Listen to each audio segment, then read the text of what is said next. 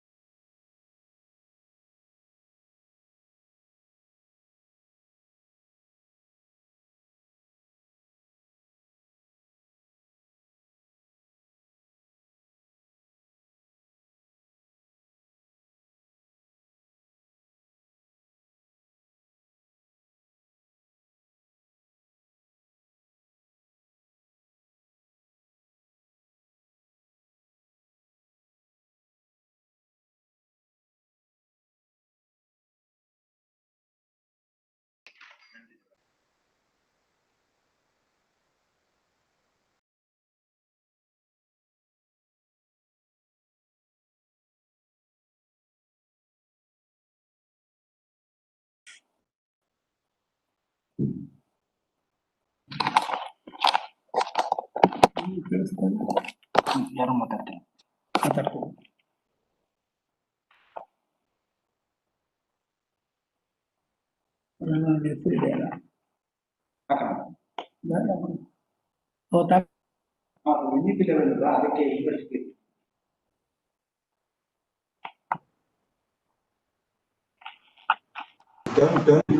ಅದಕ್ಕೆ इधर आ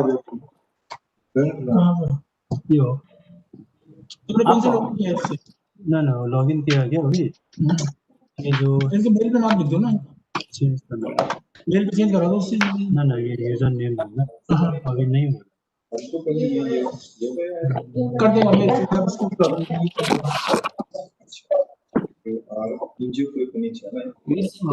इसका वर्ड फॉन्ट और ये क्या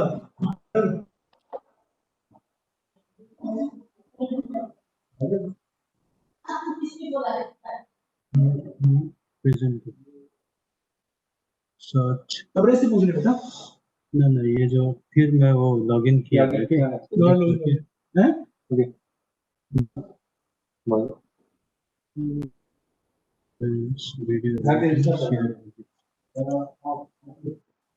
सुन मेरी बात, इसको लिंक को वहां पे कर, इनके पर्सनल मेल आईडी भेज, वहां से क्लिक मार आ जाएगा नाम। इस लिंक को इनकी पर्सनल आईडी में भेज सर, इस लिंक को आपकी पर्सनल आईडी भेज दें, वहां से क्लिक करेंगे, वहां से नाम आ जाएगा। ये तो है ना वो आपकी मेल में वो किया हुआ है, इसको सर की जीमेल आईडी भेज। यार छोड़ो इसी को कोई टेंशन नहीं पे भी आ गया चेक कर सकते हैं अच्छा सर 2 ड्राफ्ट दे दी सर मैंने आपको ना, 2 ड्राफ्ट दिए आपको। तो वो दिए ना सर गुड मॉर्निंग वाला उसका जो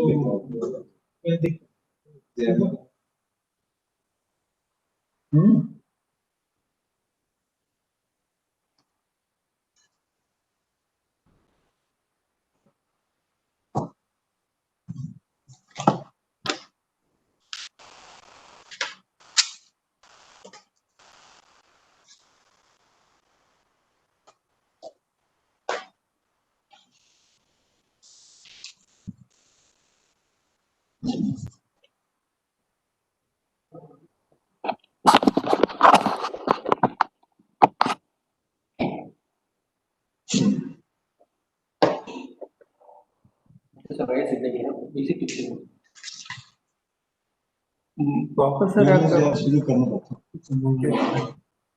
क्या नाम लिखूंगा sir doctor bracket lieutenant general L T G capital E N E R A bracket में लेफ्टिनेंट जनरल ब्रैकेट में Rajan S Vera JAN space S capital G capital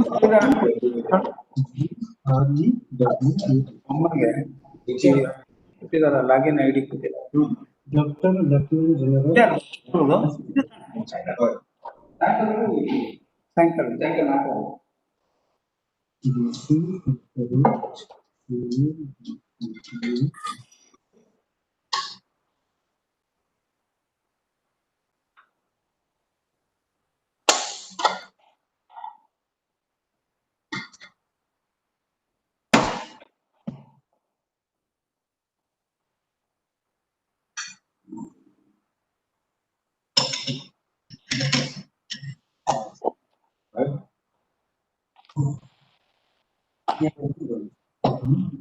ये वन चेंज यहाँ पर म्यूट चैनल वीडियो ऑफ कर दें sir off करना sir mute कर दें ये बंद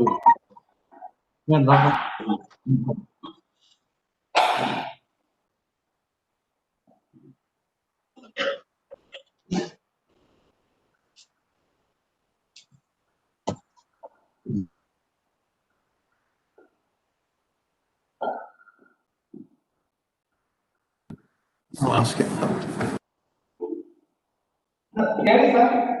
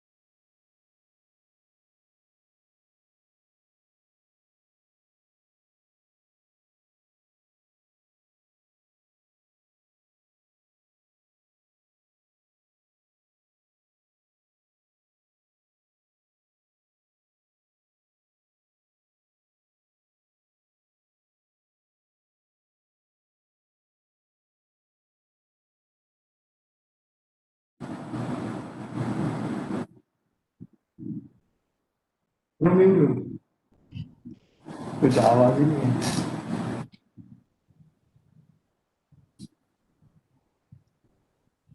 जब नहीं होगा तो क्लोज कर देने के लिए स्टार्ट।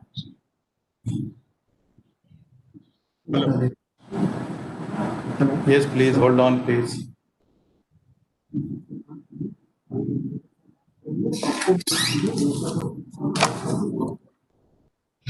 क्लोज करने।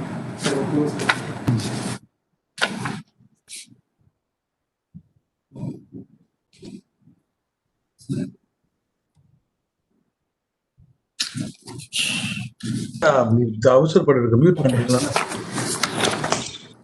unmute பண்ணுங்க sir. Okay, so good morning, ladies and gentlemen. This is the Director, Board of Practical Training, the host of today's webinar. First of all, I would like to welcome all of the dignitaries who have been invited to participate. The person who will be chairing today's webinar, I would like to welcome him, Dr. Manish Kumar, the MD and CEO of National Skill Development Council. Then with us will be the officials from our Ministry of Education, Shri Madhuranjan Kumar, the Joint Secretary, Ministry of Education, Government of India.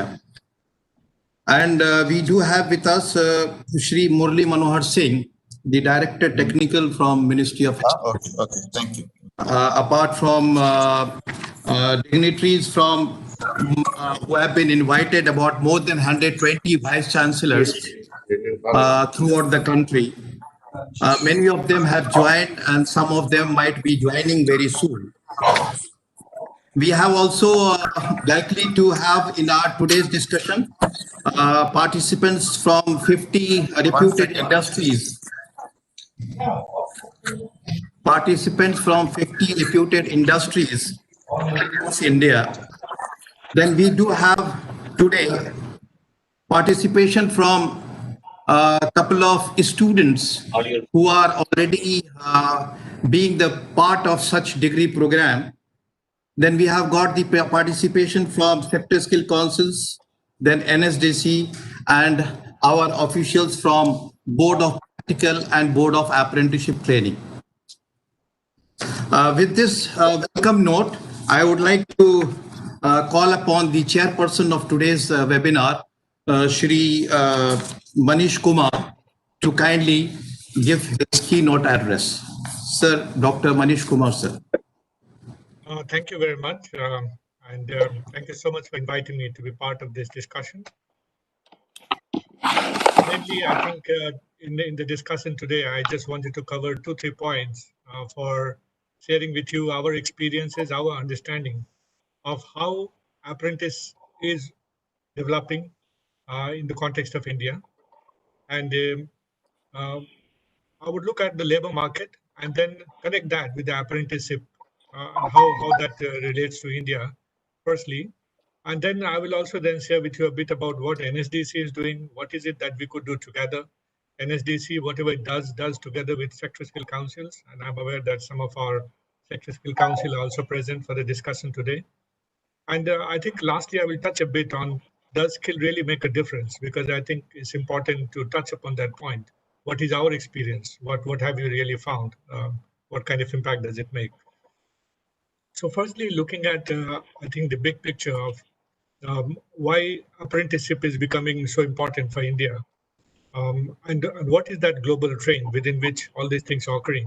So if you look at labor market overall, there are some fundamental changes that is coming into labor market, and that's because of a life transforming technology that has occurred amidst us in some ways.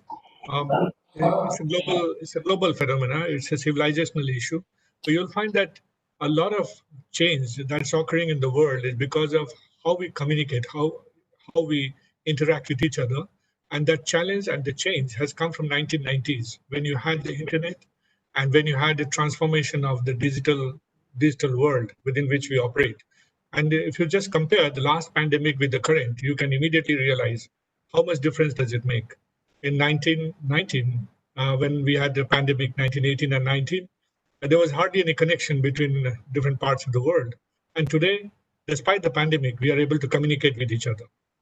And that's because of this life transforming the technology that I was speaking of. Now, what's really happening because of that life transforming technology? A few things. One is that the way the job market is organized, that's also changing.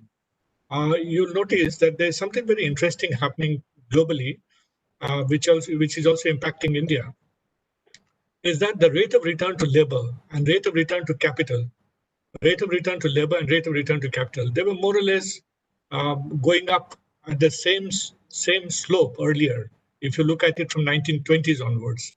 And then come 1990s, it changes drastically, implying that rate of return to capital actually goes upwards in a very, very high, steep curve, whereas rate of return to labor remains flat.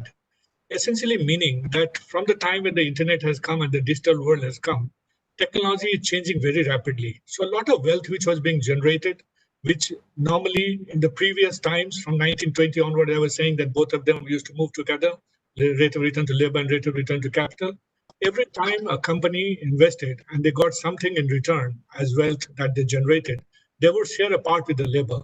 And then the labor, because of the higher wages that they got, would work more. There was greater productivity, and the changes, therefore, in the rate of return to capital would also increase. So both of them were going together. This change then began to, the change actually, rate of return began to change, as I said, in 1990s, where essentially you will find that because of the technological changes occurring rapidly, more money was being poured into the technology part, less money into the labor part. So therefore, the rate of return to labor flattens. So I'm telling this because what's happening to the industry is also that while they're generating a lot of wealth, they are putting that wealth in retransforming themselves because the competition is high. The technology is changing very rapidly. You'll notice every 3-4 years, the technology changes. And there is a new thing which has come up. in 3-4 years time. In 2025, what are the new technologies that we'll have? Even today, we would not know. By 2030, it'll be totally different.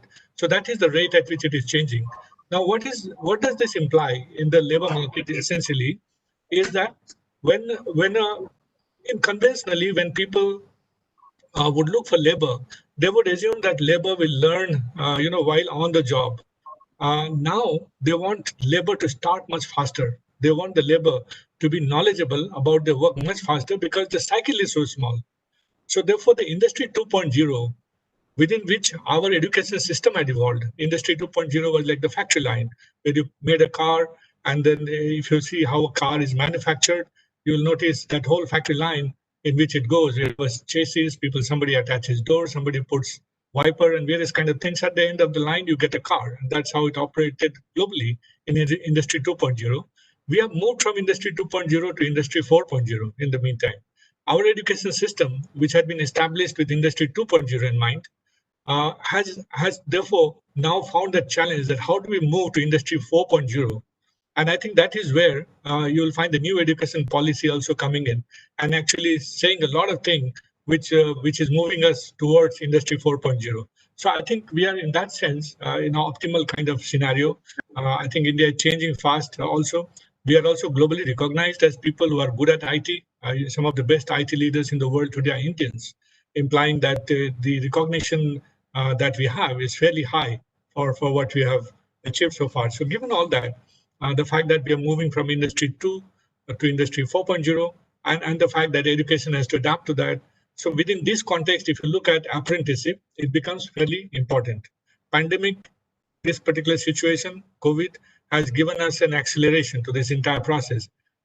It would have come anyway, maybe another 3, 4, 5 years down the line, but it has made us realize, even among us, there would be many who would have never used WebEx before, or Teams. I had never used Teams, but I use Teams now very frequently. So there are a lot of people among us who have learned quite a bit on how to become digitally more friendly. I think this opportunity provides us the recourse that we accelerate ourselves in the path, which in any case was coming to us. So that's one thing which I wanted to emphasize. Within that context, I think there are a few countries upon which we have looked and whose models we are procuring. When we look at apprenticeship, we look at the model of Germany. They have systems that have developed over a long time, and I think they have done phenomenally well. We cannot become Germany overnight. That's a difficult scenario. But I think we have our own innate capability. There are parts of India which has emulated German dual method of both university as well as industry partnering and ensuring that children are able to graduate with both the technical know-how, which is essential for any good human civilization, plus the employable part of knowledge, the embedded apprenticeship, as you call, which makes person employable. Now that part also, ingrained into that whole system by which pedagogy is done. So that's the model which we have adopted, and my colleagues will be there throughout the day to share what we are doing on that. Few things which becomes important in this context. Again, I'm now talking from the customer perspective, the student perspective, because they are the ones who will get employed. They are the ones who will get the knowledge from you. If you look at them, and we are looking at the labor market now again, our analytics has shown that in 2018, when we did a survey, and it is basically a primary survey with CMIE, total number of unemployed in India out of a workforce of 42 crore, we had found was 2.57 crore. So that these are the people who are unemployed. But the most interesting thing we found that 1.45 crore out of that 2.57 crore are actually students. Usually, in the past, we had noticed that students never reported themselves as unemployed because you were either a student or you are unemployed because you have passed out from school or colleges, and then you begin to call yourself unemployed. In the Western world, many of you would know that a person could call himself unemployed even when he was a student, because even in universities, you will find people actually working, and there are opportunities for work, internship, or maybe various kind of other 20 hours kind of work in a week. That's possible. So that particular tradition of reporting yourself as unemployed even when you're a student was uncommon in India, common in other places. But we have found that 1.45 crore out of 2.57 actually reported themselves as unemployed. And therefore, how do you employ students? You'll have to essentially create apprenticeship opportunity or internship opportunity. So therefore, the fact that this is a 2018 survey, very recent, and this trend actually shows how valuable apprenticeship can be to each of you in ensuring that students who really aspire to work in your respective universities are able to access that. So this is one part. There's another thing which is interesting is that we have found the reason why students are wanting to stay longer in both in education, but also wanting some bit of experience. So not really settling down fast enough as they did in the past is partially to do with the prosperity of India. The fact that as you get prosperous, the need for job as a survival mechanism actually declines. Why you need a job is to become better in your life, and therefore there is a kind of trade-off that people often say, can I hang on to learn a little more so that I can take better quality jobs? So this is another thing which is emerging. We had found that if you look at different age bands which earns in India, the cumulative wealth of people of different age bands, if you compare that, if you add up the wealth of everybody who is in the age group of, let's say, 21 to 30, 31 to 40, 41 to 50, and 51 to 60, these four age bands, then the highest amount of money is in the age band of 41 to 50. And it is their children who are in colleges and universities today. And because they have so much of wealth, their fathers, so therefore they actually can they can actually defer decisions on getting into job market and want more of education too. So therefore there is a kind of a desire to grow, which you'll find very commonly among the youth today, to get to do better and better, but at the same time also gain experience, work experience as they go about. And the ideal way to get both this combination accomplished is to focus on apprenticeship and to focus on internship. And that's, I think, what you're planning to discuss today. So I think it's a welcome time from that perspective. A few things which I wanted to share with respect to what NSDC does along with SSC is we have been, with the help of Ministry of Education, been discussing about apprenticeship being embedded into degree courses for a while. There has been a series of meetings at the national level in which I had also participated, and there are many plans out there. But some of the plans which had gone ahead and which seemed to work was embedding, at least for 3 sector skill councils. We found media, logistics, and retail, 3 of them embedding their apprenticeship into the degree programs of about 20 colleges with whom we are partnered. And there is a back-to-back arrangement with the industry, which employs them. Even as the student is learning, he's able to earn. And both the things happen simultaneously. The industry gains because they get also some benefits from government. But the student also gains because the student gets a stipend from the industry. So there is a gain-gain scenario for everybody. There is also, I think there are about 600 students, which is very low at the moment, but it's like a pilot. But I think the experience shows that the chance of employability will be drastically high once they are out of it, out of this degree program. This is something which is scalable in our view. And potentially we could, given the law that we have for apprenticeship, there could be as many as 45 lakh apprenticeship potential for India. And given that potential, we have accomplished only about 8 lakhs so far. So there is a huge gap overall when we look at the apprenticeship side. So I see huge opportunity here. I think we have also an online portal which enables matching the demand for apprenticeship, the supply side of apprenticeship. You could make use of that. And we have a full-fledged team which works in that, closely coordinating with the Ministry of Education and working closely with everybody who is involved. In that, our effort is more at collaboration. We know that this system is evolving. There are lots of good work being done by many players. And the idea is, can we put our experience together and can we ensure that this really works? The final thing which I planned to discuss was whether skill makes a difference, and because that's very important to know, since many people who get into skilling often doubt, and they have their own views of skills because they come with some notion about whether skill really works or not. And skill can be in layers. I mean, as you know, NSQF will have level 1 to level 10, and skills can be at different levels. So when we look at skill generically, and we have done analytics to find out through a randomized sample survey, looking at two cohorts, one control group and one on whom skilling had been done, and I'm talking of short-term skilling. What we found is that with 3 to 6 months kind of skill imparting, the difference in wages of a person who got skilled and got a job compared to another person who was not skilled and got the same job and had the same was from the same cohort, you'll find that the difference in wages is about 15% at the time of joining. And when we look at the overall lifetime gains from any investment that is made in skill development, which includes apprenticeship, we had found that for every 1 rupee that you invest on it, society actually gains rupees 4 out of it. So therefore, there is four times multiplier effect that occurs for every investment that you make out of it. And 2 rupees out of that actually goes to the individual who got skilled, and the other 2 rupee actually goes to the industry, which gains because somebody got much more productive, and the productivity level enhanced the wealth creating capacity of that industry. So I think both industry as well as the individual gain out of this. So I think these are a few thoughts which I wanted to share to encourage you to reflect on apprenticeship and internship more deeply.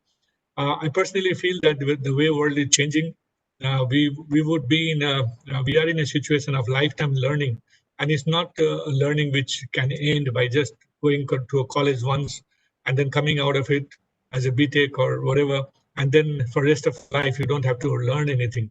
I think the learning will be a lifetime process. It's very important, therefore, for colleges and university to adapt to that. The requirement for short-term skilling is growing globally. As I mentioned, it is growing globally because the technology is changing very fast.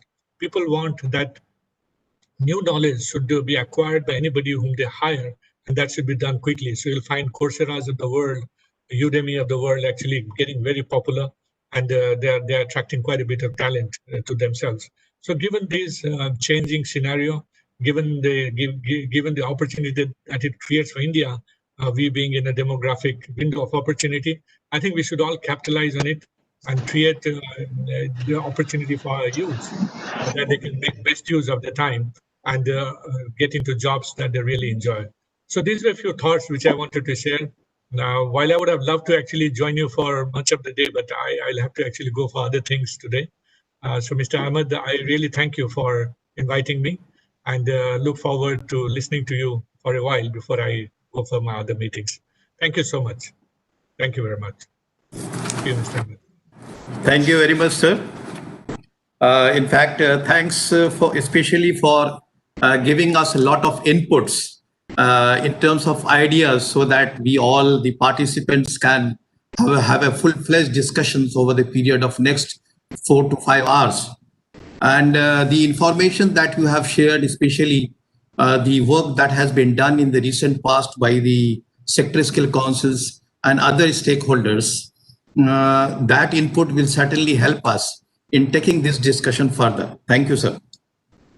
Now, ladies and gentlemen, with this keynote address, I think we have also on our side the concept note that was circulated to all the participants. We must have been clear about the today's topic. That is, the topic is the apprenticeship, internship, embedded degree program. As you know, this is one of the important component of the new education policy 2020. Now, the 4 parts that we need to, or the 4 areas we need to have an input is how to go about it, implementing this program at the earliest possible, because we have got practically about 4 to 5 months left in this calendar year when the college or universities will start implementing new courses for the academic year 2021-22. So before the admission starts and all, we'll have to do some groundwork and pre-admission work in terms of looking into how helpful and how much beneficial this entire concept of implementing the apprenticeship and internship embedded degree program would be. So I would move forward with the discussion. Before we really begin our discussion and calling the participants to put up their views and suggestions, quickly we will have the discussion on the format of the program. As you know, that the time is always one of the important constraints, and the number of participants is already increasing, and we have got about expected 180 to 190 number of participants in today's meeting. We have got 127 to 28 already on board. So the people who would like to speak into maybe more numbers and the time constraints, what we have decided is that the speaker should speak about 3 to 4 minutes, not more than that. Quickly, they are required to share their views and ideas on this topic of implementation of internship, apprenticeship, embedded degree program. If they have got similar type of program in the recent past implemented, they can share their challenges, they can share their experiences. Similarly, for the industries, it will be that what are the challenges or the experiences they have faced in the recent past in providing apprenticeship or internship to such degree holders. Therefore, our speaking time will be 3 to 4 minutes practically. Then we have got all the participants, please keep their audio under mute. And whenever their terms and their names are being spoken to, kindly unmute your audio and then speak. And once the speech is completed, sharing your views is completed, you can again mute it. This important thing is that the chat box is also open. You may put up your queries on the chat box. I have got my colleague already online to answer your queries. Any suggestions or views by any participants who might not have got a chance to or opportunity to speak today, or even those who have spoken to, but would like to put up further views and ideas, may share their own views through email ID of the Director BOPT, which I will be sharing during the course of the meeting also by 7 p.m. today, so that the minutes has been drafted and the minutes of today's webinar is going to be finalized by the Ministry of Education today itself.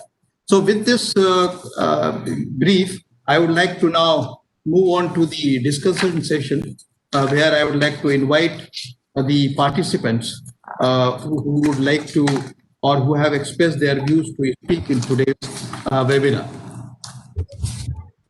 So I would like to now invite, with the permission of the chair, Captain Ramanujan, the CEO of Logistics Sector Skill Council. Mr. Captain T.S. Ramanujan, please.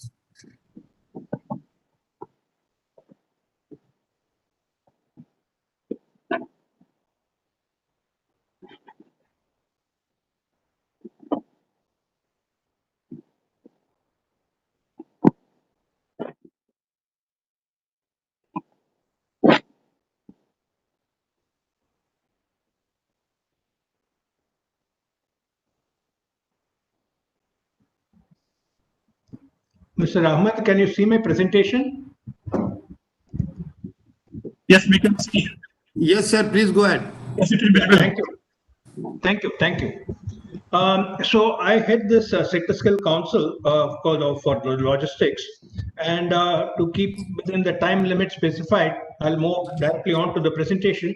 Logistics Skill Council got set up in the year 2015, and it is the apex body in the country for standards and certification of logistics training. And we have the mandate of ensuring skilled manpower for this logistics sector, which in itself comprises 12 subsectors, anything to do with storage, distribution, and transportation across all three modes come within this purview. So it's a pretty large-ish sector. We also create the optional trades and administer the apprentice training by the mandate of the Government of India. The CEO of the Sector Skill Council is the Joint Apprenticeship Advisor. So therefore, in that capacity, we administer the apprentice training as well. In terms of short-term training, we have over 2,000 training partners with whom we engage for doing the short-term training and ensuring the placement of these candidates. As I speak, there's a mega job mela online maybe for the first time that's going on with the Ministry of Rural Development, where we plan to give jobs for about 1.2 lakh candidates. We engage with all the logistics companies, the who's who in this country, and since it majorly comprises of private enterprises, 98%, we engage with all of them, and majority of them are also small medium enterprises, and so we also engage with the associations. Coming to the specifics of what educational initiatives that we have taken is that we firstly, in fact, we launched the degree apprenticeship program, and thereafter we backward integrated and the school education also. And we, in the class 9 and 11, we have launched a logistics literacy program, and it will be happening in 40 schools, 20 in AP and 20 in Maharashtra. Also, AICTE has accorded us approval to launch a diploma in logistics technology, which is on the maintenance aspects, and also a skill embedded specialization module in the 7th semester for various engineering disciplines. In fact, 6 disciplines: mechanical, electrical, electronics, mechatronics, production engineering, automobile engineering. All these 6 disciplines, AICTE has accorded us approval, which we will be launching in the coming academic year. Now, humanities discipline is something which we have launched and already running. These are all skill embedded undergraduate degree programs, and they are in the nomenclature of the BBA and the BMS degrees. We also launched a PG diploma in data science for logistics. These are the apprenticeship programs in the humanities section, which is already launched: BBA, BCom, logistics. This is in 6 semesters. Every odd semester, the candidates are in the college and learning the concepts, and they practice what they have learned in the companies in the even semester 2nd, 4th, and 6th. Also, we have launched this BMS programs in various subsectors: agri-storage and supply chain, aviation services, e-commerce operations, exim and express, land transportation, and maritime logistics. And in this, the first 2 years are the theoretical, the conceptual part of it in the campus, and in the last year, the candidates are apprenticed in the companies. Now, what support does LSC give in all this? As you know, this logistics has not been a part of the curriculum since the independence of this country. So, for the first time, we have launched this entire program in a kind of a structured format. Even if you look at other kinds of training, there may be hardly 20 odd institutions across the country which impart their own kind of certificate programs. So this is a sector which has been bereft of any kind of structured training, and it's all commenced only in the last couple of years. We undertake the curriculum development and the continuous improvement of this curriculum. The course material is prepared by us and shared through we have a in-house developed a logistics learning management system, which is an online platform through which we share the content to the students in the form of e-books. We also conduct training and refresher courses for the faculty members. And please note that this training is done by industry subject matter experts. Also, in all this curriculum, may I request participants to please mute your microphone. And also, all the curriculum and the content development is all done by the industry, so it is very current and what is needed for the industry. We also undertake the sensitization program for the faculty, the admission executives, and the students. Ladies and gentlemen, may I kindly request you to please mute your microphones, please. We also undertake online logistics lectures by subject matter experts, and LSC takes the onus of apprenticing all these candidates as well as ensuring their final placement. So it's an end-to-end kind of a solution that we provide. Also, this apprenticeship needs to be assessed. That's a very, very important requirement. And this is done by a committee consisting of the rubrics consists of the academia, the industry, and the sector skill council, and they assess this apprentice during the apprenticeship period, and these marks count for the credit achieved by the candidate. We also carry out the academic audit of these institutions so that the entire teaching and learning process is effective. This shows the geographic kind of the number of institutions that are now participating. We have 50 institutions. The majority is in our flagship program of the BBA Logistics. And of course, no surprise that e-commerce also has a sizable number. The other subsectors, we're just catching up, and I'm sure in the coming years, this number is bound to grow. The geographic distribution is as shown. We have it in almost 13 states of the country. Andhra Pradesh, of course, leads, and we have the southern segment. Violation ಮತ್ತೆ affecting. ಅವರೇ ಬಂದು ಇಲ್ಲಿ ಅವರಲ್ಲಿ ಕುತ್ಕೊಳ್ಳೋದು ಅಂದ್ರೆ ಮುಗಿತು. Gentlemen, may I request everybody to kindly mute your audio. It is creating a hindrance in the presentation. Please mute your audio.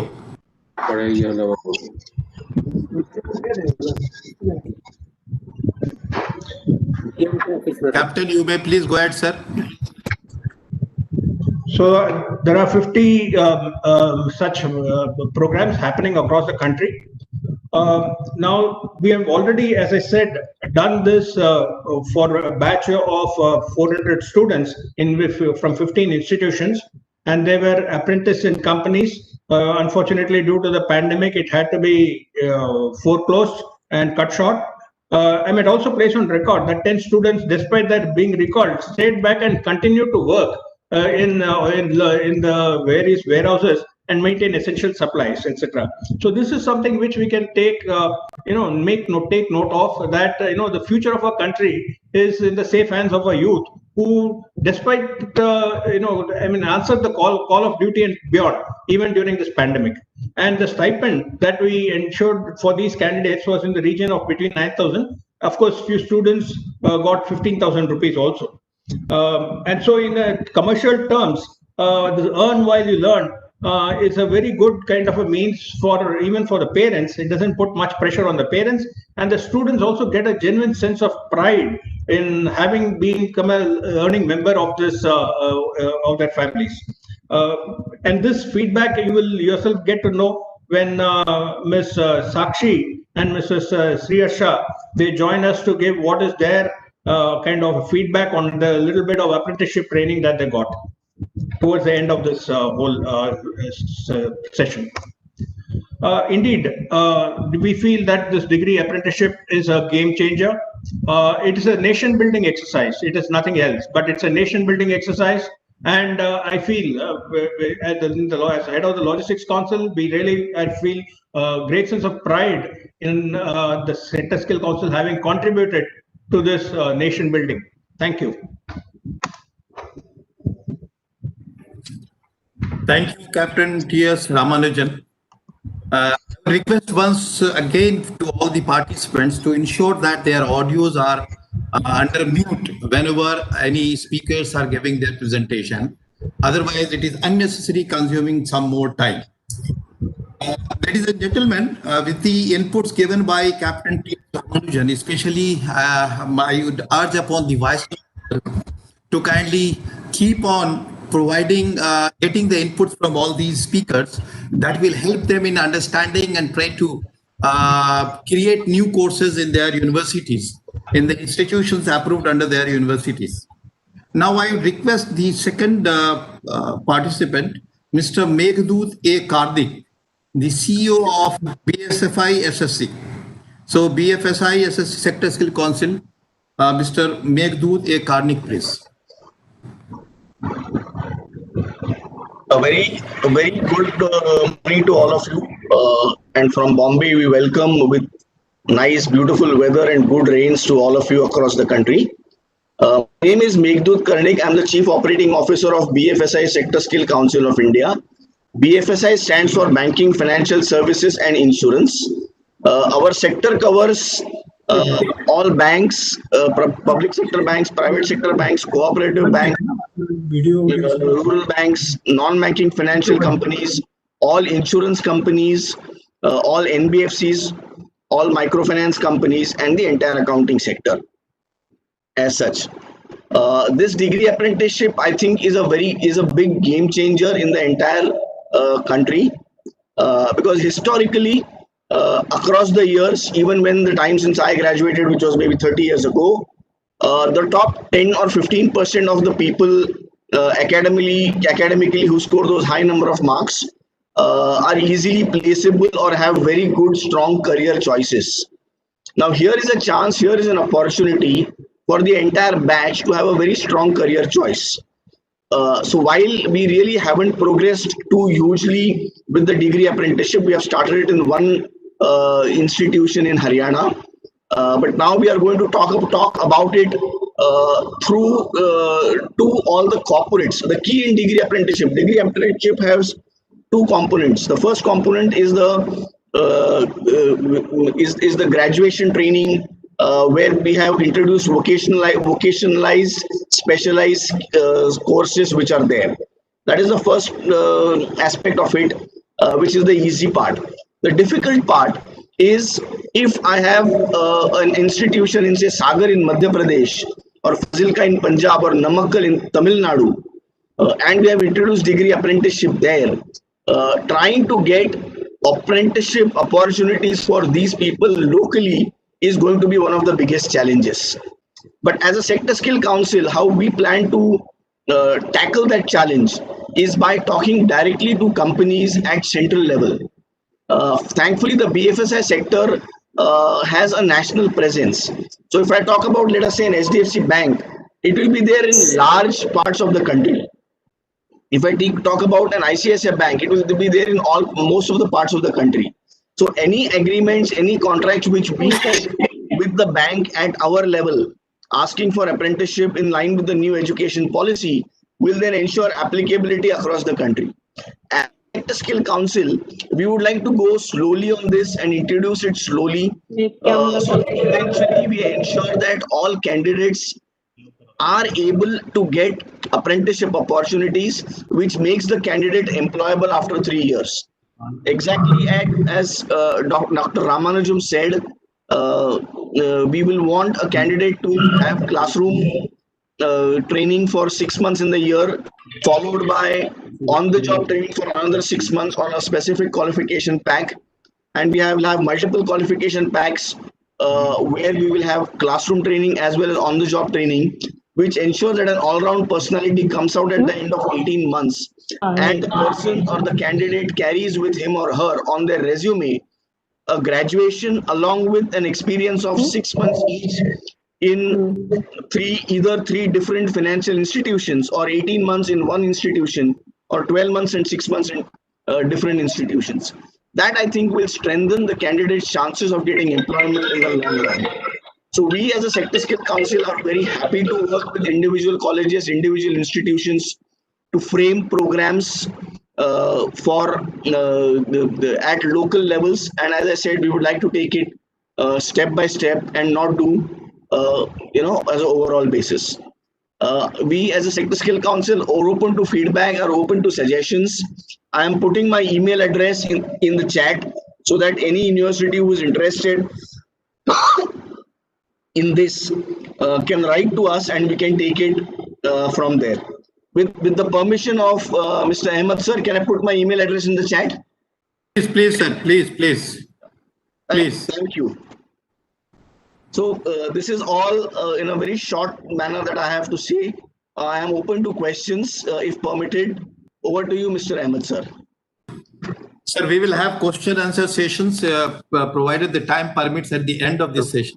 So kindly let me that, because the time constraints is the important one. So now I request Mr. Mohit Soni, the CEO of Media and Entertainment Sector Skill Council. Mr. Mohit Soni. Very good morning, sir, and very good morning to everyone. Manishji, very good morning. I thank BOPT and NSDC for giving us this opportunity to communicate with all of you. As a Media and Entertainment Sector Skill Council, I am sure all of you during this tough time of COVID have developed a lot of content, seen a lot of content, and I am sure would have been excited by a lot of games, new series, web series coming on board. So the sector has really seen a tremendous flow of communication during this time of COVID. And the industry has also realized during this time that how it is for them to have resources which are equipped and trained in line with their own requirements. And at the same point of time, those resources who possibly can work as a standalone person from their own premises. I think this has really led to a lot of collaboration between our fresh passing out candidates, along with the training partners and the institutions, to not just train these candidates on a technical or a creative side, but also to train them on the side where they could self-monitor, self-analyze, and self-improvise. We have been working very closely with around 76 universities and above 100 plus colleges, offering different training programs in. I'm sorry, I think there is somebody, Mr. Dr. R. Shri Rana Garajan, whose mic is on.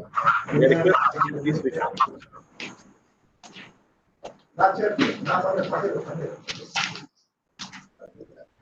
So, as such, we have been working with around 76 plus universities and 100 plus colleges, offering industry-oriented training modules under various streams or various subsectors of our media and entertainment industry, primarily focusing on gaming, animation, visual effects, film entertainment, advertising and digital marketing, and at the same point of time, performing arts and communication. We are also working out possibilities to develop a lot of degree apprenticeship-based training modules in event management and theme park management, because that is another area which we see a lot of demand would come across once the full-fledged movement of theme parks and amusement parks is started again. I would, really urge all universities to consider as one of the most finest model which our country could have developed across, because it actually benefits all three stakeholders, including students, the industry, as well as the training institutions. Because industry has come forward and developed a lot of robust models with us, where the bigger challenge was one to develop the content for the programs. The second was certainly the trainers. I think I'm very glad and very happy to say that the industry has really shared a lot of time contributing in development of the content curricula, including the online digital content, which can be circulated across to X number of students at any point of time of their convenience basis. While doing so, there has been a wide life sciences sector.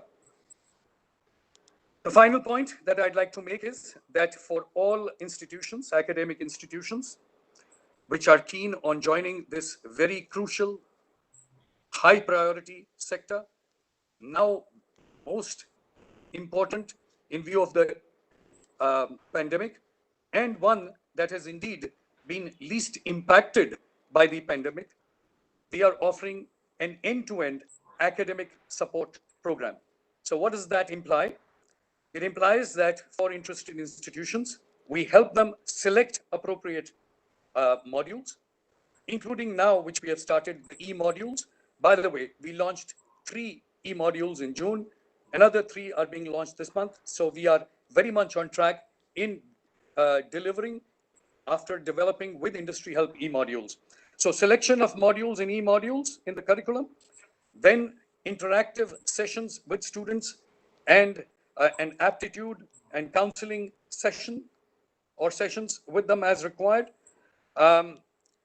Obviously, the assessment and certification of those that are certified and skilled, helping apprenticeship, and finally facilitating the placement, including apprenticeship assessment. So any interested academic institutions wanting to join hands with us, we'd be very happy to give you further details. My contact details or that of our organization, I'm sure, can be made available from the organizers. Thank you once again, and look forward to the remaining sessions and further interaction. Thank you, Mr. Ranjit Madan. In fact, as far as the requirement for contact details is concerned, please rest assured I will be trying to circulate to all the participants through email the details of the today's participants, so that anybody who would be interested to contact directly with other stakeholders, they will be finding it easier. Now I will move. I will invite Mr. James A. Raphael, the CEO head, the executive head rather, for the Retailers Association Skill Council of India. Mr. James A. Raphael.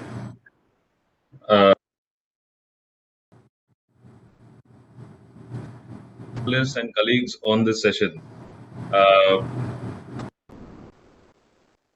Rashi, the way we are better known of, is nothing but the Retail Sector Skill Council. And while, if I have to just give you a scoping of what our industry is in just one line, I understand time constraints, and I don't want the students not to get their time to speak, because all of us are here for the students. So I'll keep it as crisp as possible, as relevant as possible to the title. The good part about the retail industry is wherever there is life, consumption is affected. And for consumption to be affected, retailing has to happen. It can happen through multi-medium, whether it's a brick and mortar store, direct to consumer, e-commerce, catalog selling, TV ordering, you name it, kiosk selling. There are various avenues for that.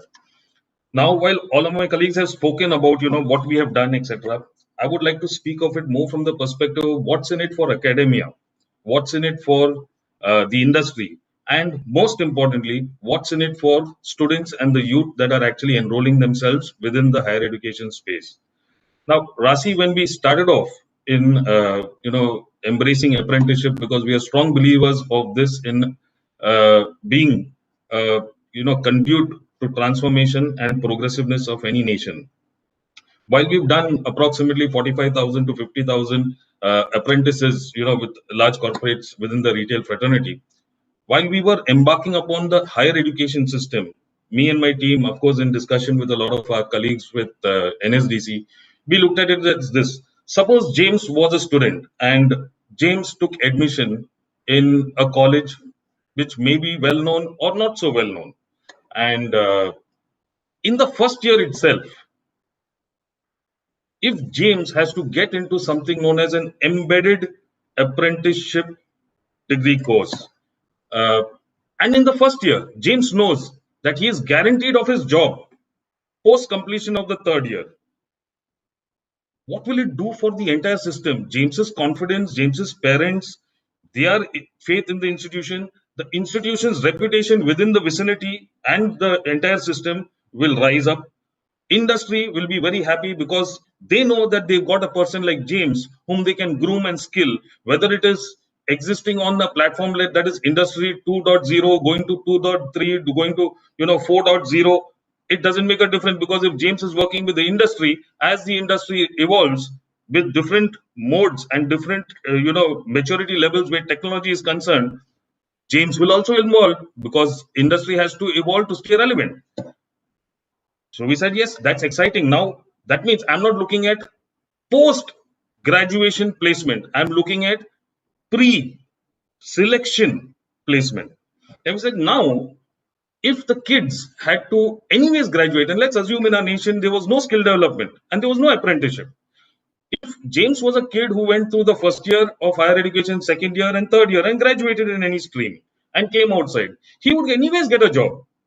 दो हाथ है, दो पैर है, जबान है, बोल सकता है, he'll get a job somewhere. So if we are going to do that, why can't we aim at creating some hybrid outcome? Because now we are not talking about general public, we are talking about a higher education system wherein the Ministry of Skill Development and Ministry of Education can collaborate to create a hybrid outcome and in a very planned and structured manner. So that's when we embarked upon, we started engaging with a few progressive industry leaders and said, suppose you have to get youth from your own vicinity, okay, where you have vacancies, and they come from a neighboring college. And, you have the opportunity now to pick them, if I use the term, pick them young, nurture them, and get them not as regular employees that any other person would come in with, but at the supervisory level. Which means what we are saying is a child who is in the first year of the higher education system actually knows when he or she successfully completes their program, post that, they don't go in as a normal employee, they go in as a supervisory cadre within the industry. Which means now, if me and any of my colleagues were in the first year, I choose vocation, he doesn't. He comes out 3 years from now as a graduate, I come out as a graduate with 3 years of experience and a supervisory nature job in hand. So we got progressive leaders who said, yes, In fact, it was launched by both the Honorable Ministers of Skill Development and Education last year on 15th of July. In fact, what happens is, we did a pilot with 3 colleges. So we selected, a college in Pune, we selected one university in Solan, Himachal Pradesh, and we selected one all women's college in Rajasthan. And it turned out to be, so the corporates that we engaged with was Reliance on one hand, and the other hand it was McDonald's. The beauty is we kept the flexibility with the industry and academia.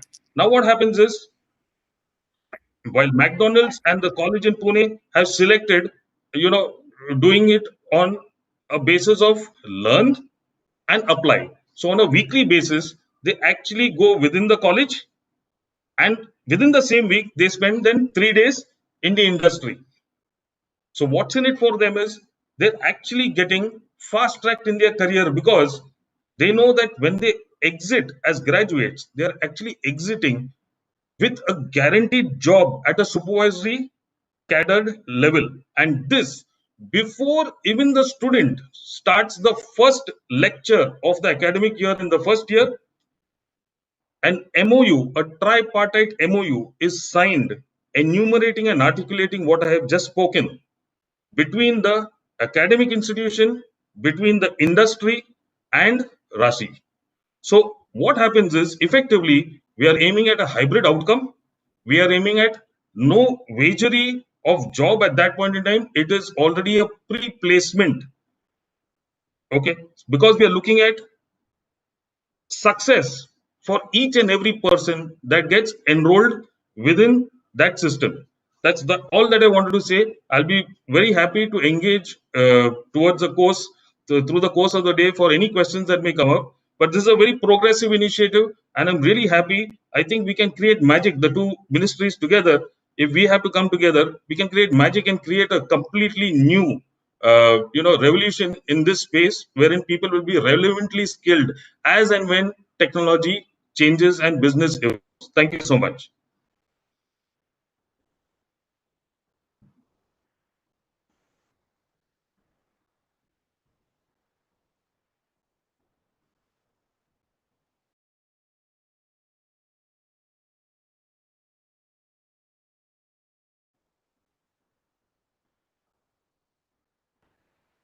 Sir, please Mr. unmute yourself. Unmute yourself. Yes. Hello. Okay. So we have got a couple of more sector skill council representative from electronics, then tourism and hospitality sector skill council. We have got from food processing sector skill council, as well as agriculture sector skill council representative attending today's webinar. But as we all know, we have taken a little more time. On average, we have consumed about 8 minutes or so. We would like to now move on to the second stakeholders, which is the most important one, that is the students. Now, there are some students who have been found already undergoing apprenticeship, internship training in some of the industries under this type of embedded degree program. So we have invited such students, and we would request now a couple of students to share one by one their views, their experiences, how they feel, and what are the difference that they might have felt amongst themselves, as well as a couple of their friends who might not have opted that particular courses.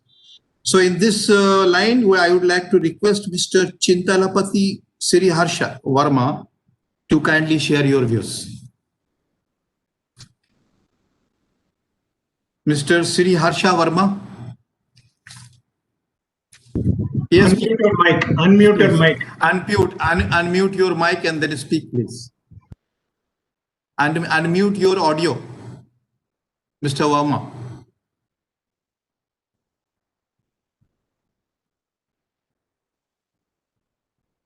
Mr. Verma, please go ahead.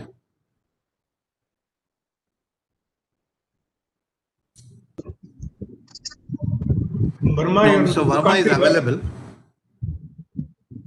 Burma, you have to unmute the mic. We can't hear you. Hello. Yes. Yes. Please go ahead. Namaste, sir. A very good morning to all. And thank you for being the generous audience to provide me this opportunity to speak before you. It fills my heart to speak about the experience and the learning what we have gained during this apprenticeship, what we have performed. My name is Sri Harshavarma Chandalpati, and I'm pursuing an apprenticeship-based logistics program in Geetham. Being an apprentice, it was an amazing experience, what we have faced. This gave us an opportunity to implement all the theoretical knowledge, what we have gained in SEM 1, the first 6 months, and in a practical way in the next 6 months of this year, where it has proved and provided us a hands-on experience and self-confidence, and even we have adopted the corporate style of work. The mentors which are being provided by the LSCs were very friendly and guided us in learning in different type of activities which are being performed in this type of industries.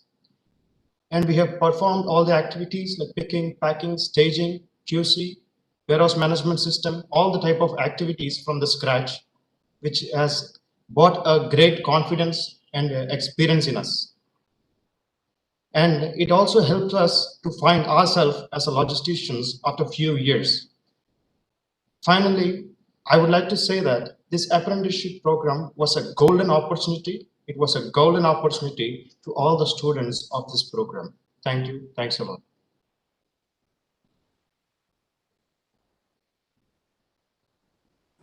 Thank you, Mr. Verma. Now I request Ms. Sakshi Bandhu Vadaskar to please share your views. Ms. Sakshi Bandhu Vadaskar. Good morning, everyone. My Good name morning. is Sakshi. I'm pursuing BBA Logistics at GH Raisur University, Amravati. I undertook my apprenticeship program at Ecom Express Bhiwandi. My apprenticeship program has gained me a very valuable experience, and that all the knowledge and skills I have gained will certainly help me in the future. In the beginning, it was exhaustive, but now I'm convinced it was required. I would like to mention that this apprenticeship has increased my confidence by levels and also improved my behavior as a professional to manage and achieve the given task. I'm grateful to LSC Logistical Council and fully my university for creating an opportunity to help us explore practically in the field. Lastly, I would like to thank for considering me an eligible candidate for this internship. Thank you.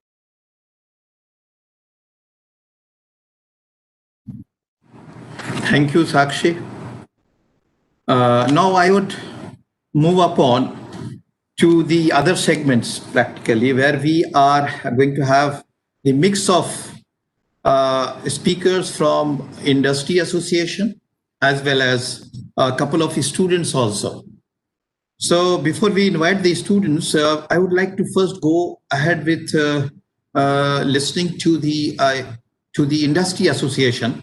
So may I call upon Mr. Bhavana Sri Krishnana, the General Manager of Skills, CII, New Delhi. Mr. Bhavana Sri Krishnana.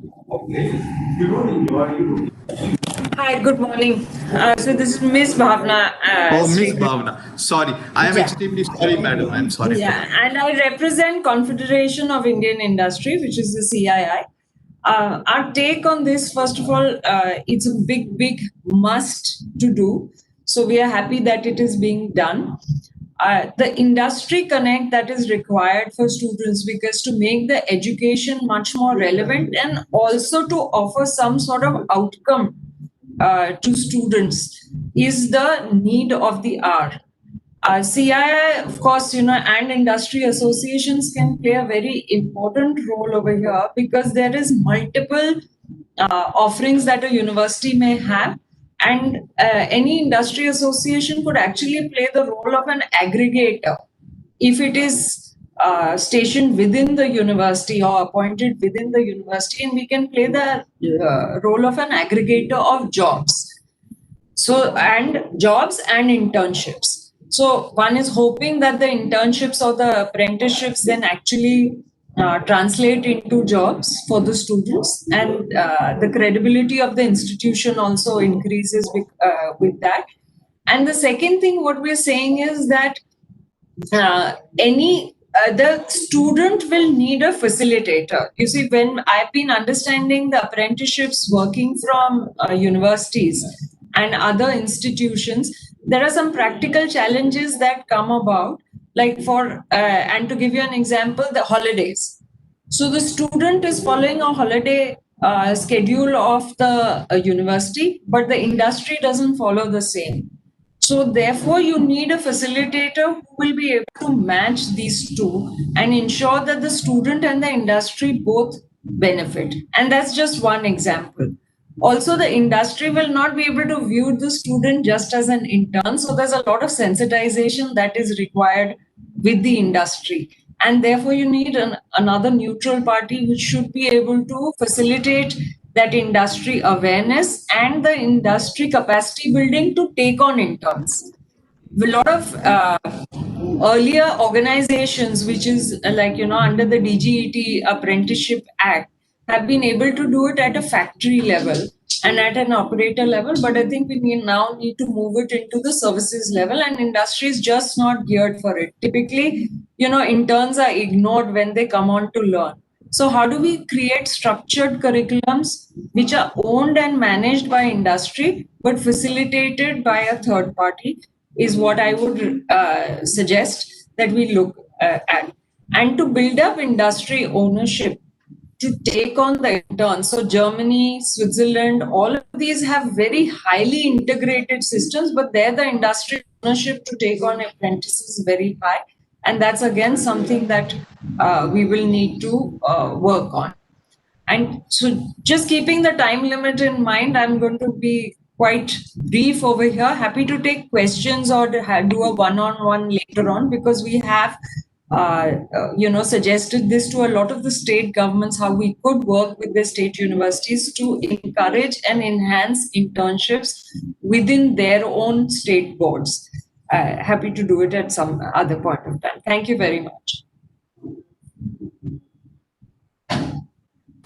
Thank you, ma'am, for sharing your views, especially the requirement and importance of the facilitator, as you just mentioned, which will have a hands holding with the students as well as try to work closely with the industries.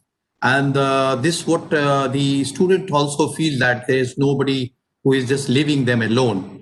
And it all together makes the entire system a little more diluted. And it creates a sense of uneasiness amongst the students as well. So thank you very much for your views and suggestions.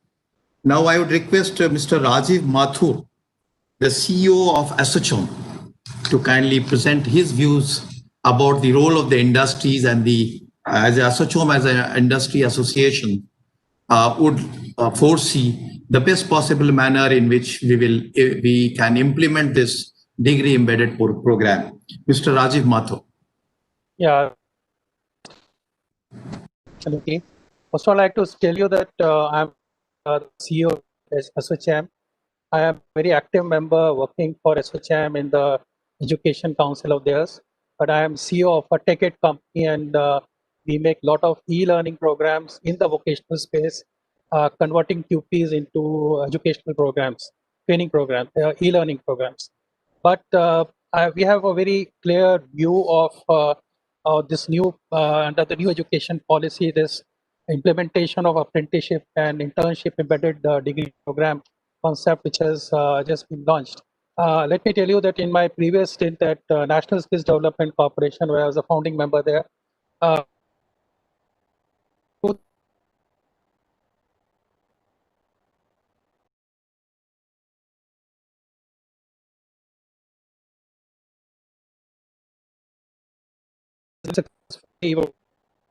in our part of the projects worked out of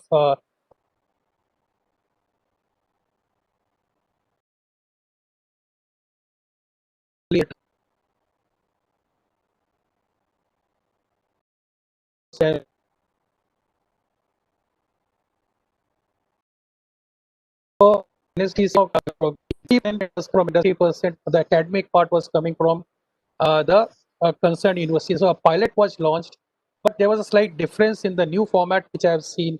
I had seen the formats which you had shared with us where the UGC has recommended the curriculum made by the higher education institution. Now, here I would strong, and then it says that the apprenticeship part should be done in the industry. Curriculum is being made at the higher education level. It should be made in consultation with the industry.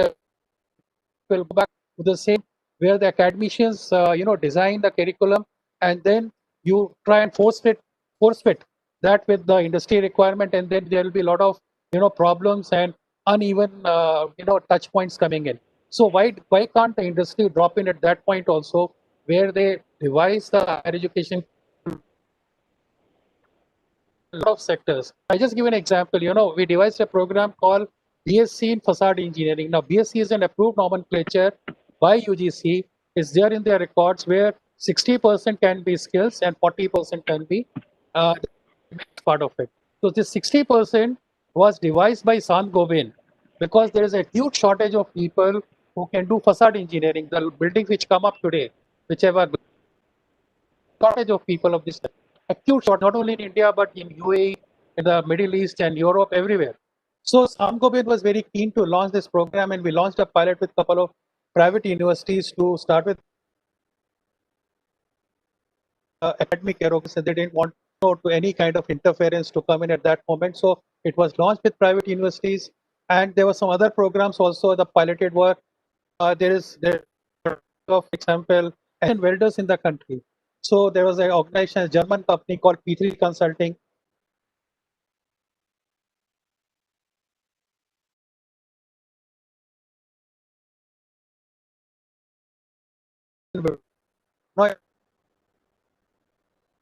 The apprenticeship being the necessary theoretical inputs, not only for that particular job role, but also the education part of. So I feel that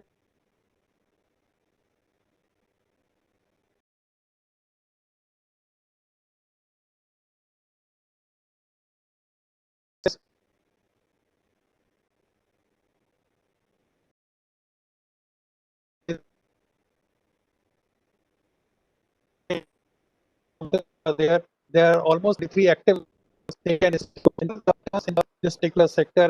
I think that would be to take the device connect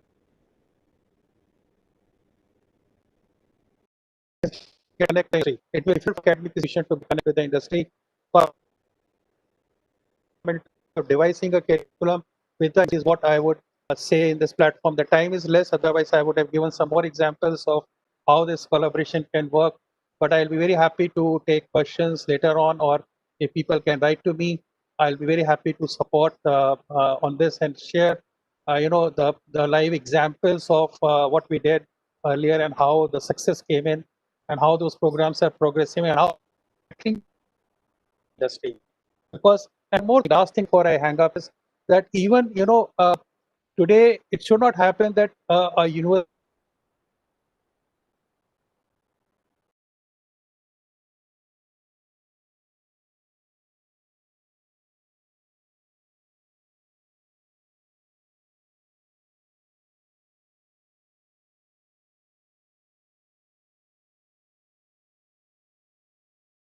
in the market and according intelligent launch should happen countrywide is what I would say in this platform.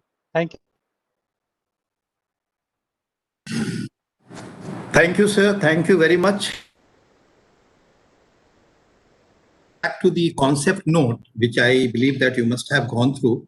The attachment sheet to that concept note already mentions that while preparing the curricula by the universities or the academia, there is a requirement and the industry's consultation is a must.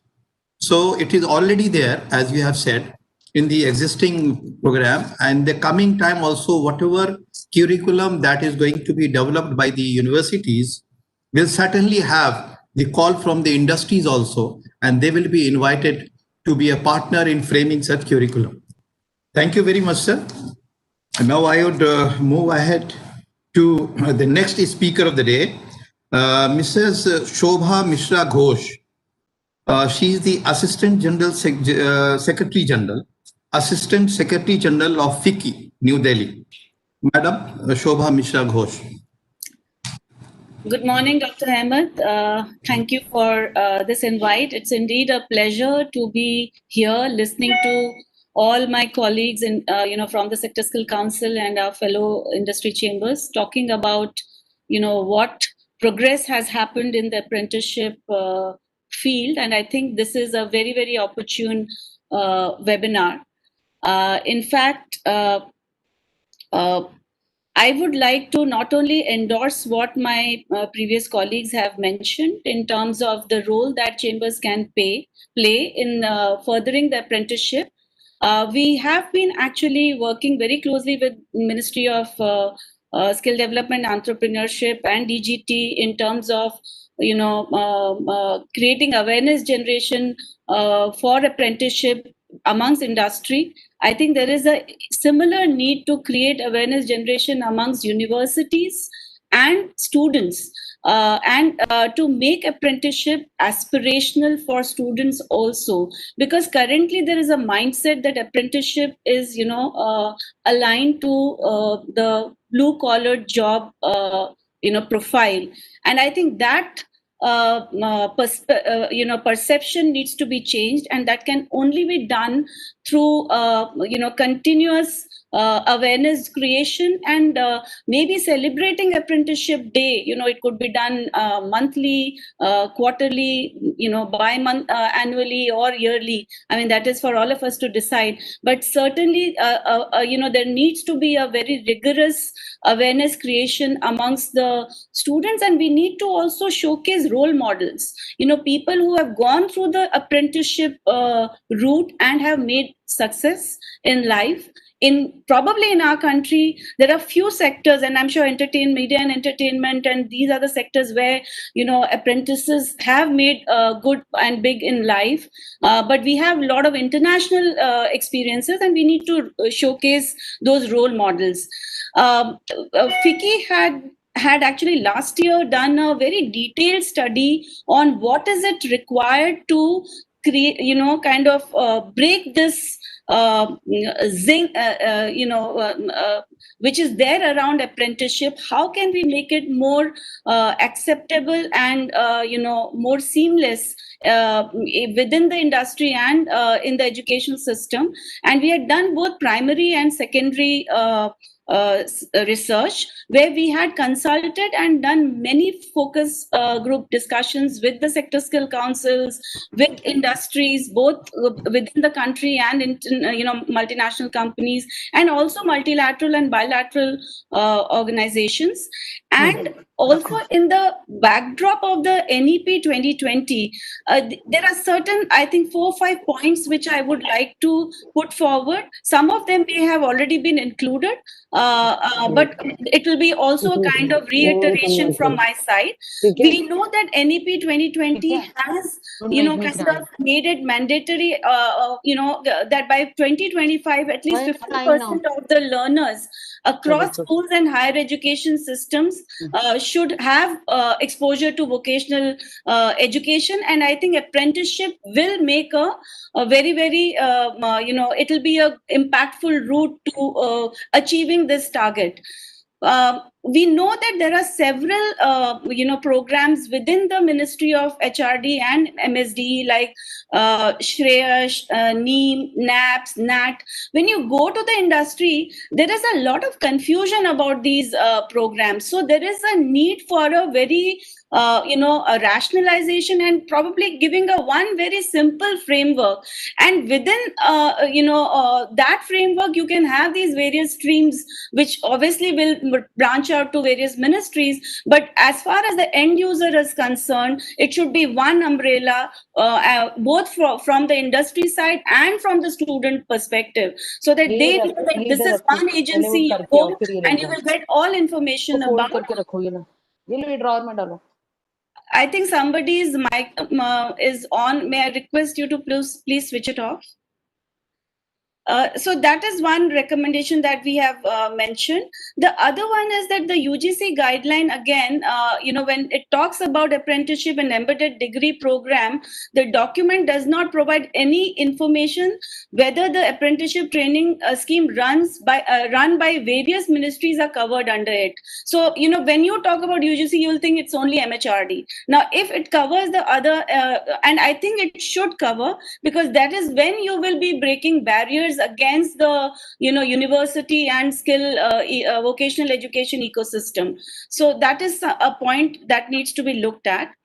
The NEP 2020 also talks about the National Higher Education Qualification Framework. That will be in sync with the National Skill Qualification the National Higher Education Qualification Framework, which will be in sync with the National Skill Qualification Framework. That is something which needs to be immediately expedited. And I think we need to immediately also think about creating credit banks, because the way for programs credit banks are created, we need to create these credit banks for apprenticeship also, so that there is a seamless mobility, both vertical and horizontal across the path.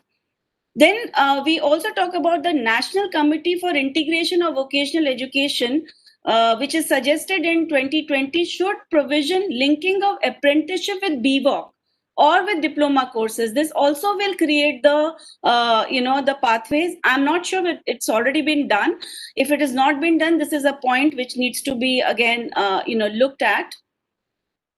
Also, there is a little bit of confusion between the UGC and MSDE guidelines, where the UGC guidelines is talking about looking at NOSes for apprenticeship course, whereas NAPS is talking about QPs. I think that should also be harmonized, and probably NOS is the the good benchmark to go with, because many NOSes create one QP. So the granularity of apprenticeship purpose will be solved if we are looking at the NOSes.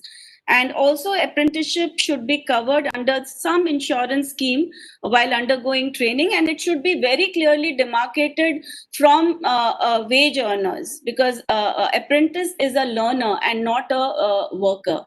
So with this, I will stop here. Of course, Vicky is very much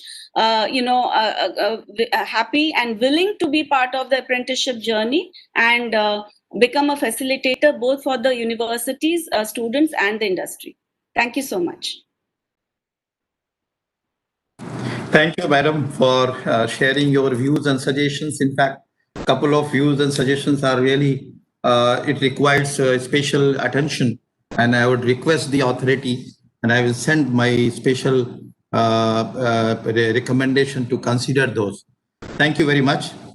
Now I have got, we are in fact in the midst of the two important stakeholders. So Sector Skill Council, the main facilitator, we have listened a couple of them. We have also listened the students. Then we have got leftover 2 more students. So we will be quickly listening to the 2-3 more students before we will be finally going to the industry, the main beneficiaries or the main stakeholders.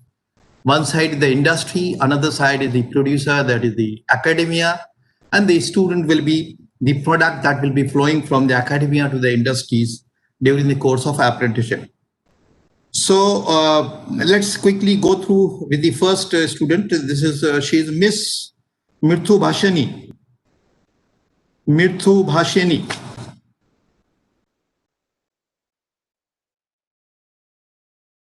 Sir, am I audible?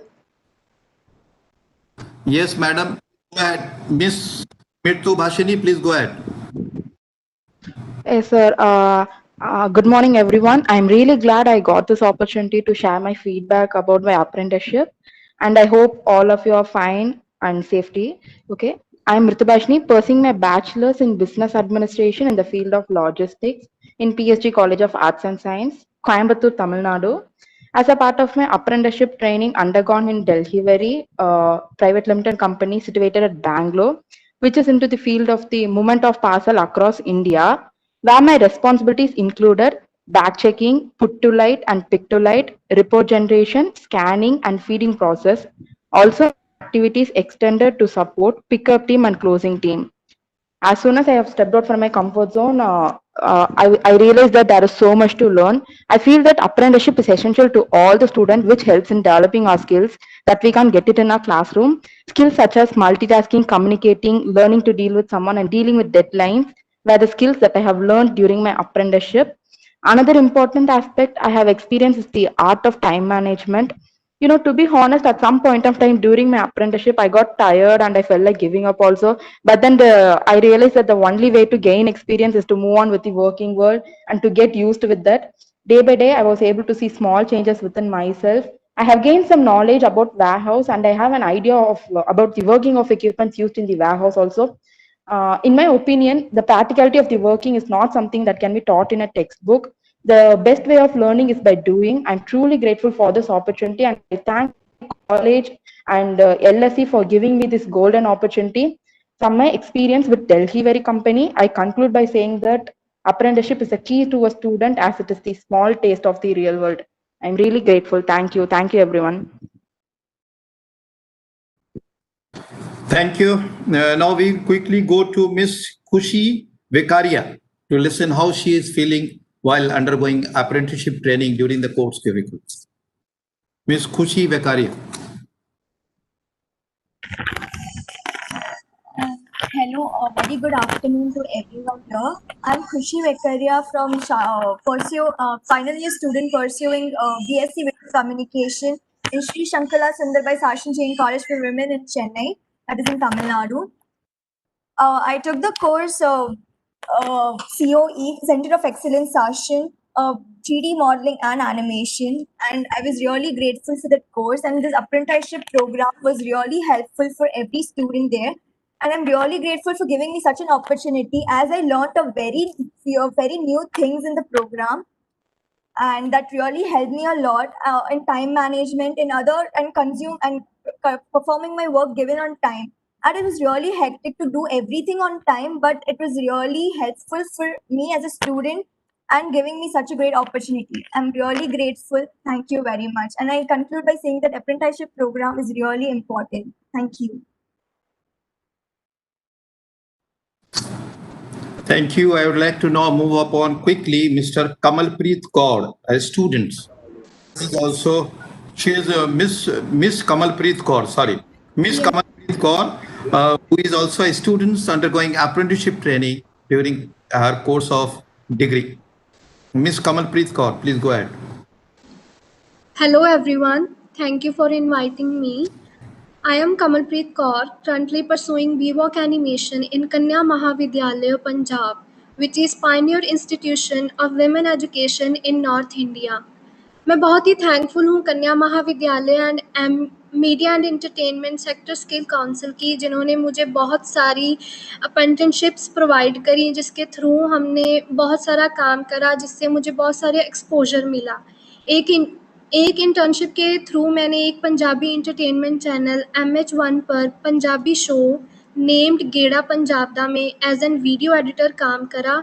And उसी same channel पे मैंने India's first 3D VFX movie पर view में as an VFX artist काम करा, जिससे मुझे channel में काम करने का एक्सपोजर मिला. इस अप्रेंटिसशिप्स में की वजह से ही मुझे लाइव प्रोजेक्ट्स में काम करने को मिला, जिसमें मैंने प्री प्रोडक्शन, प्रोडक्शन और पोस्ट प्रोडक्शन में होने वाले सभी कामों की मुझे एक्सपीरियंस मिला कि कैसे काम करना है चैनल में. और इसी अप्रेंटिसशिप से मुझे हौसला मिला कि मुझे ये था कि मैंने अपना कुछ काम स्टार्ट करना है. तो इसकी वजह से मैंने अपनी कंपनी स्टार्ट करने का सोचा. And then there is no looking back after that, and I decided to start my venture of my own. This is how Black World Rackets came into picture, जिसमें मैं video editor and creative director काम करती हूँ, जिससे मेरी team और मैं music videos and short stories बनाते हैं. आज मैं अपनी स्टडी के साथ साथ कंपनी भी रन कर रही हूँ और earning good amount while studying. ये सब मैं कॉलेज और MESC की तरफ से प्रोवाइड करी अप्रेंटिसशिप की वजह से ही कर पाई हूँ. सो very thankful to MESC and KMV College for providing me this course and encourages me to touch the sky. Thank you so much. Thank you, Ms. Kamalpreet Kaur. Ladies and gentlemen, in fact, it's always pleasing to hear when we hear the students who always talks about all the good things, whatever they are experiencing. But we have to also go to the root of the entire education system as well as the embedded apprenticeship training system. Before we move on to the next component, that is industry representative, I would like to have a couple of minutes to share the work that we as a regional board we do. See, the Ministry of Education has it's under its own umbrella 4 regional boards located at Kolkata, Kanpur, Mumbai, and Chennai, who are implementing agencies for the National Apprenticeship Training Scheme under the Apprentices Amendment Act 1961 for apprenticeship training of graduate engineers and diploma holders. Now, the biggest strength that all the regional boards we do have is a very close working relationship and contact that we have developed with the industry partners. About more than 30,000 industries, and that too consisting of primarily the bigger corporate sectors, they are having in close contacts with us, and they are implementing very rigorously the Apprentices Act for training to the graduate engineers and diploma holders. We also do have a strong foundation with the technical education. Now, with this embedded degree program, we also would like to share our hand and shake our hand with the universities as well as especially the non-engineering category of the student of the academia. So we all 4 regional boards, while we have the strong relationship with the industry partners, we have communicated to them the idea of the government of India to develop a system of embedded apprenticeship internship degree program. So we would like to have their views, suggestions directly from their representative. And we have got a couple of very senior level people out of these organizations who will be putting up their views and suggestions in brief. The time is always a constraint because we are running about 15 minutes to 20 minutes short of time.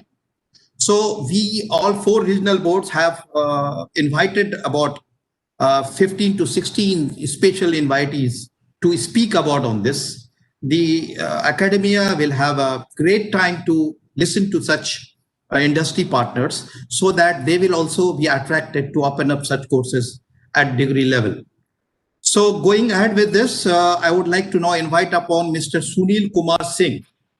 He is the HRD of Central Coalfields Limited, Jharkhand. So CCL Jharkhand, Mr. Sunil Kumar Singh, GMHRD. Thank you, Mr. Ahmed. Good afternoon, every participant. I am General Manager, HRD. My name is Sunil Kumar Singh, Central Coalfield Limited. You are all aware that Central Coalfield Limited is mainly a coal producing company situated in Jharkhand. Its headquarters is Ranchi.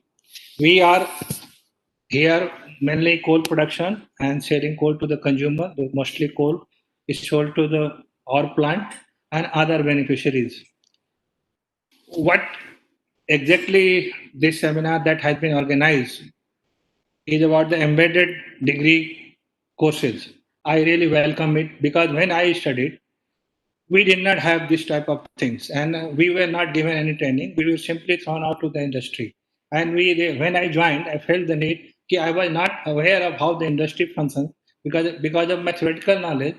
I was not able to cope up with the requirement of industry at the beginning. So my initial years were lost only in getting accustomed to the need of the company. Now the government has come up with this idea of which make a student aware of the need of the company, how the industry is run, and what are the actual situation there. So the student, before going to the industry, will be well aware of what industry wants from them. So they will be prepared in that way, and that is a good idea. I think we should really go ahead with it and really implement it fully. My company, which is in I am the GM HRD, heading this training department. We are providing apprenticeship to all type of groups, even diploma, ITI, degree, and also everything. We have our training program for our own executives also. The previous speaker that told, degree holders normally do not opt for apprenticeship. This is the fact. What I have been facing for the last few years, we all give offer to them, but they are not opting, they are not coming. So there is a general feeling that the apprenticeship program for the degree holders are mainly meant for the blue collar job, not for the degree holders. And this stigma must go. I think very well told, the apprenticeship is a learner, it's not a worker. This stigma, we have to work it out, and we have to do it that engineering graduate who are studying in college must opt for apprenticeship. This is a period where you will really learn a lot.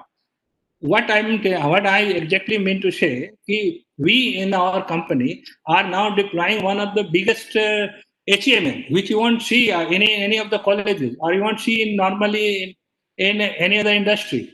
We are using 100-ton dumpers, we are using 10 metric cube soil, and we are using very big equipment. You won't find it normally anywhere.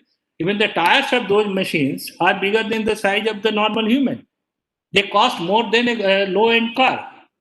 So if somebody comes to our industry and get a first-hand knowledge of how a tire looks like and how it is maintained, even you cannot take it out directly. You need tire handlers for that. And how we are maintaining them, how these dumpers are moving on our mines, how these safety parameters we are now taking care of, how we are maintaining a haul road just to take care of those machines, because they normally what you see the divider in the road in our cities, this is not work in the mind. We need a big good divider there, we need a big machines to maintain that. So the industry can provide a lot to all those learners here.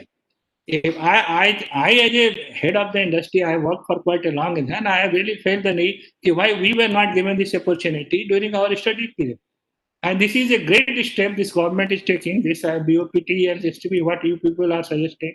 It's a great step, and students must come forward and they should learn given the period for which they will be sent for apprenticeship. This is opportunity. What I am telling you is CCL, Coal Field Limited, that we are having. We are not only employing worker, we are employing good talented officers. We can give them knowledge, impart their experience knowledge about the technical they have really gained during their working here. So by their knowledge, they can learn quite a lot. You see, in mine, we drop a pipe range of say 10 to 12 inches down a steep gradient of say 90 degrees or so. You cannot be taught this thing in the college. This thing you can learn only when you are standing in front of those people who are doing it. These basic knowledge can now never be imparted in a college. So for that, industry sending this college student to them is a great idea. I think when they go there, they will see how these works are being executed. What are the things that needs to do it, and how they are doing, what safety parameters are there. And moreover, I will also like to add that environment things that we talk about in the college or see in the cities is not what industries do have. Industry do a totally different environment. Their working culture are different. Almost all equipment, diesel equipment that we are using are emitting great amount of smokes, which pollutes. But how we are dealing with that? That you can know only when you are standing there. And you can have the feel of the industry when you are posted there and you see what are the things that are happening. So I would say this is a great idea, and government must do it sincerely, and student must take advantage of this scheme and really learn whatever they can learn during this period. Because when they will go in the industry, after passing out from college, they have this knowledge. So their employability will increase. And moreover, I would like to add also, not only employability, but we are talking only employability, this is going to increase their learnability also. What we studied in college is not all the sufficient. Unless you have the experience, you see the machines, you see how they are working. By seeing those machines, by seeing those way they are working, you enhance your knowledge, you broaden your horizon, and this is going really enhance their knowledge. They will be having a complete knowledge of what they have learned. So this apprenticeship is going to complement the theoretical knowledge they have learned. So it's a great idea. I am all for it. But one thing I will again add you that people are not opting for it. This was earlier, I think one of the speakers told, the stigma must have to go. I think the idea of apprentice day may not be that, but I think every college, they should give this idea that there is a scheme where you can apply and you can take this advantage. I think we must do it. This is thank you very much. From the CCL, I say we are all for it and we are going ahead with it. Whoever wants, in Jharkhand, we are the biggest employer. And if people from Jharkhand wants to take training, we are ready to help them. We are ready to go any extent to enhance their knowledge. Thank you again. Thank you very much, sir. Now, we will have to keep in mind the constraints. So, Mr. Nabajyoti Lakhar, he is the GM of Oil India Limited, Assam. So, Oil India Limited, Guwahati, Assam, Mr. Nabajyoti Lakhar. Good morning, sir. Am I audible? Yes, please go ahead, sir. Very crisp manner. Yes.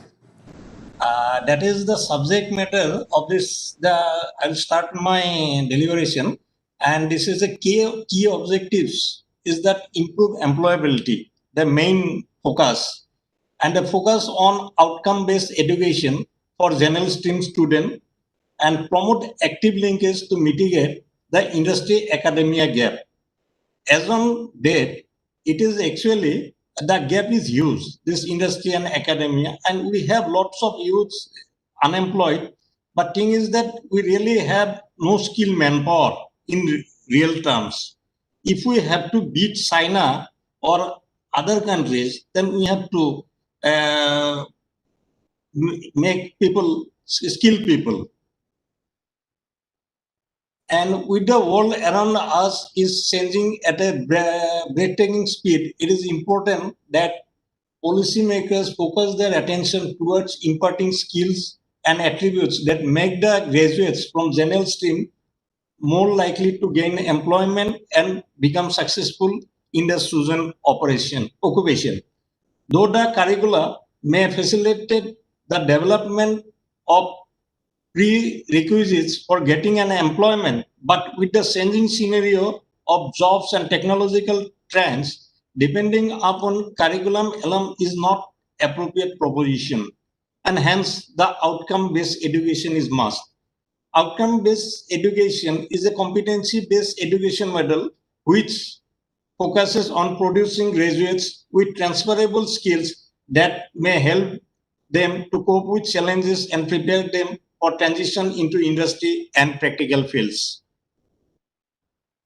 Employable youths are the backbone of an economy, and so improving employability of youths is a top priority agenda for any nation's growth and development.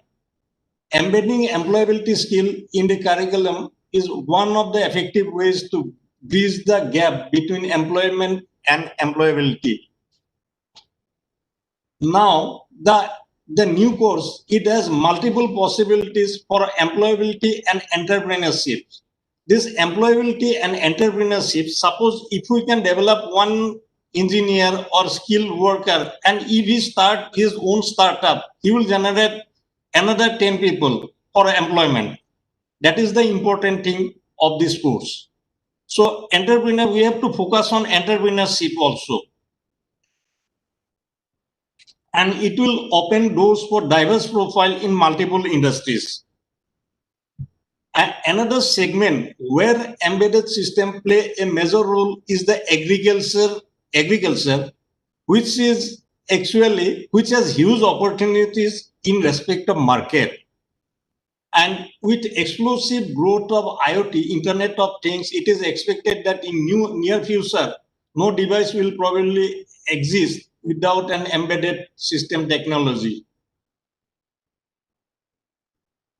Now, the important part, the role of industry.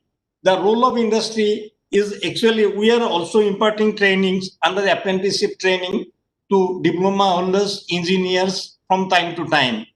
But the new course is mainly for the undergraduate or graduate students, which from the major chunk of the unemployed youth. The designing the syllabus will be a challenge for us, and based on evolving technological trend, and we have to go for that. Of course, this is a continual process, so from time to time revision will be required.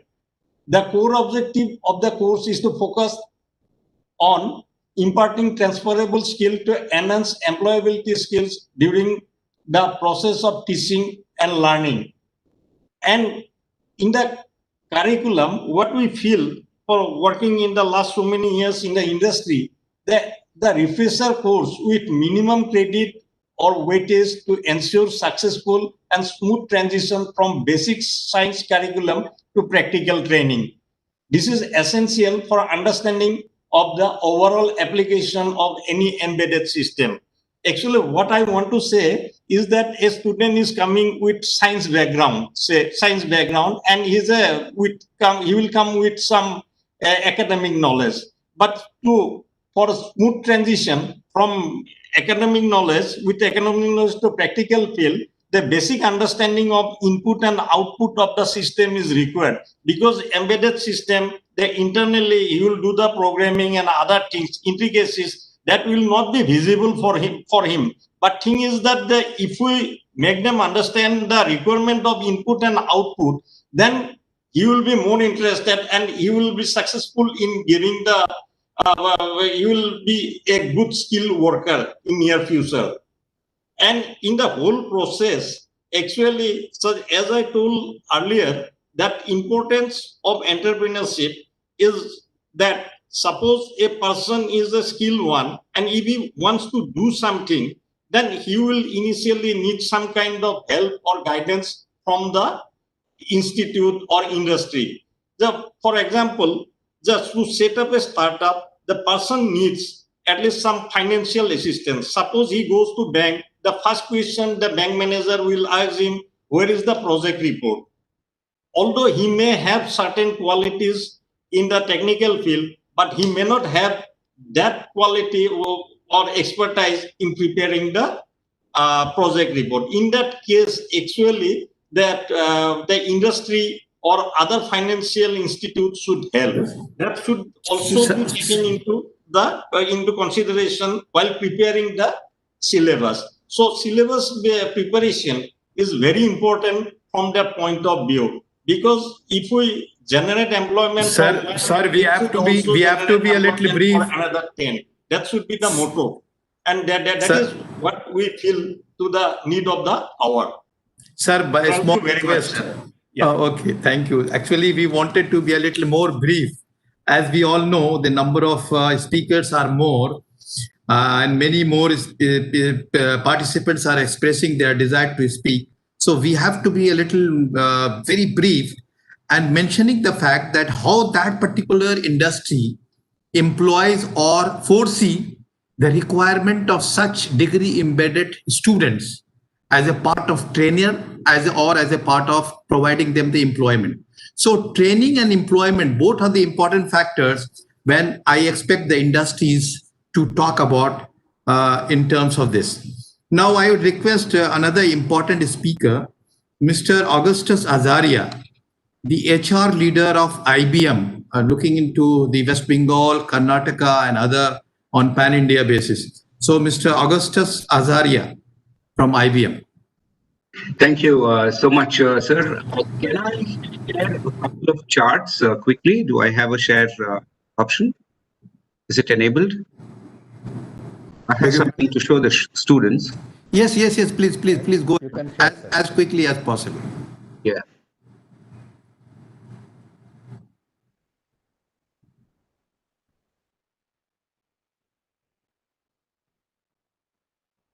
Are you able to see my slide? Yes, sir. Okay, very good. Give me a second to go on slideshow. Okay. Great. So thank you so much, Mr. Rajaz, and wonderful program, and my courtesies as well as respect to all of you here, all the regional heads of the BOPT, dignitaries, guests, and friends, of course, my student fraternity. Quickly, I work for IBM, and IBM has been across more than a century, about 108 years. And if you see, we have been restlessly reinventing all across the years. And having seen 2 world wars, many pandemics and epidemics, and the reason why the company survived was because of its focus on its skills and its people, and to be innovative, resilient, to adapt, and to ensure that people are empowered. Okay, so that is quickly a lesson that we have learned over all these years. And what we do as an organization is that we are deeply focused on each and every industry, be it healthcare or automobile or aerospace, and gain tremendous expertise in terms of how we can apply IT solutions, cognitive solutions into that particular industry. Okay, and then as we are a cloud platform and analytics company, we bring all our expertise from in this area into those particular industries. All right, so that's briefly what we do. Now, quickly, in terms of our recent reskilling initiatives, we have collaborated with the National Skills Development Corporation, where we have provided training and continue to provide training in cybersecurity, blockchain, AI, cloud, IoT, so on and so forth. And all this is for a category of 18 to 22-year-old young people, and this is all free. We recently also collaborated with CBSE to include AI in their curriculum in 200 schools across India, bringing our learning from across the world into our subcontinent. And then, of course, we have what we call the skill rebuild or reignite, because a lot many times, if you look at faculty also in institutions, they need to be upgraded. So that's why we call this program Reignite, to reignite and bring to fore the skills that is required in them for them to teach their students, and therefore build a greater pool of resources. And this also helps job seekers, independent businessmen, small and medium industries with the right level of skills that is required. And then, of course, we have what is called the new collar curriculum. Now, in the age of AI and digital, there emerges a new category of employee, which is the new collar worker. Okay, and the new collar employee may not be your engineering graduate, but will have certain professional skills. All right, and all these are links which I will share with you, sir, and this can be shared to the students at large. How do we do this? Okay, we do this with something called the IBM Skills Academy. And the IBM Skills Academy delivers these programs in a very digital environment where people can log in and get a code, and they can go and do these programs for free. This is both students as well as faculty.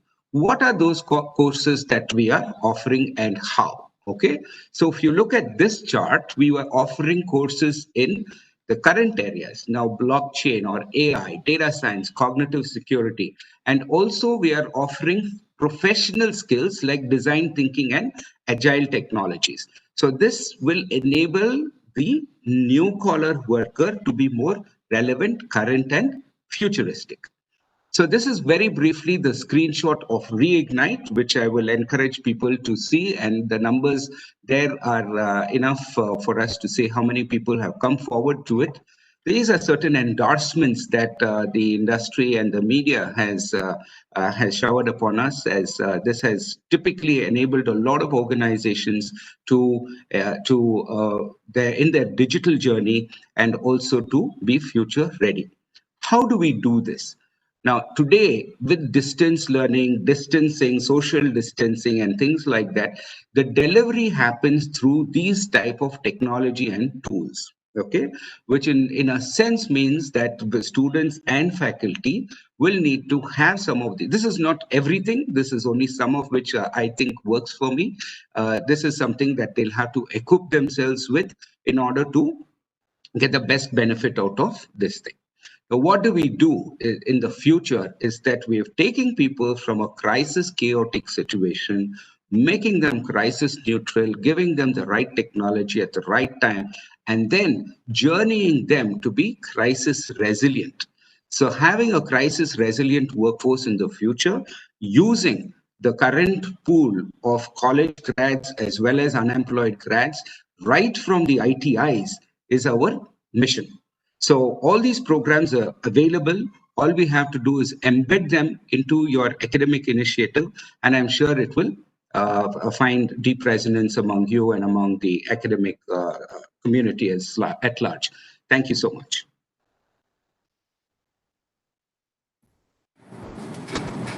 Thank you very much, Mr. Azaria. In fact, you have already such a great platform available, which will require a minimum level of tuning to connect with whatever we are talking about today. Thank you. Now I would like to call upon Mr. Radha Krishna Jha, the Chief Manager HRD of JK Paper Limited, Odisha. Mr. Jha, please.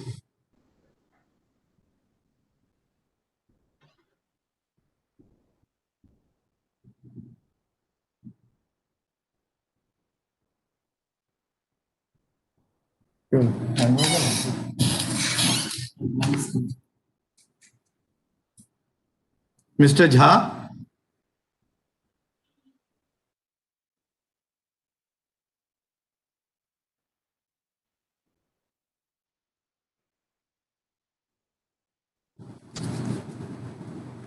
Mr. Radha Krishna Jha, the Chief Manager HRD of JK Paper Limited, Odisha. So probably he happens to be out of the frame now. He is there, sir. Is he there? Mr. Jha, can you please, are you able to hear me? Mr. Jha? Where is Mr. Jha? Please unmute your audio.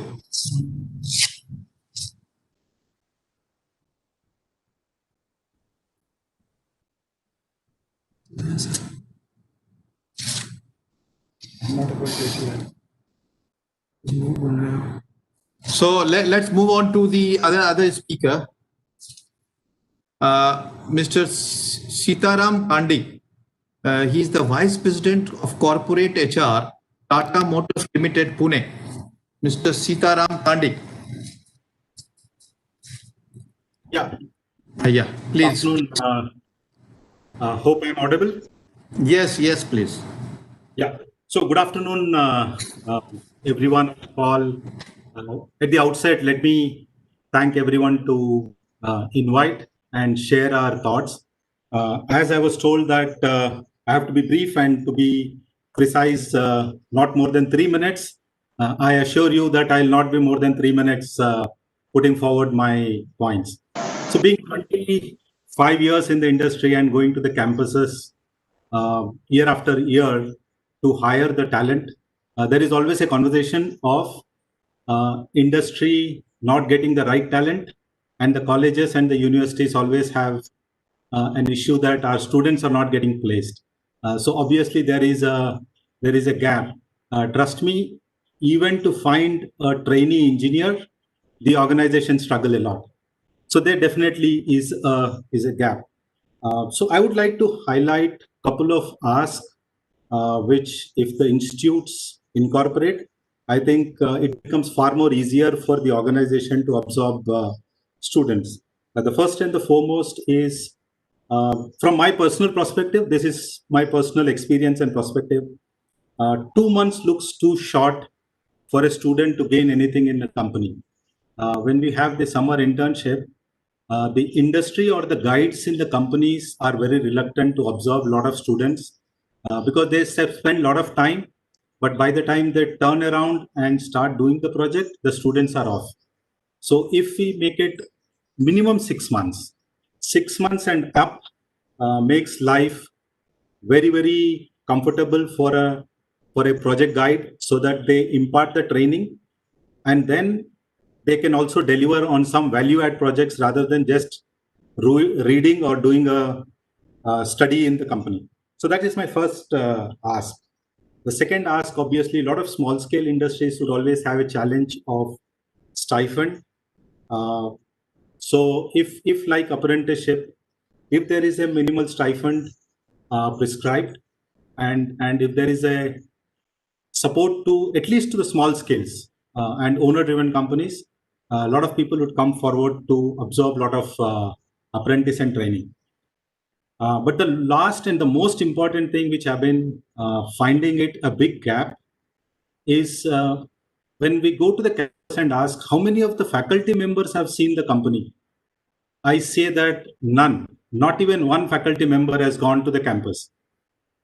And the most they would have gone is for a campus or a factory visit with the group of students for half an hour. And in half an hour, you cannot see a company. And if the faculty member himself or herself had not seen the company, how will they impart the needed skills, what is required by the company? So I would say that if we have to strengthen the relationship between the industry and the institutes, first we should make it mandatory that all faculty members should do internship at least once in 5 years. So they understand what is that industry requires and they can incorporate in their thinking.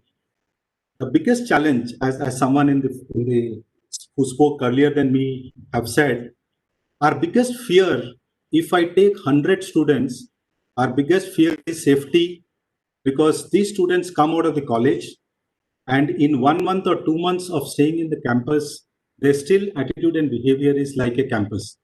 And the norms and the rules and regulations of the Factories Act, etc., are of different requirement and scale for the industry. So very, very cautiously, companies move to restrict the number of intake. But if students come with at least the safety background, full understanding of what is required in a company to work safely, I think companies would be very happy. To sum up, close before 3 minutes, I would say first, if the faculty also come to the industry and do a internship, they will understand what an industry wants and they can incorporate in their teachings. Number two, the internship should not be 2 months, it should be 6 months and above. And third, safety, basic, at least the safety part should be very rigorously trained in the curriculum. And I think if these three things are incorporated, more and more industries would be happy to take trainees. Yeah, thank you. Thank you very much, sir. It's nice to hear from you that the faculty industry disconnect is one of the another challenge of the today's system. So this connectivity issue we needs to not only improve upon at the student level, but from the faculty side also. Yes, sir. So now I would move on to Mr. Rajendra Kembhave. Mr. Rajendra Kembhave is the head of Human Resource, Tech Mahindra Limited, Pune. May I have Mr. Rajendra on board, please. Hi, good afternoon to all, and thank you, Mr. Ahmed, for giving the support to all the dignitaries over here. So, two things I wanted to place here. One is obviously, we work in a technology industry where the technology changes by the day. So it is very relevant to ensure that the students and the connect between the faculty and the colleges and the organization is quite tightly connected, so that there's a high possibility that whatever the training programs which are being conducted, both are able to take the best of it. Now, what we do is we run various programs within different technologies, and there are hundreds of such technologies, and we have got academics plus academies for different technologies which we bring to the table. so that people are relevant to today's skill. 4 years of education, 12 plus 4 years of education may not necessarily guarantee you an employment forever. So it's very important that the learning, reskilling, and during this pandemic times, this is also something which is very, very. Thank the Board of Apprentice program to come up with this program, because I strongly believe that this is an opportunity for people to get themselves skilled, understand the technology, understand the behavioral patterns, and how one could come up either to be a successful engineer manager going forth, or be an entrepreneur. There's a huge focus on entrepreneurship development, because we have got a startup culture in organization. So multiple opportunities are given. What we notice is, if you are able to build these relations very strongly between the faculty, employers, as well as build a lot of progress of creating opportunities. The biggest challenge, what is going to happen now is, with this pandemic, we don't know when it is going to be work from office again. So with use of technologies, we are doing multiple connects, and we'll continue doing so going forward. But I think this, we are connected with the National Skill Development as well as the Board of Apprentice program. The current inputs, the program, the way it is structured, I think it's fantastic. It's really very good, and it actually builds on a good platform for creating employable opportunities going forward. So that's it from my end. I really congratulate, and I think this is a fantastic opportunity, and I would really urge every student to be active, create opportunities for himself or herself in the long run. Thank you, Mr. Ahmed.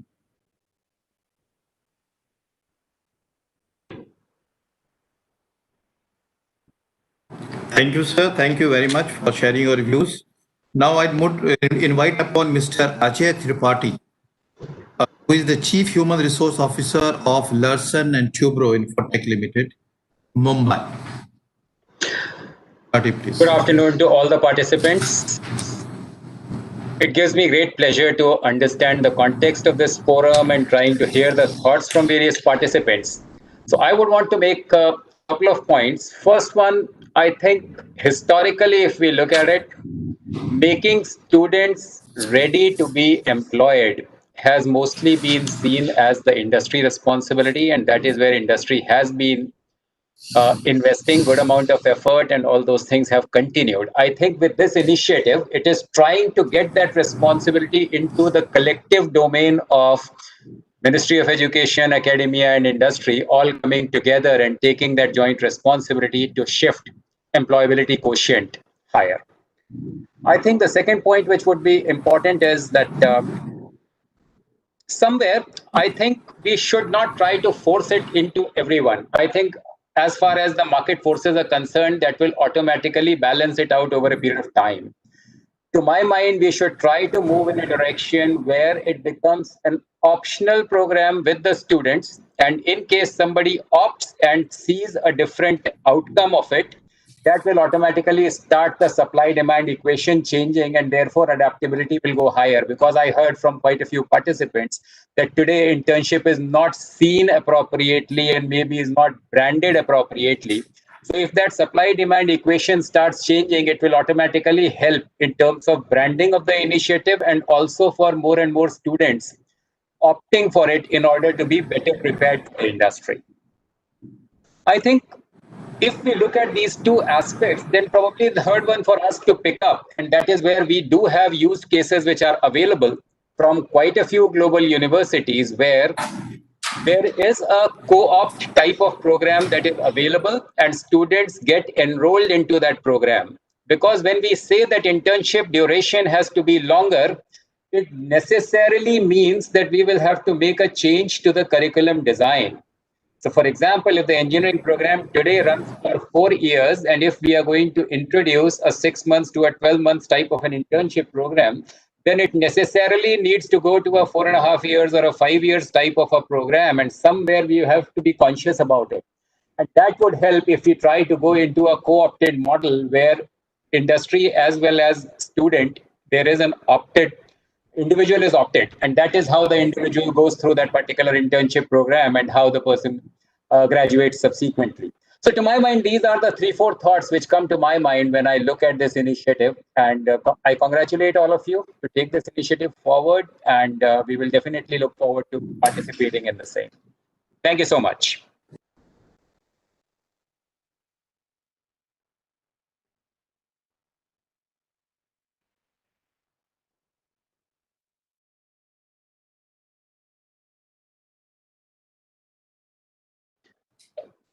Hello, may I now invite upon Mr. K. Parveen Kumar?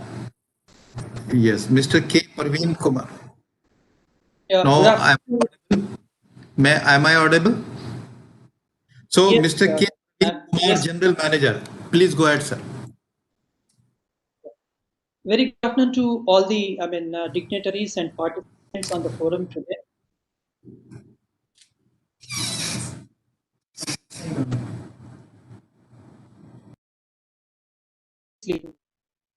We are basically a mining company, so we have areas spread out in mostly rural and suburban areas of Chhattisgarh and Madhya Pradesh. The new education policy initiative to have embedded internship program is certainly a welcome.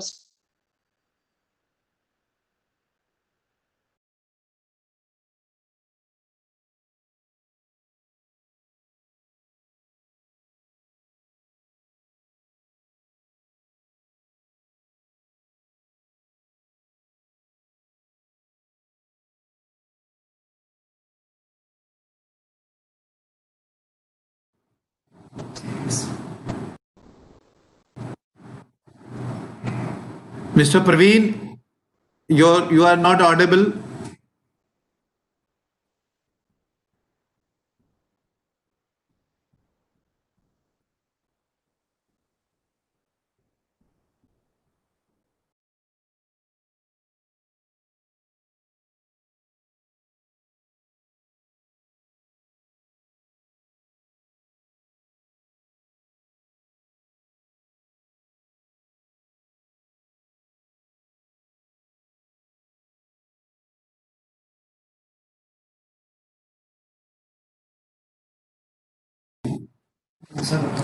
Sir, are the other speakers able to hear me? Host, are you able to hear me?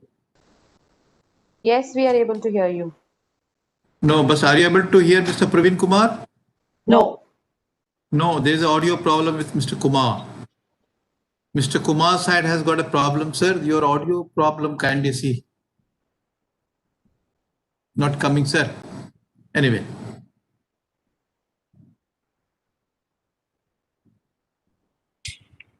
No, not getting. Not getting.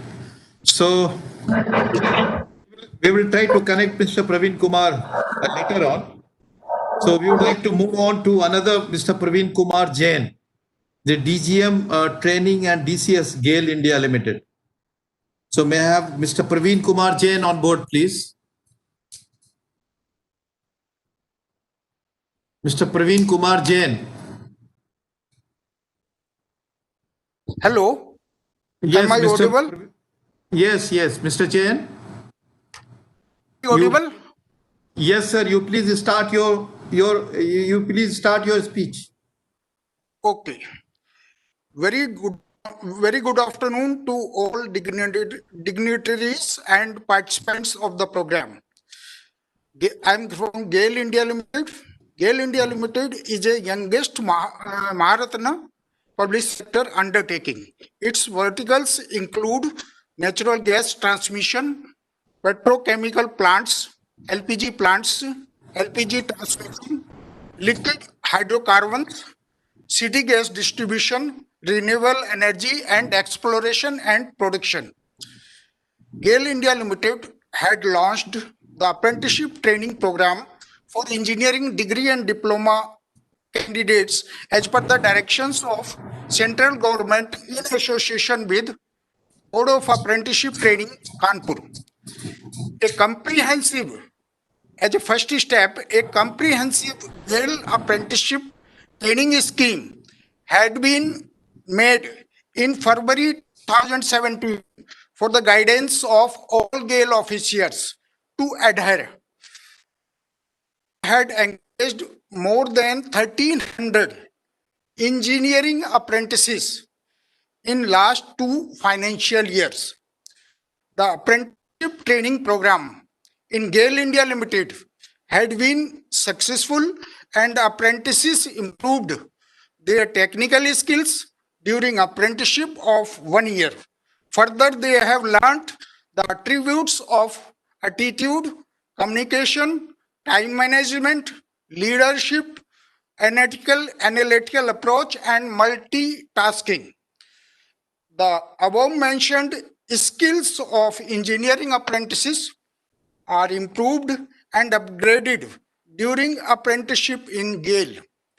In my opinion, the skills of non-engineering apprentices will get improved through apprenticeship, internship, embedded degree program. Central government has already embarked upon Made in India program in many sectors, for which the country need manifold skilled workers in almost all sectors in future. I have studied the process flow of apprenticeship, internship program, which will certainly pave way towards its defined objective. Thank you very much.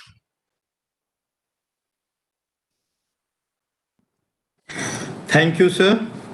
Now I will invite upon Mr. Manoj Yadav. He is the DGM Skill Development in Tata Motors Limited, Uttarakhand. Mr. Yadav, please.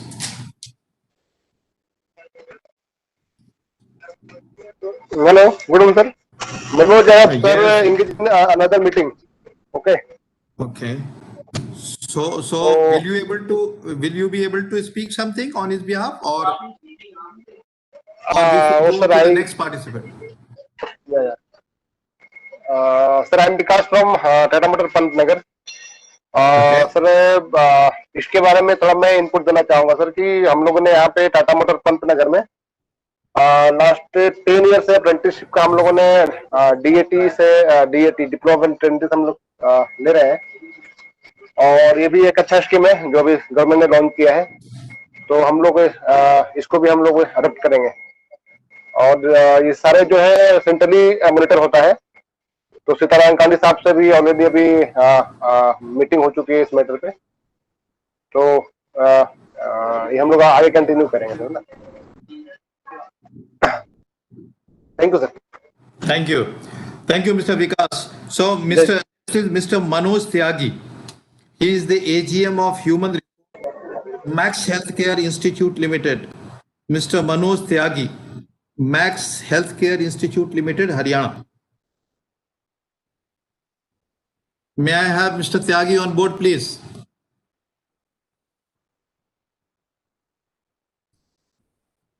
Mr. Tyagi, are you able to hear me? So we will move on to the next speaker, as Mr. Tyagi is not presently on our frame. Mr. Mukesh Ahlawat, Head HR, Varroc Polymers Limited. Mr. Mukesh.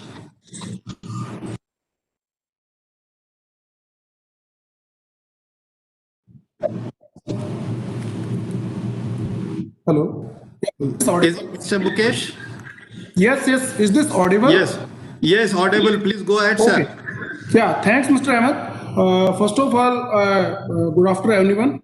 And thanks to NSDC as well as BOPTB for this great platform to share my views.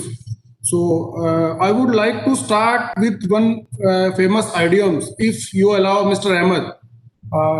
Famous मैं शेरो शायरी से start करना चाहूंगा, that is related to you, so if you allow, please go ahead sir.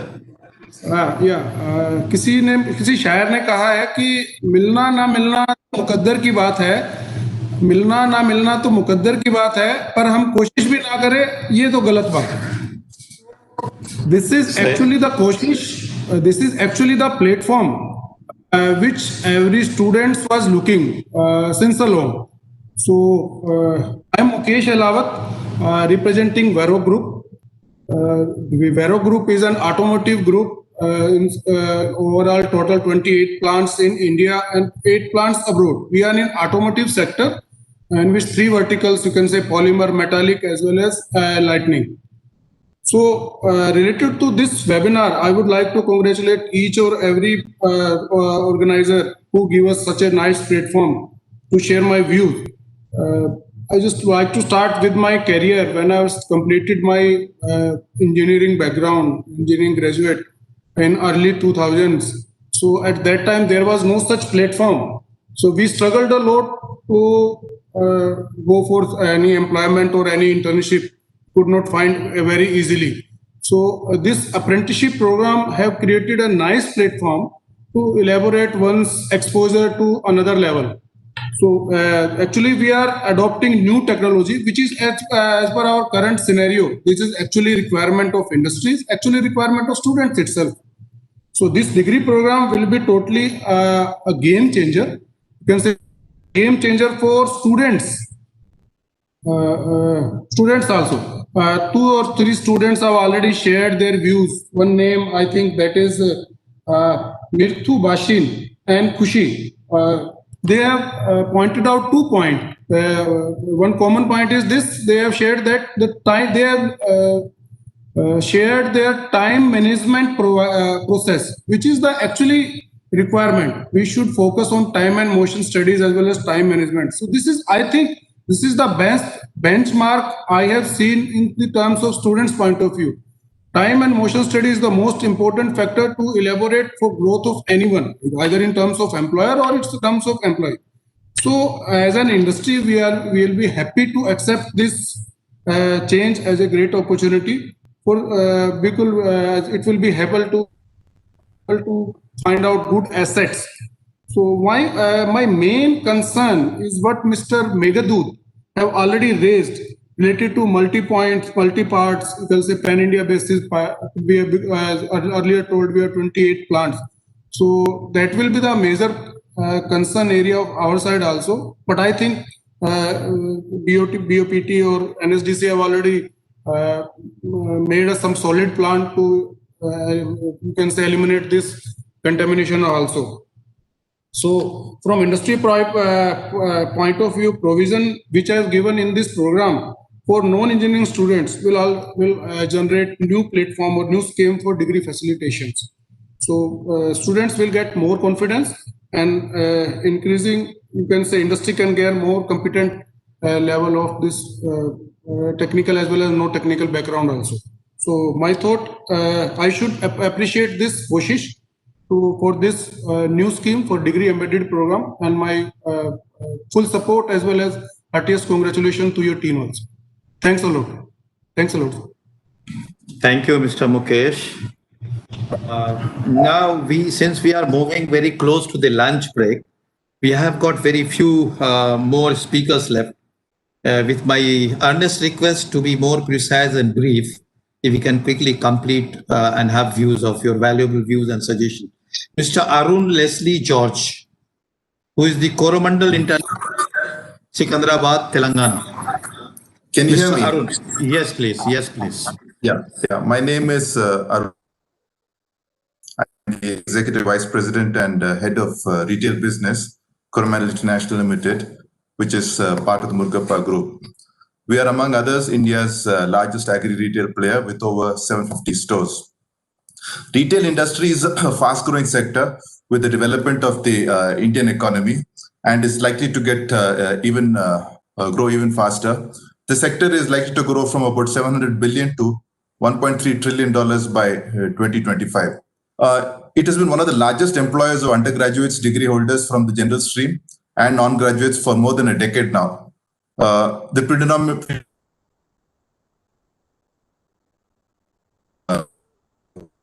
and store operations. However, the quality of graduates working in the retail industry, urban or rural, has always been a concern, more so in the recent past. This has led to a lack of vertical growth opportunities and fungibility within the roles.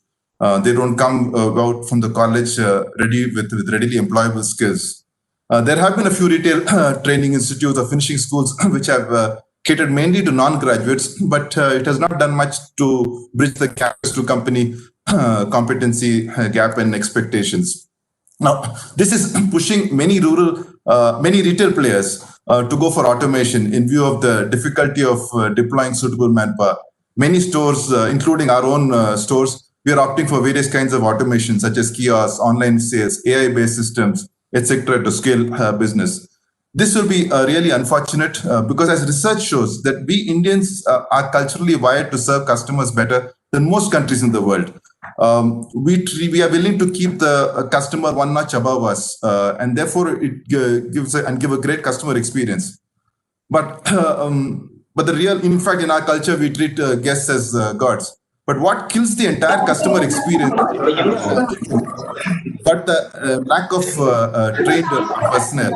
So, inclusion of UG programs into the apprenticeship scheme with compulsory embedding or practical training in industry is a welcome one and can go a long way in the outcome-led learning. For an industry like retail, which employs also part-timers, this will be it can be really mutually beneficial. The apprenticeship can look at, if I'm talking about the retail sector, can look at various roles like customer service, can look at store managers, cashiers, field associates, all of those things. But the skills that we would be looking at to develop and would be in terms of retail store operations, in terms of cash, in terms of custom handling skills, selling skills, demand generation techniques, knowledge on traffic drivers, margin drivers, complementary and supplementary products, visual merchandising, knowledge of store economics. Now, some of these, if an apprentice who spends a substantial period of time in a retail store and is exposed to the areas which I just talked about, and with if you blend it with the curriculum he gets from the inputs he gets from his curriculum, he'll be more employable and much more effective after he graduates. So these are my views. Thank you. Thank you, Mr. Arun, for sharing your valuable views. In fact, they are really very important as far as taking this particular degree embedded program moving ahead is concerned. Now, may I request Mr. Narendran? Mr. Narendran, Vice President of Finance and Accu Sub Engineering Limited, Coimbatore. Mr. Narendran.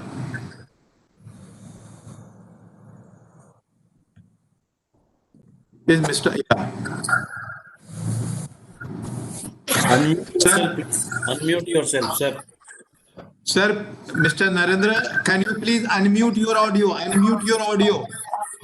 Please unmute your audio.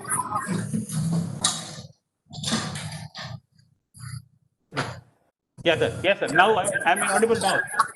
Yes, sir. Sir, my company, we have been employing engineering graduates and diploma holders for the past 2 decades. Quite a lot of thousands of graduates and diploma holders have had training with us and left. Basically, when we are thinking of employing or giving training for non-engineering graduates,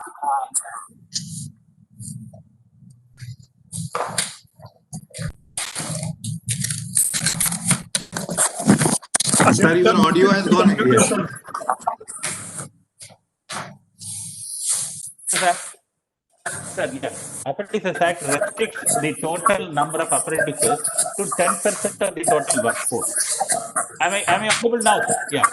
And now, having this non-engineering, the large engineering graduates itself taking apprenticeship, I think the restriction of 10% is too low. It has to be enhanced to 30 or 40%. And this is one thing. The act was framed at a time when the few engineering colleges and few diploma colleges and all that. Now the change is required very much.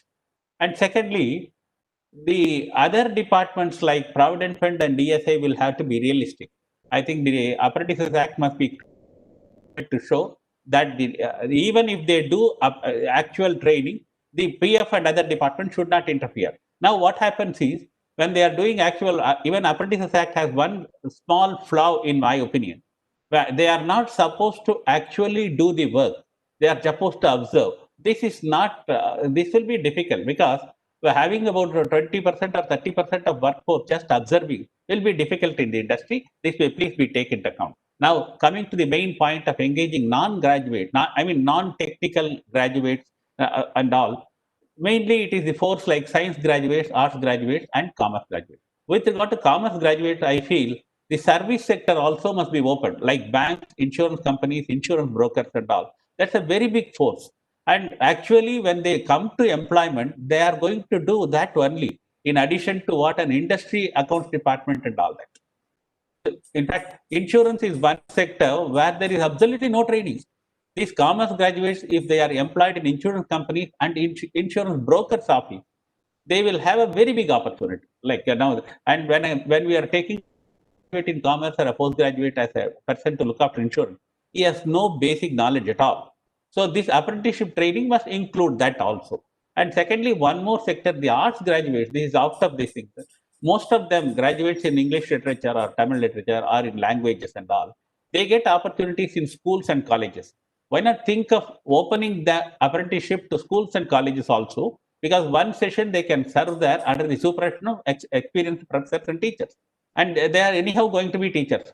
So that is one sector which I thought which can provide a lot of employment. Now it is all people, anybody is teaching in a private school. And with lot of government schools, and government schools also require quite a lot of teachers. We can train these people to work in private schools and the arts and science graduates. And one more thing with regard to science graduates in chemistry, physics, and mathematics and all. If they want to come to industry, it's not just a part of the year as a just a visit. It has to be half a day or at least 3 to 4 days in a week. Then only the training will be really effective. And when they come to complete their 3-year training, 3-year course of study, they'll be employment ready. They'll be employment ready. Now, in fact, that way I tried out, not out of apprenticeship, out of other, like a general candidate getting trained in a physics or chemistry graduate getting trained in a machine shop of a company. They are equally talented and they learn fast like a graduate diploma holder in engineering. So that needs to be looked into. I think that if we are opening out, these restrictions will have to be taken. And the science graduates and all, even diploma holders, that 6 months after completion of course training and all is not sufficient. Let them work in the nearby industry for half a day, then only they really get into the businesses. Otherwise, I have seen graduates in engineering itself, when they come to industry, they do engineering industry in particular, even the basic like CNC machines and all, they first time see in the industry only. So this 1 year period, I think it is something very, very small, because with the growth of engineering education into multiple lakhs of graduates coming in, the restriction on number, restriction, I see, and the quality of engineering education is, I'm not commented. They are first time coming to the industry to learn that. So the period of apprenticeship of 1 year must also be extended. And companies, it must be made compulsory that proportionate, graduates in science, diploma holders and all, must be employed. This must be made a condition, then it is welcome. And I don't see other aspects of this thing like stipend reimbursement, and companies are willing to pay a decent stipend to make a living after that, definitely. And the companies must be, they are willing to give a training. Only thing is too many restrictions like numbers, that they should not be doing a practical work, and harassment from other labor departments. We must be protected. We are willing to do that, and the number must be extended. And my request is, think of service sector, insurance, banks, insurance brokers, and finance companies, mutual funds. All these things can give a beautiful training to commerce graduates. I request this to be taken into account. Thank you very much for the opportunity. I have to cut short my team. Already, you have mentioned the time is a constraint. Thank you, Mr. Narendra. In fact, with the very short time, you have given a lot of inputs. Thank you. Take us further. So thank you. Now we are moving very closer to the lunch break. Now I would invite Mrs. Maya Sri Kumar.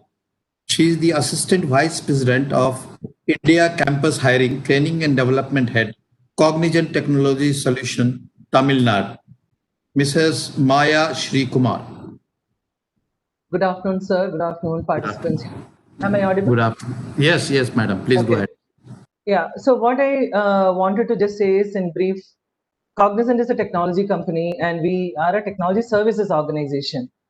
Over the past 7 to 8 years, we have been hiring a lot of 3-year graduates. And if you take in the last 3 years specifically, we have hired overall 20 to 25,000 graduates, of which 5 to 6,000 are 3-year grads. So what am I seeing as a big challenge? I've been with the organization for 24 years with Cognizant, and we are a $16.1 billion company with almost 300,000 employees, 3 lakh employees. The kind of technology shifts that we see and the need that we have from the students to be ready for our technology is more of an unlearning and a learning. It's not like learning new skills. Whatever they've learned in college is primarily not impactful for us. So we have to make them go through a complete 3 to 4 months of training where they have to unlearn a lot of things and learn technologies. More than learning technology, the biggest need is to understand a customer problem. What they are solving is a customer problem. So they need to frame a problem, understand what is the need of an insurance or a banking or a customer industry, and then use technology to solve the problem. I feel there is a huge gap in what a technology services company need today versus what the students come ready with. So my ask is, we have been taking so many 3-year graduates. What we could do is with this internship, apprenticeship program, one is it should be 6 months for sure. And during that 6 months, they should be completely given to the organization where they should not be asked to learn few other subjects. And then, no, they are not able to handle that pressure on both sides, because to the engineering college grads this year, we had around 5,500 interns. And the continuous challenge, this is I think only technology services company that has such huge number of internships provided. And they always say that I have 3 other papers to do. My HOD is not taking this work that I'm doing here as equivalent, etc. So we wouldn't want to hear all of that. If 6 months of their 3-year graduation, which is maybe their 3rd year last semester, is given to us, then that entire freedom should be with the industry to develop them. That is one. Second is, when the company or the organization invests in their development, in their technology learning, understanding the business, the organization also expects a kind of commitment from these students. So which means from the college and from the industry, what I expect is a kind of an agreement that these students, once they do the apprenticeship, I would call it more as an internship with us, then they should be kind of continuing with us on a job opportunity if possible. No, it cannot be that, okay, we train them for 6 months, develop them, they work for some customer engagements, and then they go outside and we don't get the right for first refusal, right? That should not be the case. So that is my second ask. How can this whole ecosystem come together to ensure that the ones who did internship are kind of continuing with the organization, provided they are willing to work with us, right? That is second. Third is, I'm ready to pilot this even now. That is, if there are a set of 25 to 30 colleges in India that wants to do the internship/apprenticeship with us for the next 6 months, I would be, as an organization, more than happy to take the conversation forward and see how this can be kind of a pilot project where others can learn from us. Now, where we embed internship currently in their 3rd year itself. That's all I have. Thank you.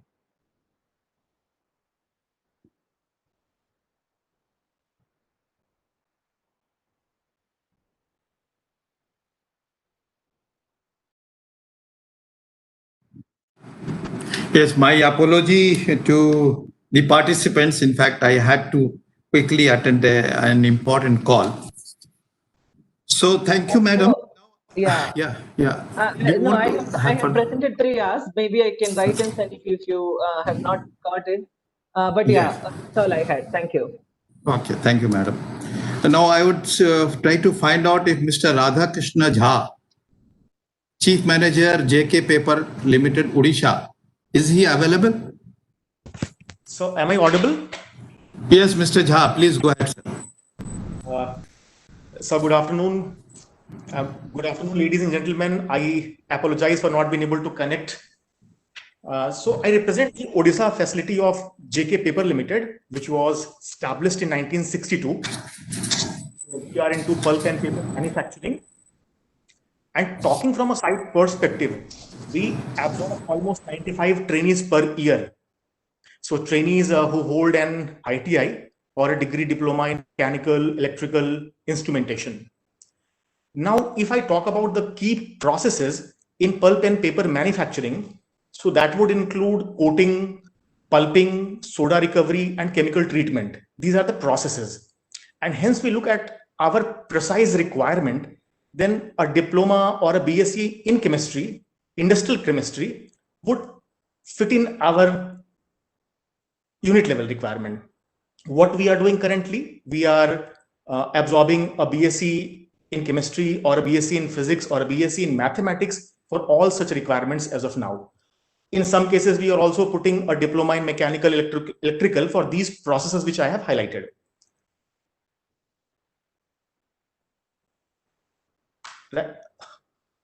Now, if I talk about like the way things are improving, if I talk about inclusion of industrial chemistry as a subject with some amount of practical training, then that would help us meet our requirements in all our key processes, including other industries which are chemical based, in the most accurate manner.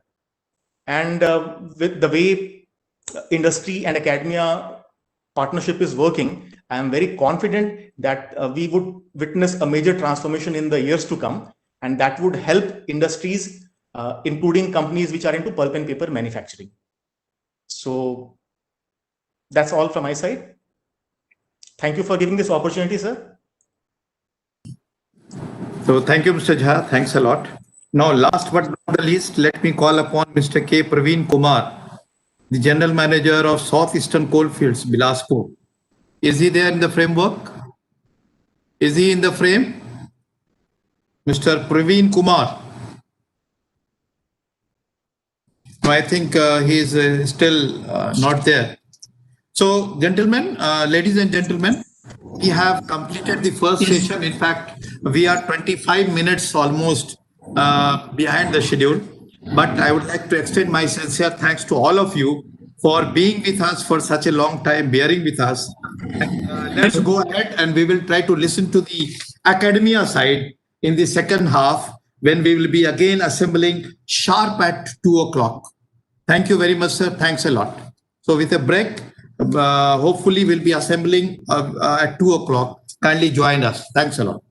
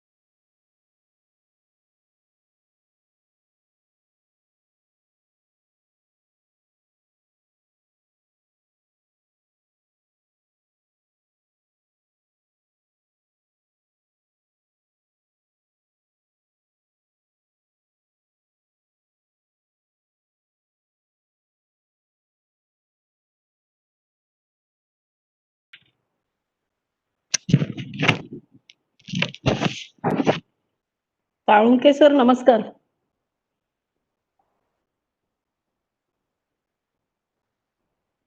Salunke sir नमस्कार.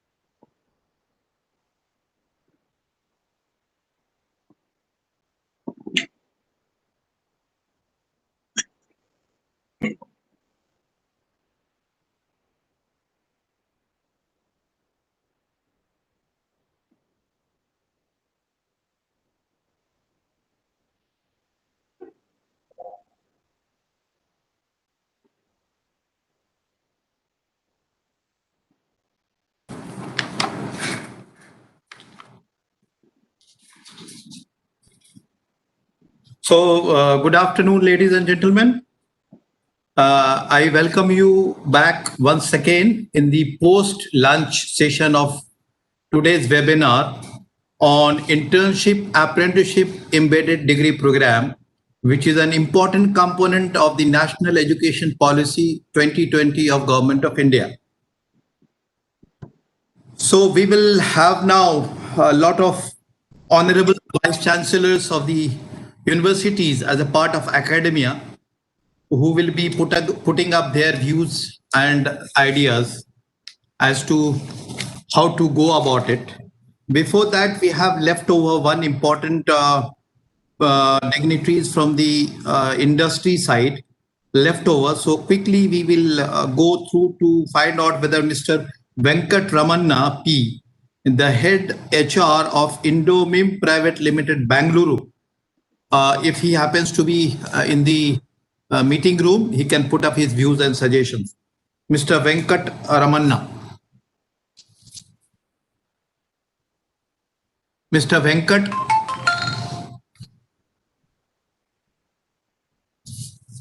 Mr. Venkat Ramanna. Yeah, I'm available. Yes, please. We are able to hear you. You please put up your go ahead. Yeah. Indomim Private Limited is a world leader in metal injection molding. We are proudly tell we are one of the best example for Make in India.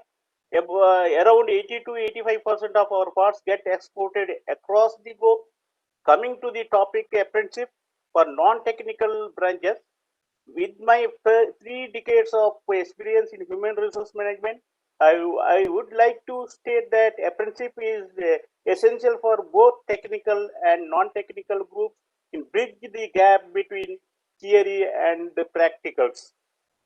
A regular employee would often just learn how to do their own job role in that organization alone. whereas an apprentice has to also learn how to do that entire role and be prepared to do it in any situation.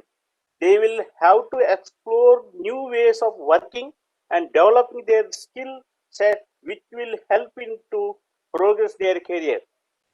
There are dozens of other reasons why apprenticeship are important and beneficial, but the main point I want to drive home is its exposure to handle live projects and gain knowledge through which be ready to face the world confidently.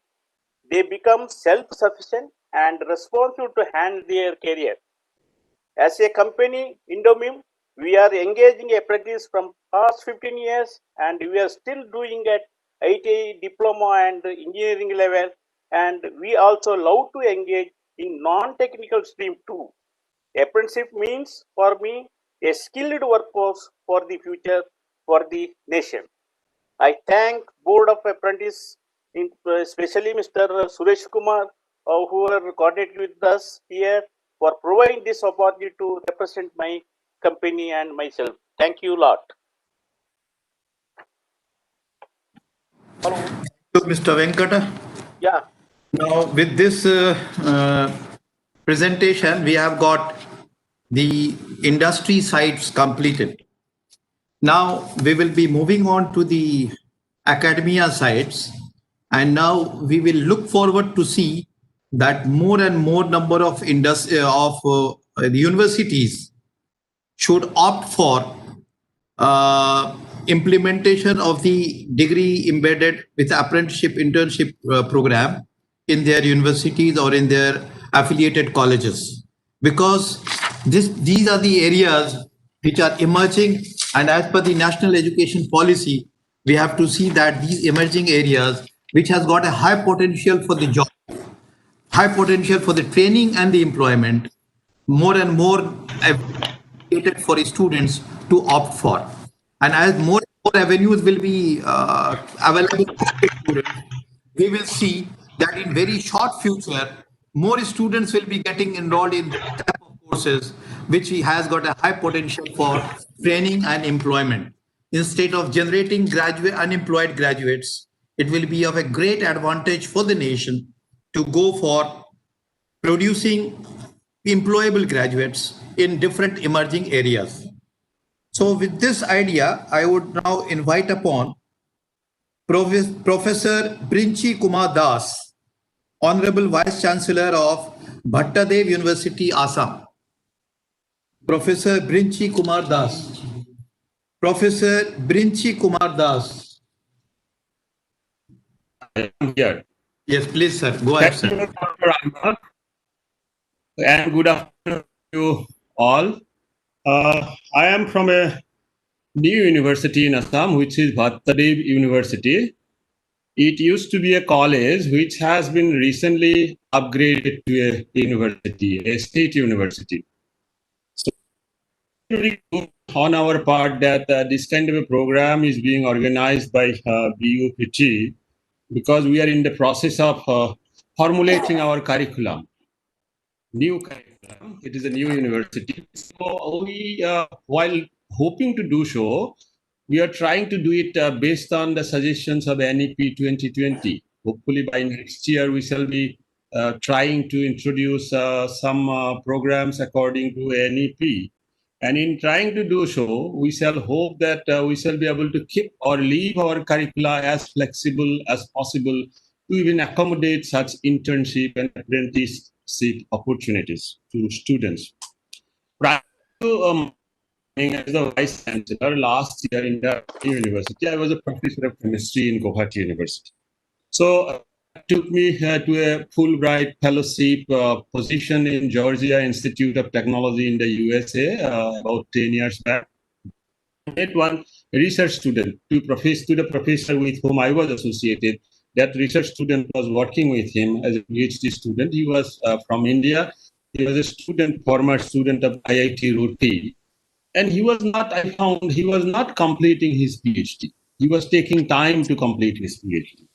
It is a very well-known institution. There is an institute called Institute of Pulp and Paper, So that is where he was a PhD student. This was also of chemistry. He was doing industrial chemistry. So when I inquired, I found that he was actually involved in internship, not one, two, three internships. I had to find out whether he was after money, to earn some money by getting involved as an intern. It was, he was getting some financial help, but the money we were looking for that. It was my first with internship. After I came to India, for 8 months, he completed his PhD, and I heard that he has got a job, an industrial scientist position in ITC. After some time, I think about 2-3 years back, I heard that he has now moved to Sweden to take up industrial chemist position. Or he was basically a chemist originally. So I came to believe that it was due to his internship experience in various industries, including pulp and paper industry. So for him, getting jobs in companies, good industries was quite possible. The second task that I have had with internship is with my daughter. One of my daughters, she just recently completed a master's program from a university in the Netherlands. To be precise, Erasmus University in the Netherlands in Rotterdam City. She was doing an MSc in HR, Human Resource Management, and she was hell-bent upon doing an internship. She did it for 6 months in Royal Philips, a good company. And then for her, it has not been at all difficult, even during this pandemic situation. She will be, I think, in 5 days' time from now. During this time, I think internship is very good because it really gives you an opportunity to get valuable work experience, right? As I said, I belong to a new university. We do not have, I have heard that when it was still a college, some students used to be visiting academic institutions for some summer research work, some such thing. But I really want our students in future to be involved in internship and, if possible, in apprenticeship also in due course. So basically, what I shall say in the next 2 minutes or so will be a few queries. I like to learn because I must learn first so that I can guide our students what to do. So we basically run programs, being a former college, BSc, BA, and BCom programs, because universities in India normally do not run many undergraduate programs, but we do. I also know that internship primarily involves engineering students. Engineering students, I know that they go for internship during studies or after studies for apprenticeship. But what will it be for BA, BSc, BCom? How do we go? We need to know about industries and other organizations which may be interested to accept or host interns, our students, say maybe in the 3rd year. And now in NEP, under NEP, there will be a 4-year program, maybe in the 4th year, one half of the 4th year, when they will be doing research, supposed to be doing research for 6 months, maybe they can have an industrial, particular students of chemistry, some biological sciences. So we are interested to develop our curricula in a flexible manner. So who shall we approach? Will it be the sector skill councils or BOPT directly? Who will bring us in finding internship positions for our students? We shall be interested to learn about this. So about length of internship, there was a comment from an honored participant. He said that it should be 6 months, then only it becomes beneficial.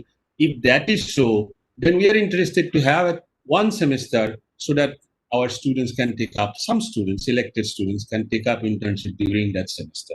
Okay. And then summer internship. So do you also think about the summer possibilities, which may not lead to credit transfer? Suppose the 6 months internship may add to their academic credit bank, right? We can think about that. But the summer internship, say for 2 months or 1 month, whether I think some guidance will be necessary. Maybe this UGC guideline itself can give us some information, whether that also is going to be useful.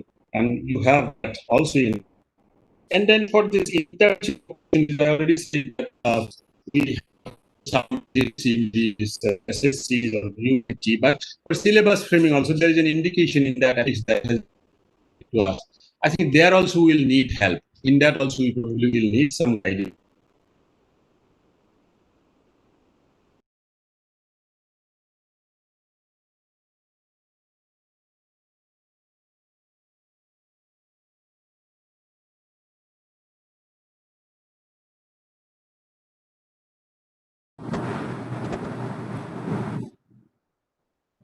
So we are not able to.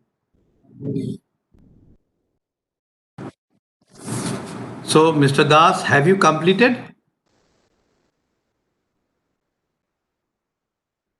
I think we are not able to hear Mr. Das' voice. Sir? So basically these queries I put forward to your kind contribution and I conclude. Thank you very much.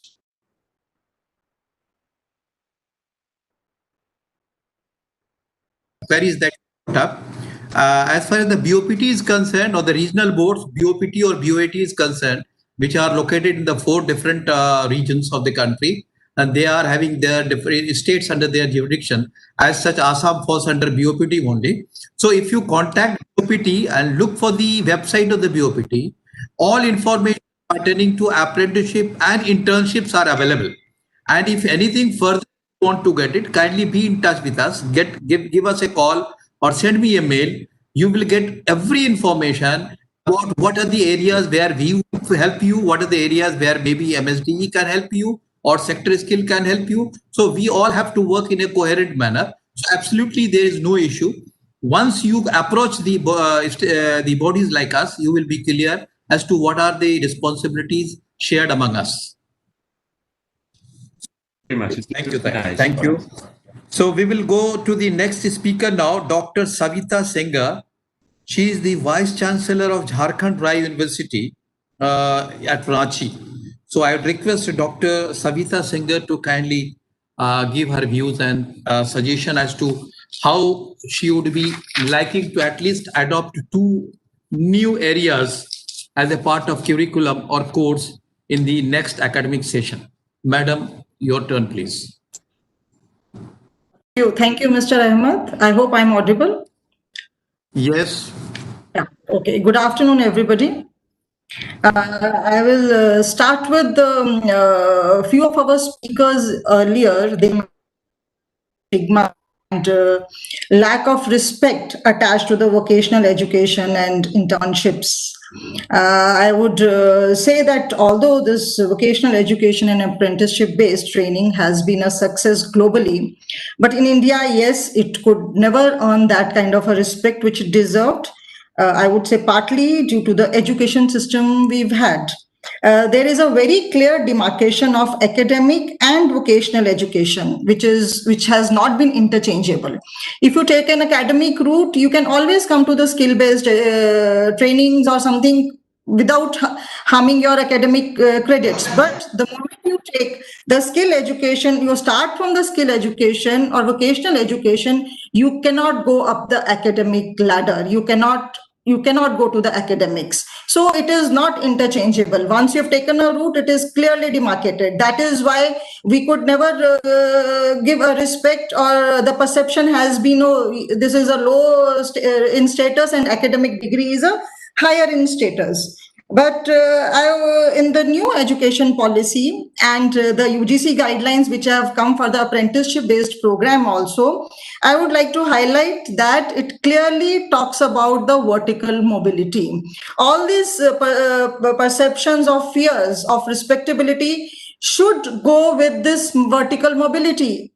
There are credits earned even during this apprenticeship based program, and you can still do your post graduation and PhD degree as and when you want. Whenever you want to move to the academic ladder, you can do that. There are multiple entries and exits. There are horizontal mobilities and vertical mobility. This gives a much required flexibility, and I hope that this program gains the respect which has been lacking so far.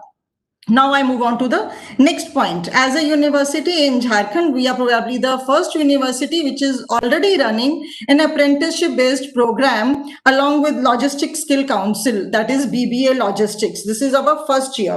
And I would like to keep two practical challenges in front of this forum, which we have started facing. This is a very good program, as we have all been discussing since morning. And as a parent also, if I have to go looking for career option my son or for my daughter, I will definitely keep this program as one of the options.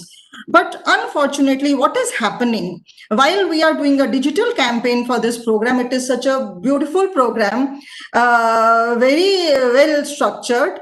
What we are seeing is very few applications. When I'm saying applications, this is not even as the parents or the student is not putting this as even one of the options in their various probabilities. And if there is some parent or some student keep this as one of the options, our counseling team is there to tell them what are the benefits. Point is, they are not even considering this program as worthwhile. This is something which is very, very, I would say, challenging and a serious thing. So I would say that whatever we are discussing here in this forum, it becomes an echo chamber. We all talk about, oh wow, are doing and other industry is doing, it is not reaching to the right person, to right stakeholder, which are the students as well as the parents, because what we may say, parents are the real decision maker at this stage still in India. So what I would suggest from point of on a structured awareness campaign. When I say structured, it is not only the institute which should run, because if we go as an institute, people may not take us very seriously. Okay, we are trying to convince them for the program which we are running. We'll talk good about it. It has to come from all the sides, from the government departments, from BOPT, from the industry, from social setup, from the institute. Everybody has to get together and run or think of a structured awareness program. Maybe BOPT can become a centralized agency for this. Unless we are able to do this, I would say it will take, of course, this will be a successful program, but it will take more time than what we are expecting at the moment. And another thing which I have read in one of the comments from one of the audience also, that we have to bring about an awareness in the student that this program should be seen as a learning opportunity, not as a course completion formality requirement. Because apprenticeship or internship in engineering and all, which we are seeing in most of the times in our institutes also, students take that as a one of the course completion requirement, formality, internship khatam karte hain, degree milega. There should actually be there should be an awareness again, there should be a sensitization. Oh, they should actually see this as a learning opportunity. Then only this program becomes a great success. Then there is another practical challenge which we are facing. It is about the internship. While we are talking about this program, the parents, they want to know where the internship will be provided. They prefer either it is close to the institute or it is close to their homes, because at this level, at the undergraduate level, the parents are still concerned about the safety of their and the cost involved with this apprenticeship program. If they have to send their child or to their ward to a little far off place, to a metro or to a bigger city, because there is a cost involved which is over and above the cost of education they have already kept for, as a reserve for their child. So while we really need lots of local industry, regional players, where we are able to provide internship opportunities close to their homes or to the institute where they feel their child will be safe, rather than sending them out. This is also another of the biggest, I would say, practical challenge we are facing. But at the same time, I would be very happy to collaborate with more sector skill councils like life sciences, banking and finance, which who have come on board earlier, to run more such programs, because as an institute, we feel that as a university, we feel that it is our responsibility to keep this these opportunities to our local students so that they are able to get an employment skill-based training which is more employment oriented. And I am 100% sure that if all the agencies, all the stakeholders come together and single common goal with a structured planning, we will definitely make this course a success in Jharkhand at least. And thank you so much for giving me this opportunity, Mr. Ahmed. Madam, for your valuable thoughts and ideas and couple of challenges that you have shared with us. Certainly, we have made a note of it, and we will be putting up into the outcomes of today's program. Now, I would request Dr. S.S. Tomar, Assistant Registrar of GIS University, West Bengal, to put up his views and suggestions. We have to be very precise, sir. Thank you. Dr. S.S. Tomar.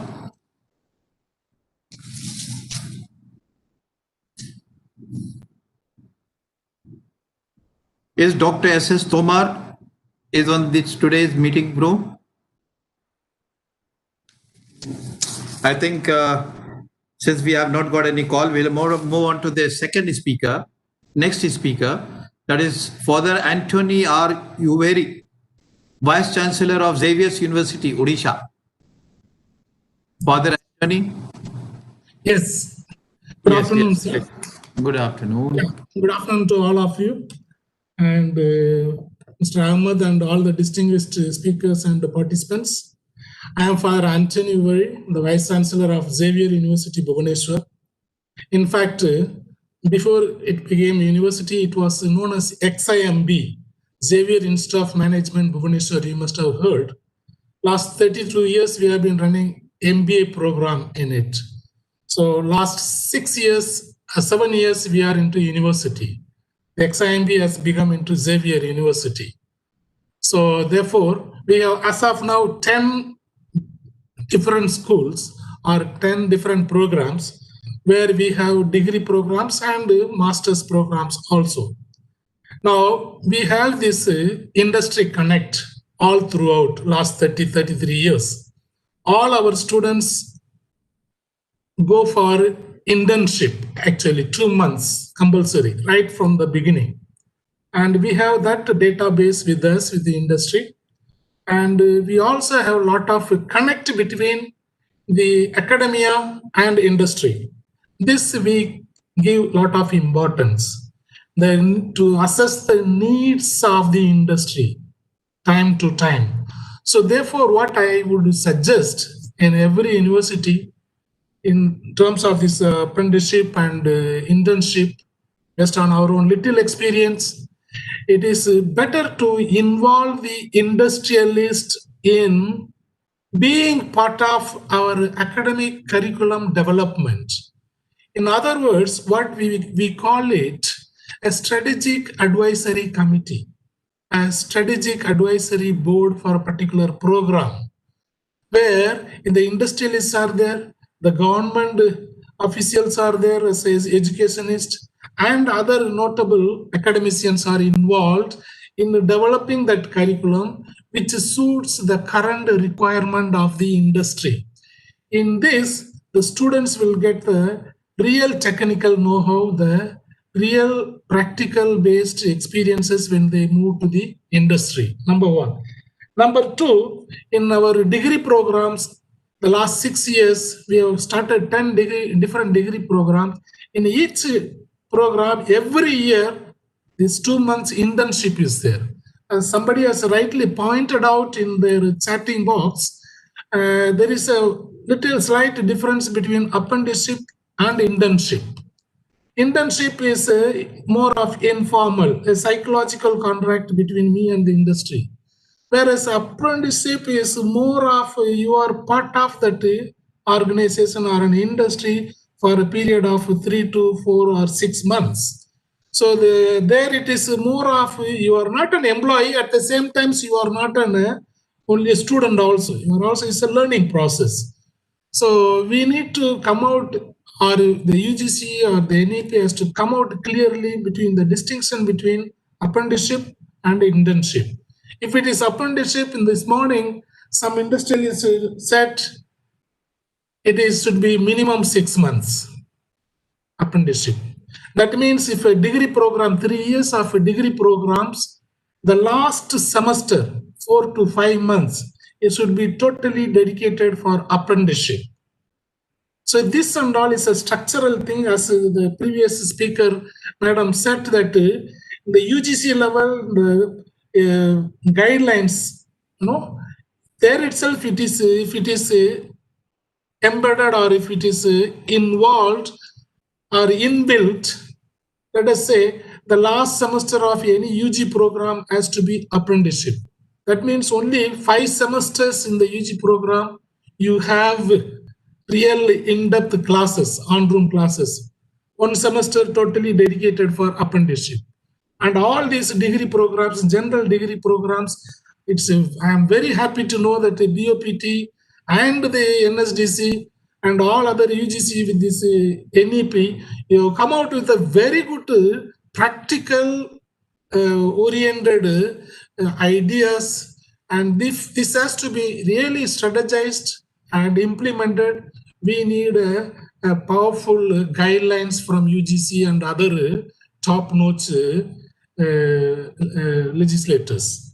So with this, I am very happy to participate, and I am very happy this whole morning listening to various industrialists. It is really mind-blowing, and they are interested, and BOPT has taken a real initiative to involve most of us, and it's an eye-opening for me particularly to get more into skill-based sector. Thank you. Thank you, Father Anthony, for sharing your views.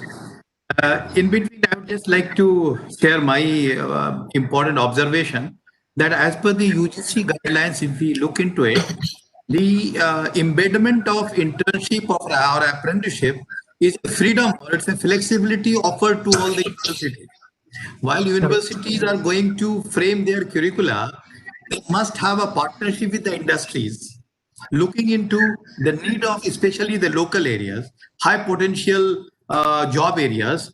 And while framing the curricula, the UGC has got absolute freedom to the universities to decide upon what they will call, whether they will say it is an internship or apprenticeship, whatever semester, whatever period they would like to. So it has got a lot of flexibility. And if the flexibility is there, it is far more better adaptability it has got by the universities. Thank you, sir. Now I request Mr. UK Behra, Dean of Central Agriculture University, Manipur, to share his views and ideas. Mr. UK Behra. Sir, are you able to hear me? Yes, sir. Yes, sir. Please go ahead. Very good afternoon to all the eminent personalities and audience.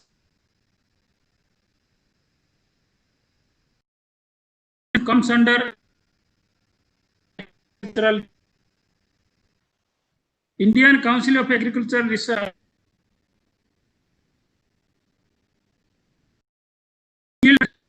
In the name of Student Ready program, which run for one last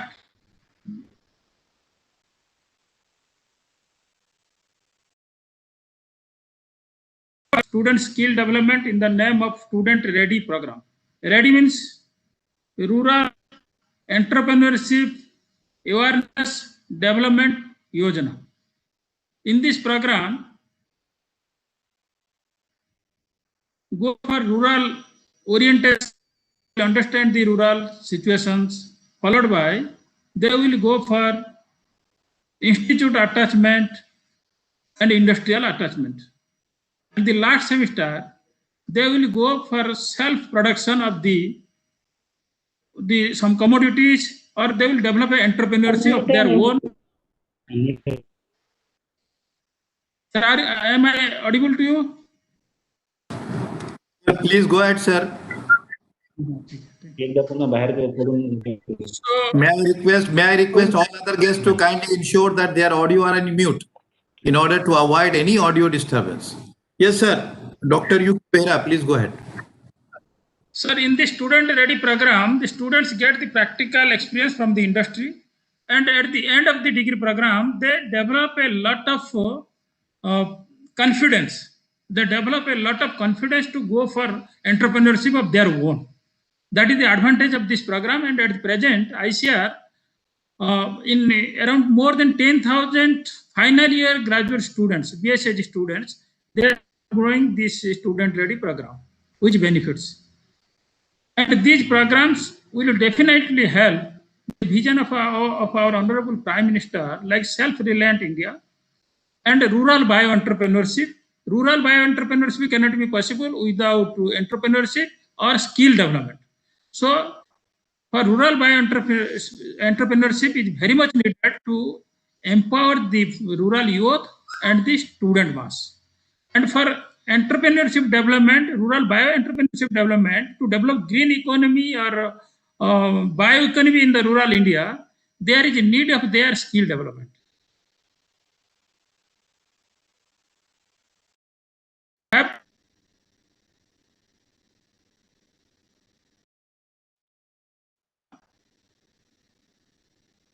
In all general sector and in general colleges, this is produced, this will bring a large scale entrepreneurship development across the country.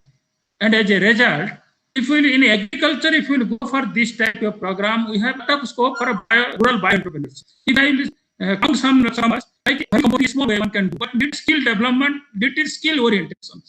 Aquaculture like fish fingerlings production, mushroom production, floriculture cut flowers, post-harvest technology, production of agricultural inputs like biopesticides, biofertilizers,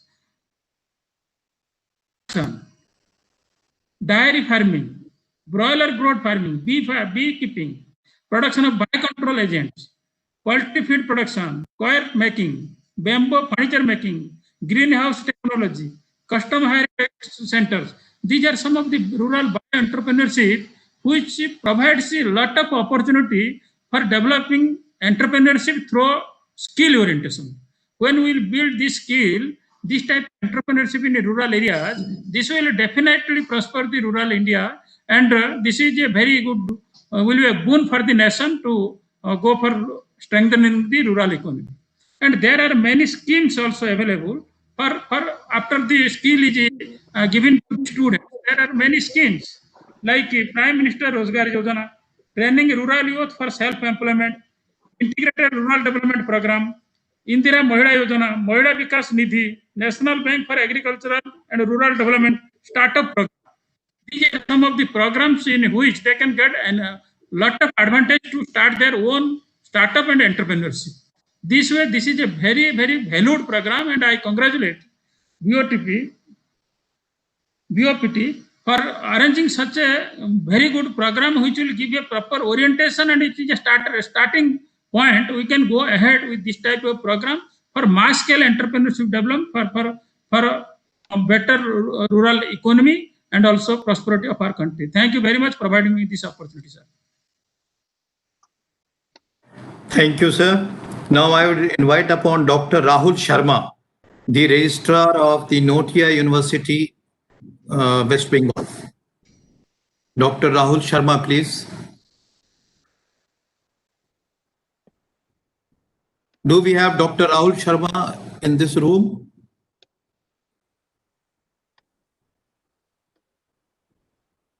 I think Dr. Rahul Sharma has not responded. So we will move on to the next speaker. Now, in the next speaker, as a part of a slide changes, may I just request all the participants to let me invite upon Professor Suhash Pednekar, the Vice Chancellor, University of Mumbai, to give his views and suggestions, because he has to attend some other important meeting. So I am just inviting him as a part of preference. So Honorable Vice Chancellor, University of Mumbai, Professor Suhash Pednekar, sir.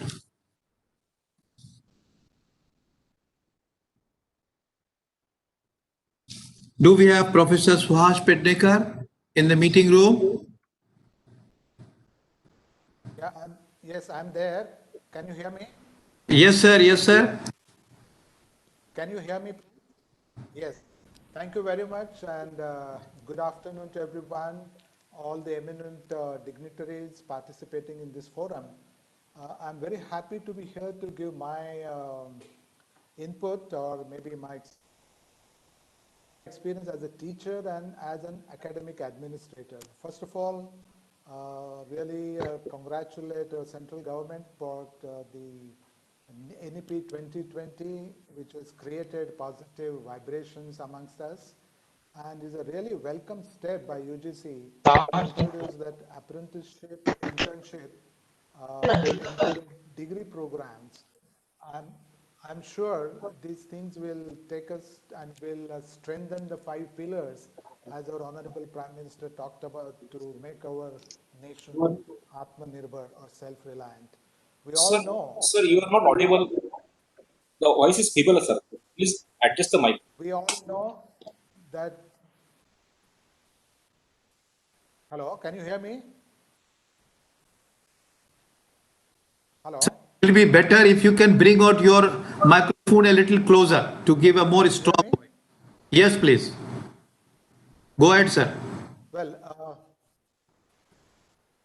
Go ahead.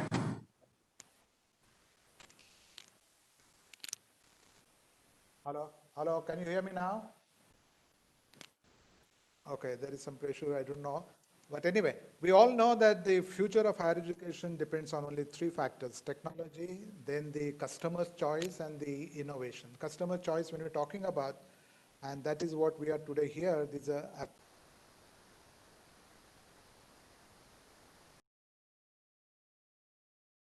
students will have an opportunity to show their professional abilities in different subjects they want to. This is an opportunity for academia to explore the more and more collaboration with industry. So that's a good opportunity, I would say. And also to meet the workforce demand at the regional as well as national level. And my experience in this regard, when I was in the college, in one of the colleges in Mumbai, we introduced one degree program in bioanalytical sciences, which had 4 months of internship that working very well for the last 15 years. Any initiative when we take, or when we talk about the real challenges, in fact, and the real success depends on the implementation and execution. Now, in this regard, whenever we talk about the job-oriented program or vocational program, we need to bring awareness among students and parents. Somehow that is the real challenge. The students' response initially is very less, and students, after passing out their 12th, they are not much aware about various career options. Another real challenge we all are facing as educationists, that the students, even though they register themselves in a particular program, but they don't make their career in the same domain. They keep on changing. So this is another challenge, and we have realized it while implementing the BIVOC programs. And in this regard, I must also say that the industry response and the support the educational institutions get, there are certain limitations. Of course, I do understand industries have their own limitations, but this we need to look into to enhance that support from industries for academia. And another problem I realize, and that is the reason why probably the BIVOC programs were not a complete success, is the regular faculty trying to take care of teaching such students is, according to me, is not a great idea. We need to have real experts, and there has to be a substantial capacity building of teachers to teach these programs which are job oriented. In fact,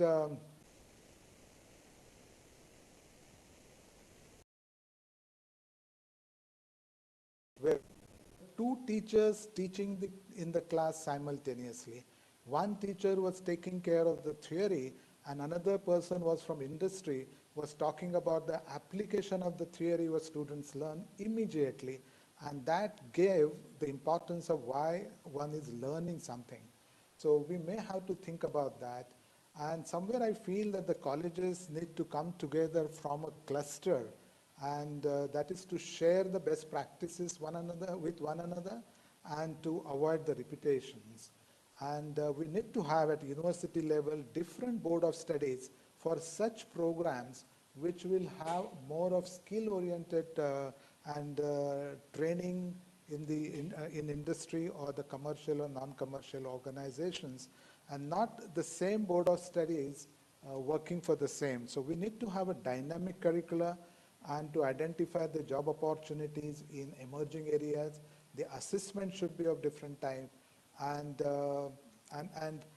somewhere I feel even the financial support to colleges should be sufficient enough to create these special facilities. Otherwise, many times what colleges do is they use the same infrastructure which is available maybe in the form of even laboratories to complete these programs, which is not the way it should be.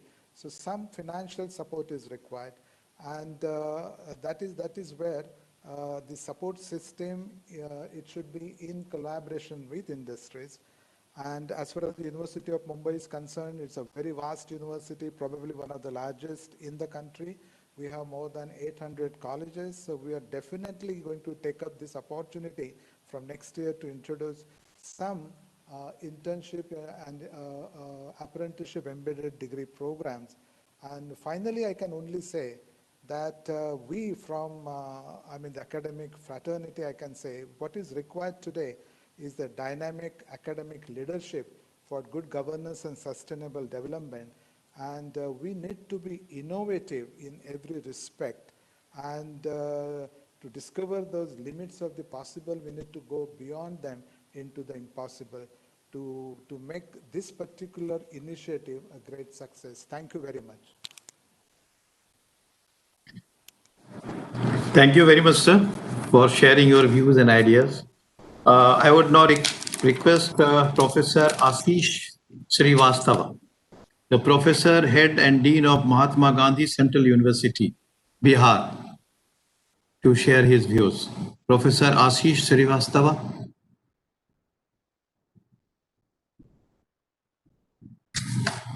Professor Ashish Srivastava.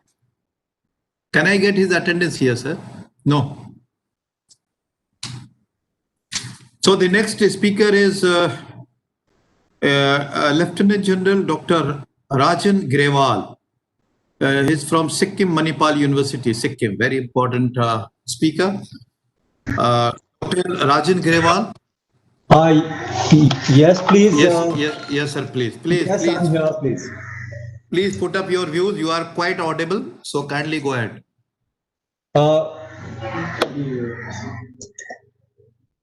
A very good afternoon to you, distinguished luminaries from the academia, esteemed members from the industry, and of course the anchor of this program, Shri Ijaz Ahmed, who has commendably put this program together. I'd like to take this opportunity to convey our appreciation and compliments, but without taking much of your time, I would immediately move on to what should be a SWOT analysis of the implementation and execution of the academia and industry harmony and interface for executing the apprenticeship and internship programs. So first, moving on to the strengths, the national education policy enunciated in 2020 and the Honorable PM's announcement that will be commenced from 2022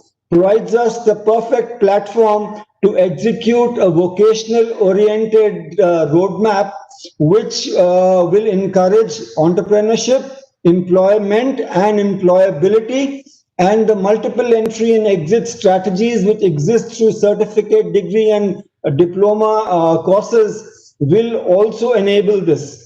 Also, the other strength is that we have a fertile and receptive environment in the academia and the industry to understand that the time has come for us to actually engage together and synergize to work towards this The more important factor that I want to highlight is that India is at a very critical period in its demographic profile.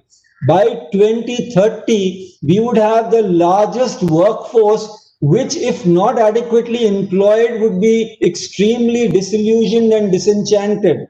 So, this decade provides us the opportunity to understand what are global trends and best practices, as also balance out the demand versus supply, wherein we need to understand what exactly the industry wants from the academia to tailor make their programs.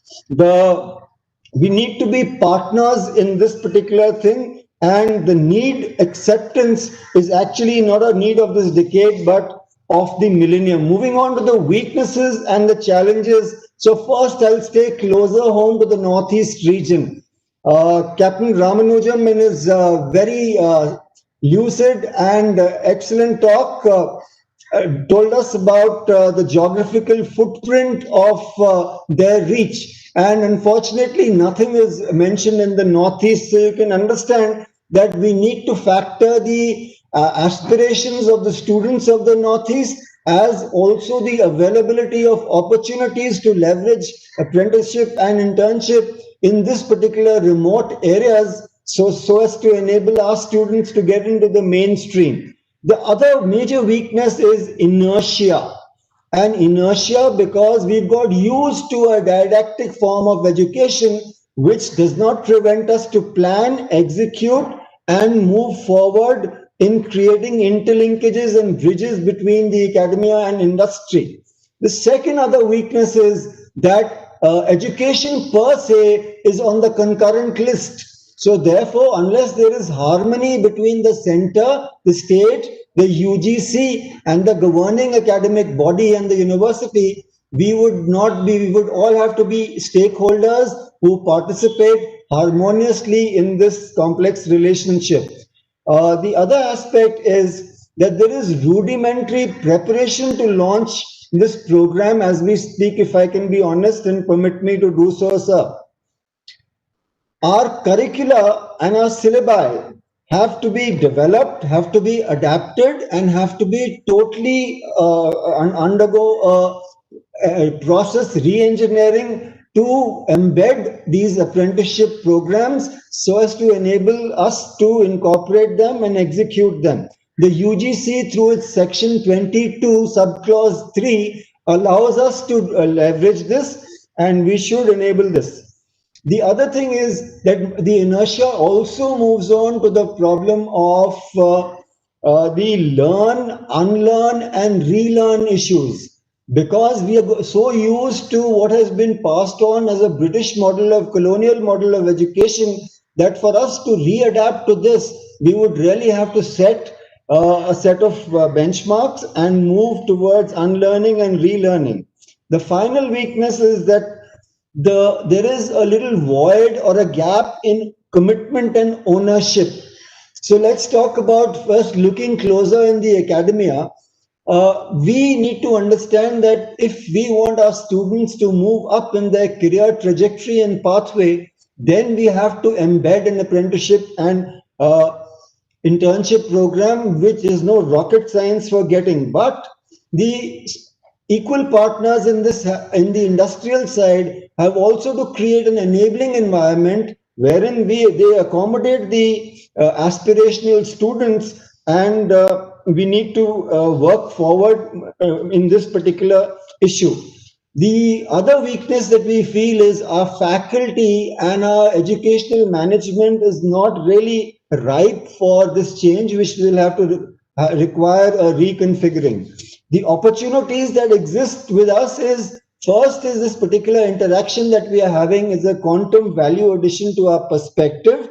It enables us to formulate a vision, a roadmap, as also it is incumbent and imperative on us to set roadmaps and milestones with timelines. We also need to perhaps consider that monitoring mechanisms and assessment tools will also have to be used to see that we are able to implement this. To do that, we would have to do a gap analysis. a gap analysis is extremely important to create and nurture a system where we can collaborate with terms of engagement which are totally defined and there is no role or job ambiguity. There should be centers of excellence which should be on a regional basis. So regional centers of excellence that epitomize best practices which can be taken from global educational centers of learning which are acknowledged, as also in today's COVID times leverage as much as online digital platforms with the industry and in integration programs. The facilitators for synergy have to be identified, and for that, I would request the Federation of Indian Chambers of Commerce and Industry, the ICC, the Confederation of Indian Industries, and the ASSOCHAM or ASSOCHAM as it's pronounced, to champion the cause of the students, a vigorous awareness program, as also reignite, realign, and reconfigure our teaching learning methodologies and move from the apprenticeship internship focused blue collar learning to a higher platform where aspirational students who want to get into the higher echelon of employability also find opportunity. More importantly, more such interactions, brainstorming, and a committee that formulates this roadmap with the defined milestones, timelines, and a sector-based, region-based focused approach would help us in enabling a bright future which we envisage through implementation of the apprenticeship and internship relationship between the industry and academia. I'd like to place our profound gratitude to Shri Ijaz Ahmed, the luminaries from the academia, and the doyens from the industry for enabling us to present our views. And we would always come forward for any such ventures and shall we say collaborative issues to take this forward. Thank you for your time. Have a nice day and look forward to the further interactions. Thank you very much, sir, for your brainstorming views that you have put up. In fact, couple of such points that we have mentioned are noteworthy and need to be really addressed before we take this particular cause further ahead. Now, I would request upon, sir, may I request all the participants to please keep your audio under mute. Now, may I invite Professor Dr. Nitin R. Karmalkar, the Honorable Vice Chancellor of Savitribai Phule Pune University, Maharashtra. Professor Dr. Nitin R. Karmalkar. We have just received the message that he will join later on. So request to kindly earmark the slot to him accordingly. We will let you know. Okay. So we will move on to the another speaker, Dr. Srimati M.M. Fadnavis, Honorable Vice Chancellor of Solapur University. Madam, I just request you to please start your views. Okay, sir. Thank you, Mr. Ahmed, for giving me this opportunity to just tell something about what we have done in our university and few suggestions. So all my respected colleagues and my dear friends, considering the rate of returns of labor force in our university, sir, we have already started some apprenticeship programs, as well as we have started incubation center in the university. And with the 3 points, we have also approached with the Maharashtra State Innovative Society, and they have also helped us for making up the successful by framing Section 8 company, so that we can start various skill programs, as well as we can give internship, apprenticeship, as well as incubation facilities to our students. So 3 points were very important from our consideration. One is that various complex issues related to this, as we are discussing from the morning, they can be solved when we are sending students to apprenticeship. Secondly, with the professional and non-professional, like humanities, we have also imparted training to non-professionals as well. Even colleges are also doing very well in this regard. And the third part is maturation level of the students, which we have tried to make better in this sense. And individual development, for that we can say enter-journey development, that is very, very important for the students. So these are the three pillars of our system, which we have tried to make, and we have started 97 skill development programs, in which I would say 2% of the students are involved. That is a total optional. We have not made them compulsory. But as this new education policy says, if we will make it compulsory, then definitely more systematic view we have to adopt. But even if 2,116 students are engaged in some of the programs, I would like to name paramedical, allied medical courses, agro-tourism, textile, and sir, we have developed like some special fiber use with the textile cloth. So students are working on that, some media anchor programs and various BVOC programs. So this has given a lot of difference in their personality. So they always, students always submit us that whatever they have listened in the classes, they learn. Whatever they see, they definitely observe, but whatever they are practiced, they are getting mature out of that. So this is the, I can say we have got the message from the students. This is the outcome or the expected outcome we can have in the coming years. One more thing which I would like to tell all the participants, that we have started 5 years integrated MTech course in cosmetic technology. In that we have given, like from third year, we are sending students to one of the very renowned research areas, or as well as for apprenticeship training programs in pomegranate in areas, or in related to such areas where the cosmetics can be made. So 7 days in third year, then 3 months in fourth year, and around 6 months in final year. So this type of program we have already started. Similarly, that has made a very good contribution from the point of view of understanding what consumer needs. So this I want to focus, because the liking of consumer, if the students are understanding from very beginning, so that can become a very important part for the understanding of how to make the products in coming future. So that type of inclination is still missing in our education system. With this partnership programs or collaborations, we can make, like cosmetic technology, we can move to many more places or many more areas that can be very wonderful. We have also started for physics and material sciences. Some of the tie-ups has been done with the industries, and some of the tie-up has been done with the foreign universities like Malta University and Turku University of Finland. With Finland, sir, we have started sustainable development course, and in that we are giving that academic credit to them. And in that sustainable development code, even in the COVID system, we are providing them online education. So all the practical things has been shared in YouTube form. Otherwise, in earlier years, students were used to go and do all these things practically, which is related to the sustainable science or the earth science. One very innovative program which we have done with the humanities, that is with the languages. We have started languages just 2 years back, but we have given a project of translation. That is also sort of the practical work which they have to meet people with the use of dictionary, with the use of various things, which is very, very important, because that type of training apprenticeship in languages is also proving very good when we are talking about the languages, the promotion of languages like Sanskrit, Hindi, and all other local languages.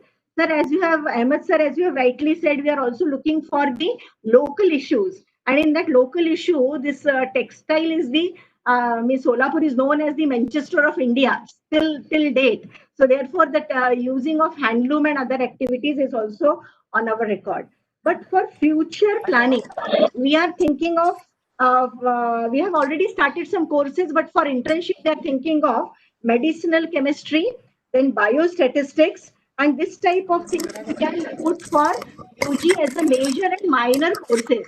They can take chemistry as a major and or other allied subject, and medicinal chemistry may be minor, or it can be vice versa also. So this type of things is very, very important. I feel this type of issues which we have considered, other universities or other sectors, we would like to have a tie-up with them, and what type of results we got. That is really very good. Still a long way we have to go, and therefore I can see for the creation of this process, the photo sensitiveness is very necessary to generate, because still many teachers and many students are not properly involved in that. Therefore, the visibility, the positivity, changes in thinking process, it is very, very necessary. So what I will suggest, that a passion and creativity what the students are having as well as the teachers are having, that has to be incorporated in the system, so that they can come out with very good results. It will be not confined to only UG classes or PG classes. It will give more richness to research as well as the innovations in coming days. So therefore, this passion and creativity is just recommendation from my side.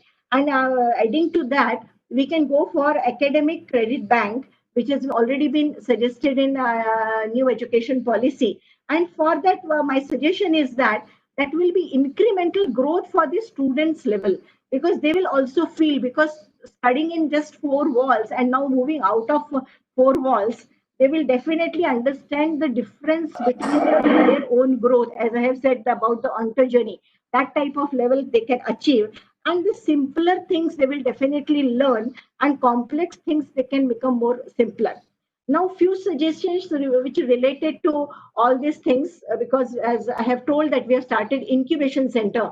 What I feel, that self-employment generation is very, very important at present. MSME is doing all these things, but it is not still rooted in the university level or the education level. So generation of self-employment is more important than getting the jobs, because that self-employment student, those who are ready to go for this, he or she can produce more jobs by putting such type of courses in the system. So for that, there is atmosphere mechanism has to be made, as I have told about the cosmetic technology, that right from first year, small training programs, and moving up to the higher level, we can go for the 6 months or 1 year. So that will be very important. And for that, I have given a name, that is capacity building program for practical knowledge. If that type of thing is possible, then it will be a wonderful thing. Sir, our system in India as such, what I can say, that all these things are related to labor investment, labor sensitivity, because labor is the most important part for our all entire country. So that jugaad system is very important. The small things we already have, students knows about it, but for that particular thing, this generation of self-employment, and addition to that, how apprenticeship will can able to help for generating their own views and putting some micro industry, small industry, or so you can say the small scale industry. That will be a wonderful thing for coming years. So we have started something in the university, but I hope that for training such issues, we have also started a training program in incubation center. If it is possible for Solap University to help out as a nodal university for helping out other universities and other sectors, so we are there, because we have already started this training program. Even we also wanted to learn various programs, which has been just in the morning. I am listening to all industrialists. That part also we will. It is possible for us to add and collaborate with all of us. So thank you very much for giving me the chance, and have a good day.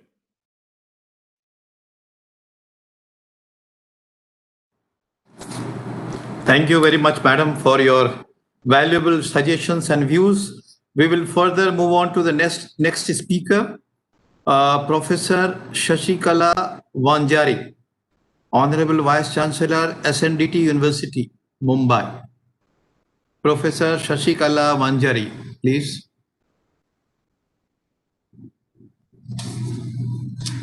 May I call upon Professor Shashikala Vanjari?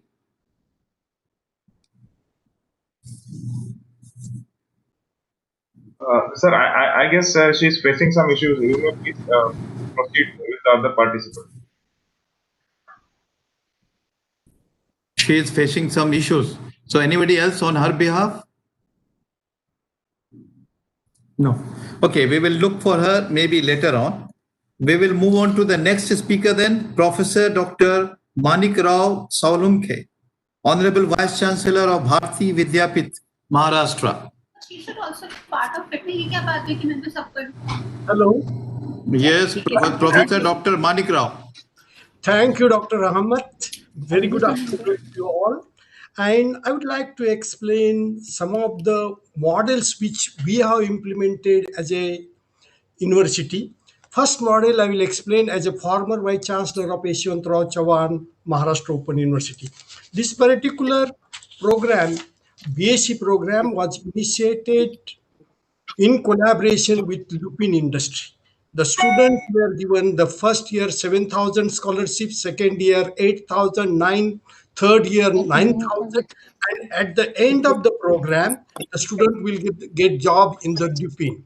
And this particular program, at the respective student used to work in the Lupin, and Saturday, Sundays, the classes where we have developed our study material, and the classes were conducted on the campus of the industry, Lupin itself.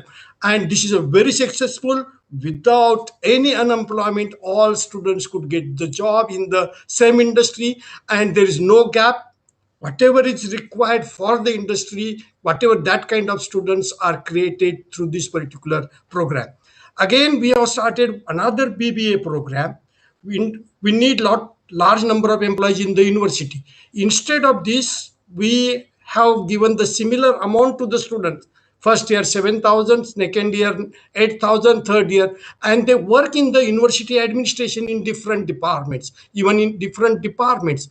And at the end, Saturday, Sunday, we provide them the classes, and at the end, we actually internship is done in the university department, and students are well equipped. And with some other multinationals such as MKCL, also we have some type, and where the students are trained, and so they will get the BBA degree, and it works very nice. Similarly, the Agriculture University Vice Chancellor was mentioning about some program. Such type of programs we have started at YCMOU. There are the agriculture centers are there. With this help of that particular centers, we could start different programs, and very innovative program has been started with the Napate Foundation. And in this Napate Foundation, it is just a simple health assistant programs. And you know what is the requirement of health assistants.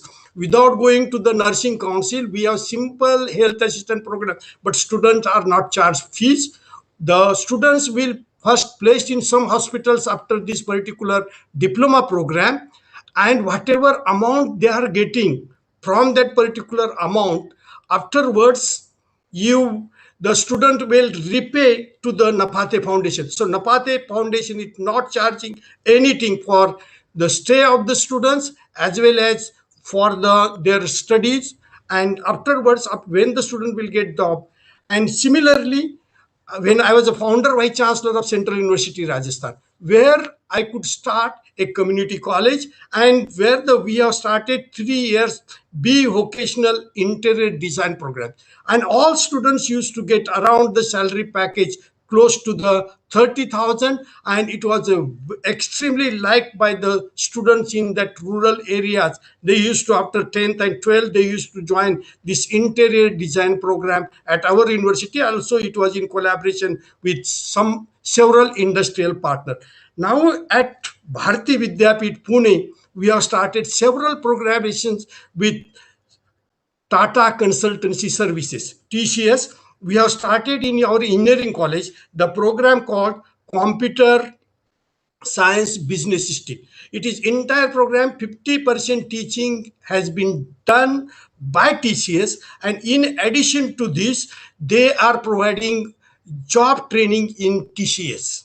So this is a very good program with TCS, and the students, we are attracting very good students for this particular program. I will give one more model. This is also in collaboration with Tata Consultancy Services at Bharati Vidyapith, and it is called BBA program, but the specialization we are giving business process management. The industry people, they are involved from curricular development and up to the end. The internship and everything is done in collaboration with Tata Consultancy Services. So whatever experience I have, the students are well placed and they are getting the good jobs in Lupin also. Students don't have to worry after what will happen after 3 years, because they are sure about job and they are working very hard, and therefore all students, they are very happy as far as that particular internship program is concerned.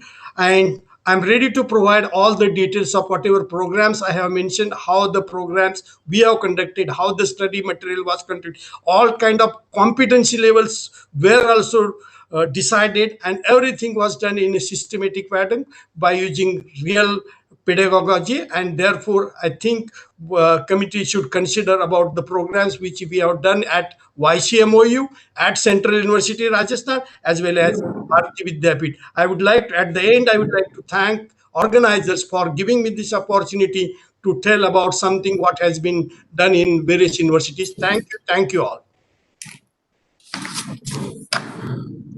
Thank you very much, sir. Now, before we move on to other speaker, can I check up whether Professor Dr. R. Karmalkar, Vice Chancellor, Savitri Bai Phule, Pune University, has she attended or no? Mr. Ajay, he is yet to attend, and we will let you know about it. Okay, sir. Okay, sir. हाँ sir, नमस्कार, बोलिए sir.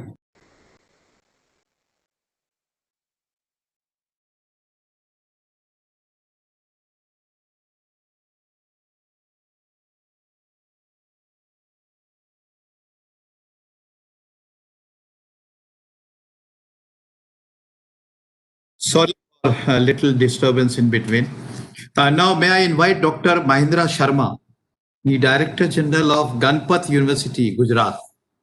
Dr. Mahindra Sharma. Thank you, Dr. Rahmat, for the opportunity to speak about Ganpat University's initiative.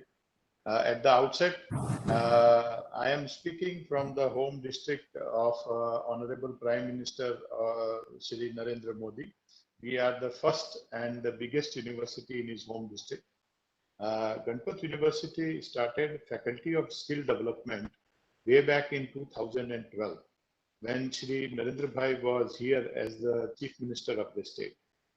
And you would be surprised that we started working on embedding skills in our syllabus since 2008, when we established in our pharmacy college the first tablet and unit.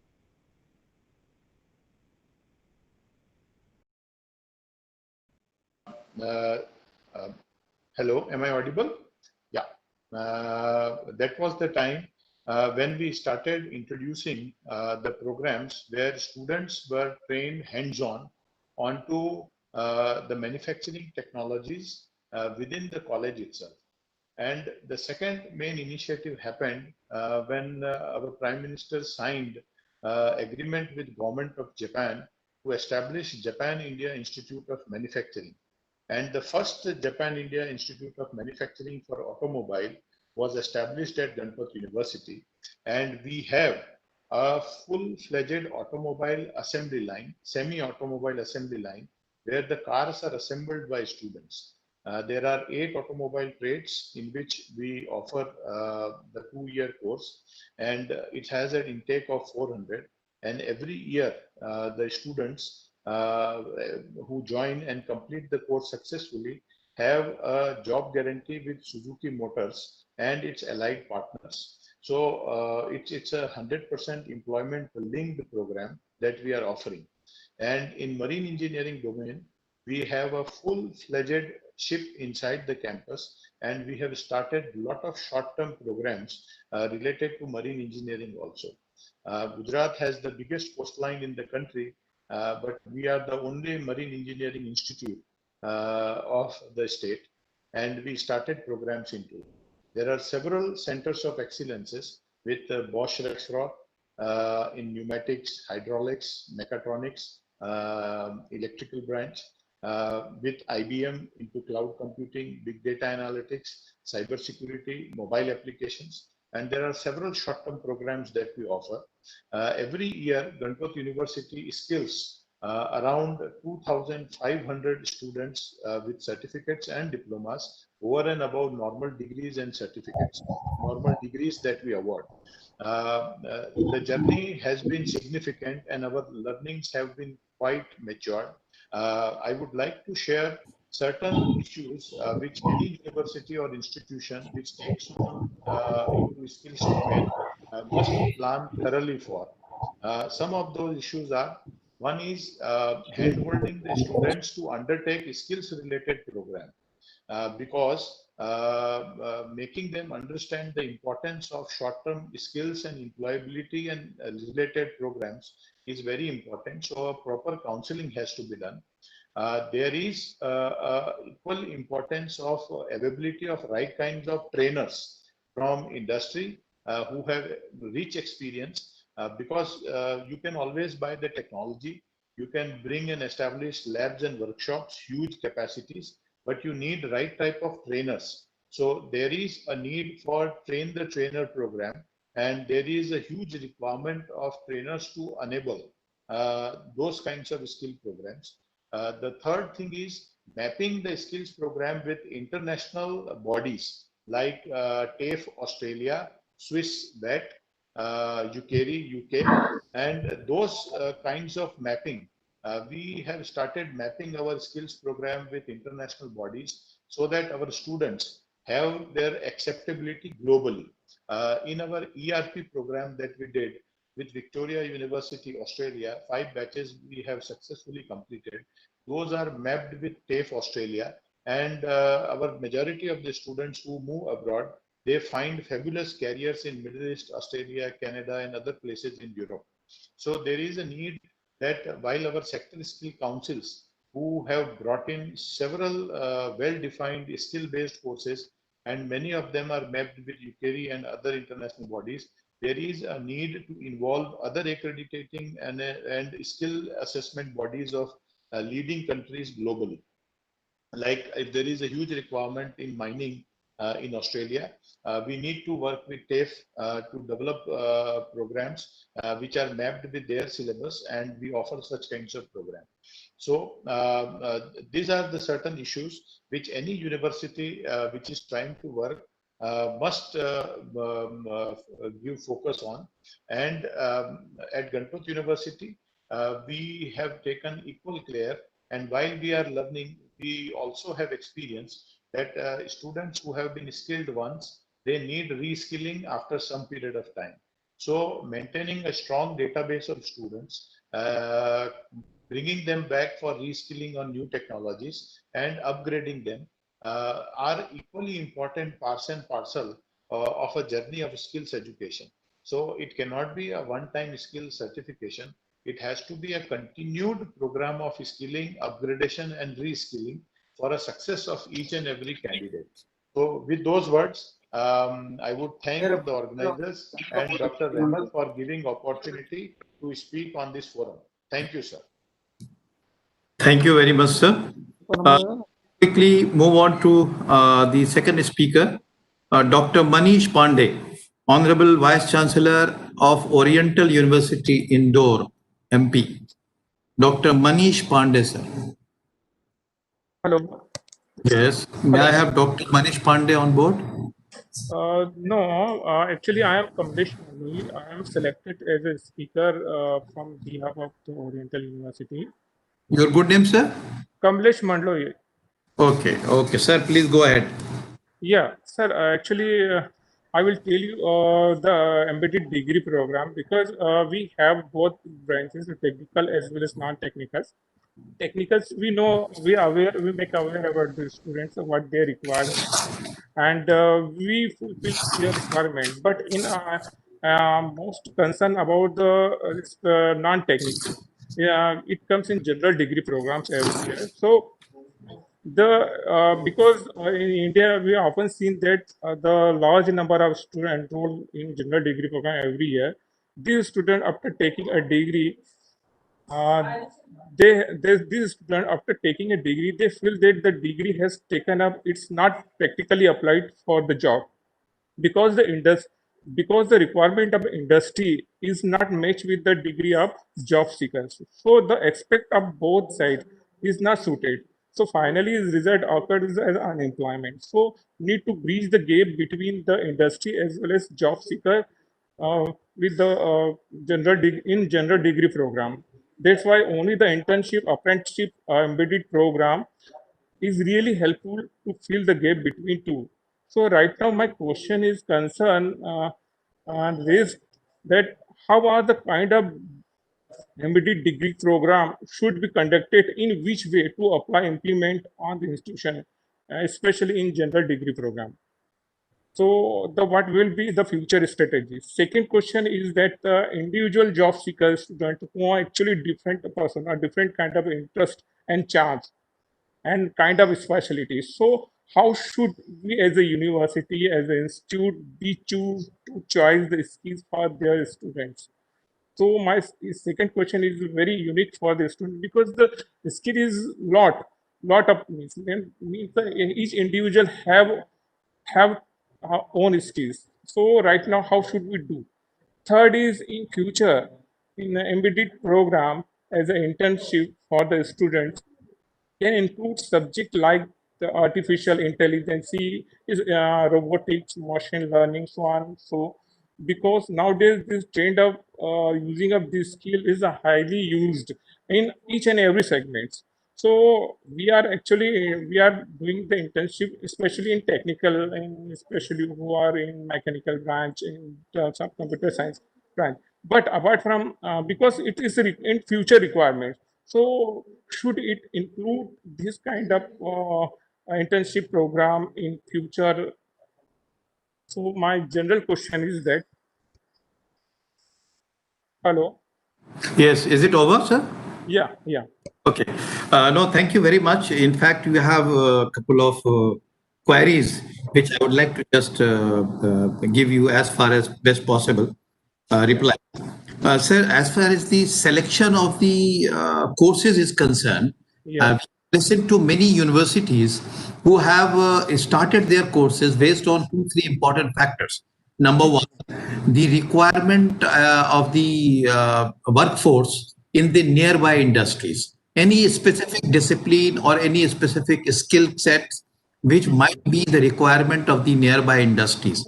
So nearby industries can be consulted upon while choosing the specific type of courses. So industries will certainly help them as to what type of courses is required for the people whom they are employing. This is the way of doing it. Second way of doing it, that based on the geographical locations, there are geographical locations where specific skill sets are more profound in the students over there. So in order to grow that particular skill set, normally the skill has been provided there. Maybe the training may not happen in a very closer vicinity. It may be training may be provided into a little farther distance, but because of the physical nature of the people of that area, those type of skills are far more better adaptable. So couple of things that needs to be looked into before deciding as to what courses one must try to choose to open in their universities. Certainly the industries in and around your institutions or your university are the prime important factors to be consulted upon. The rest of the information, if you would like to have, you can closely associate with my counterpart, my colleague, Mr. P.N. Jumlesh, sir, who is the Director of Board of Apprenticeship Training, Mumbai, who can certainly give you further inputs. Okay. May I go to the next speaker, Dr. Aparajita Jaiswal, Vice Chancellor of MATS University, Raipur. Dr. Aparajita Jaiswal. Hello. Yes, madam. Yeah, hello, sir. Yes, please Thank you go for ahead. the opportunity. So, good afternoon, everyone. It's a pleasure and privilege to be sharing a platform with such esteemed dignitaries. I'm Aprajita Jaiswal, Head of Corporate Communication and Placements at Maths University, Raipur, Chhattisgarh. My association with Maths goes on for around 2.5 years now, and all the different disciplines that we have in our university, all the courses, they have minimum of 30 to 45 days internship program in their curriculum. The new program that has been suggested by the ministry has special focus on general courses rather than the technical courses. So as the technical courses like engineering already comes with an entire semester of vocational training, internships and field work. So similar opportunities were earlier not available for general courses. Now with this new policy and this new program, I feel that that opportunity is also extended to such courses. So also I feel that an internship duration of 30 to 45 days does not give enough time to any student to get hold on the practical skills associated with any industry, any organization that they would be interning at. These young minds need more time to understand the functioning of any organization, the roles that they have been imparted, and the training that is associated with that role. So I really appreciate the new apprenticeship, internship, embedded course that is being suggested by the Ministry of HRD. This will bring a reform in the education sector and will give ample of learning opportunities to the students as well as to the higher education institutes and its association with the industries that are closely associated in the areas. Now, this internship program that has been suggested by the ministry also states that the course duration is going to be for an entire semester, which can be broken down to either parts or can be taken over a stretch. So almost 6 months duration of internship, if given to a candidate, trains him for better employability opportunities. Again, a very appreciable move by the ministry. Also, since the credit that has been suggested for such an internship program is minimum of 20% of the total program credit, so this will help us as higher education institutes for people to make or for the students to take it more seriously. Also, since the credit has increased, so obviously the students will take it seriously. I have personally faced this a lot of times that in a 30-day internship, at times the students end up just doing it for 15 or 20 days and taking leaves or falling sick. And still, there is no major impact on their credits or their evaluation because it's a very small credit share that is being shared. But now with minimum of 20% of the entire course credit being designated to the internship, it will definitely make them take such a thing very seriously and they cannot run away from such an internship or apprenticeship program. So also from an industry's point of view, since the industries will be directly working with the higher education institutes and designing such courses, it will help us create more target-based learning programs that is needed by the industries or by the organizations which will be employing such candidates. Also, it states that the organization that will be offering internship will be evaluating such candidates along with the higher education institutes. So again, it is going to be taken more seriously by the students, and it will also make the industries or the organization offering this internship more responsible and a serious stakeholder in all this. So I personally feel that it is a win-win for all, for the higher education institute, for the students, as well as the industries or the organization involved. So thank you. Thank you very much for the opportunity to speak. Thank you, madam. Now, I would like to move upon quickly to the second speaker, Dr. Parvinder Kaushal. Honorable Vice Chancellor, Dr. S. Parmar, University of Horticulture, Solan, Himachal Pradesh. Namaskar, Dr. Ahmed Saab. Namaskar, sir. Yes, our is the University of Horticulture and Forestry in Himachal. And this is one of the state agriculture universities. We have a program in horticulture, forestry, and biotechnology.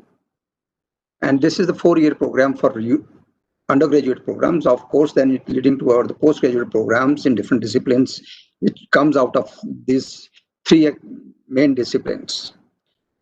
Undergraduate programs in agriculture, we have 4 years program, out of which 3 years is theoretical based, and the final year. So 1 year we are offering completely as apprenticeship or internship program. This is an embedded program under the ICR system, Indian Council of Agriculture Research System, and in which the student for whole year spend the time for skill development, for entrepreneurship, for rural exposure. 6 months we have experiential learning program, where we have different modules depending upon your subjects. For example, in horticulture, we have 3 modules we are offering to our students. One is the commercial horticulture, which deals with the fruits. And then another is the processing of the fruits and vegetables for value addition. This is the one module we are offering, which our students take up.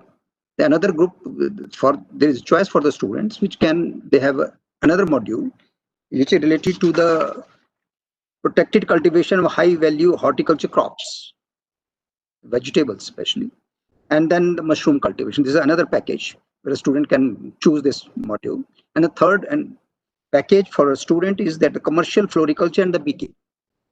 So in horticulture, the final year, the students are exposed in these disciplines for 6 months as an experiential learning program. Similarly, in forestry, we offer 2 modules. One is the production and marketing of high value forest produce.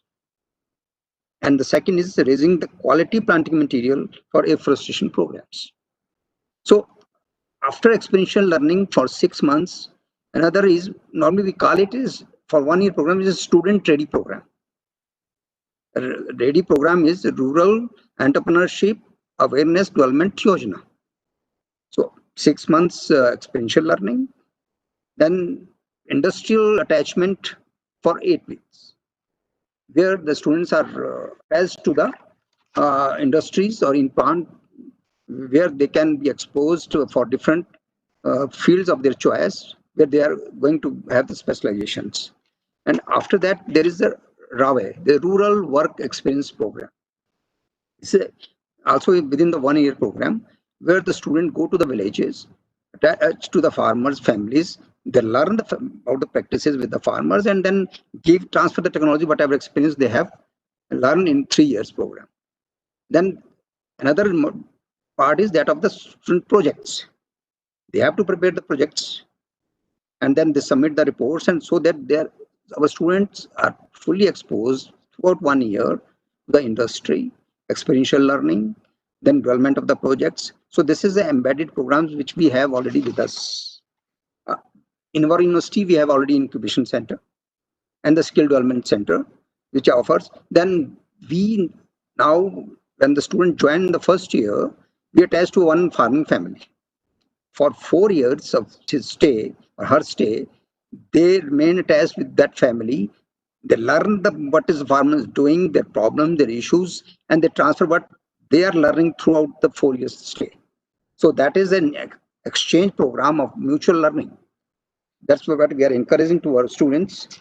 And then we have signed an MOU with the state industries department, where all the industries in the state, we are interactive with them. They come to the university for the lectures, for training their staff, and vice versa. So these are the programs of the entrepreneurship or the training programs which we are doing for the 4 year our undergraduate programs. This is what I want to share with you.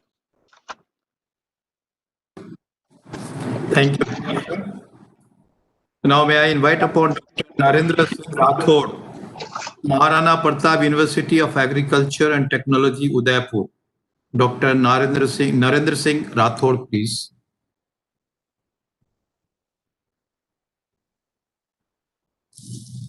Dr. Narendra Singh Rathod. I think he is presently not in the room. We will go to the next speaker, Dr. Preeti Bajaj, Honorable Vice Chancellor of Galgochia University, Uttar Pradesh. Thank you, sir.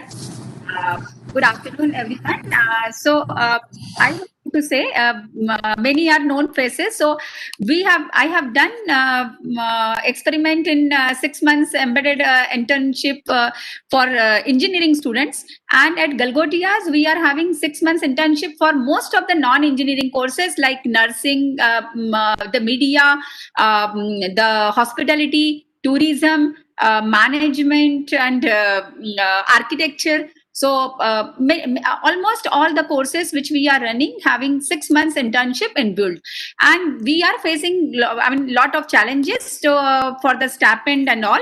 So what experiment we have done is there are two options. So we have groomed the students, and we have introduced credit transfer scheme from 1920 January, and this odd semester this has given. So we have done successful internships in Air India and then some hospital industry as well. I really welcome this NEP, wherein these non-engineering courses also to have 6 months internship. Three things I believe. One, the life skills cannot be taught to the students within four walls of any of the institution. Second, we have seen the students who are going for non-engineering or engineering, when they go for such internship, there are fairly chances that student is getting absorbed. We have many examples in the industries like Persistent, Godrej, and many Godrej and Bio, and with high stipend and student have been converted. Third, when we cannot make this as an universal rule, because many times parents have reservations to send the students to the industry. So we have made this possible through credit transfer. So students, we are encouraging students to take up the internship. But if this is not possible, in that case, those students can be at the university. Maybe that percentage is 20 or 25, but rest of the students will go to the industry and will do the internship. So now only thing is how this embedded program actually can assist for non-technical courses. How would be the process? We'll like to know. But we have already introduced that, and we'll be very happy to be part of this program. Thank you for giving the opportunity. Thank you, madam. Thank you very much. May I have now Dr. Mrs. Balindra Shukla, Vice Chancellor of MIT University. Mr. Ahmed, sir, she is busy in some other meetings. She will join a little later.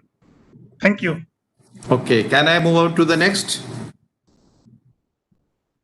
Please. Yes. Now I would invite Dr. Amrik S. Ahluwalia, Pro Vice Chancellor of Eternal University, Sirmaur, Himachal Pradesh. Dr. Amrik S. Ahluwalia, please. Yes, I am just finding he is there, but he is not able to have his audio connected probably. Dr. Amrik S. Ahluwalia. Sir, his... Huh?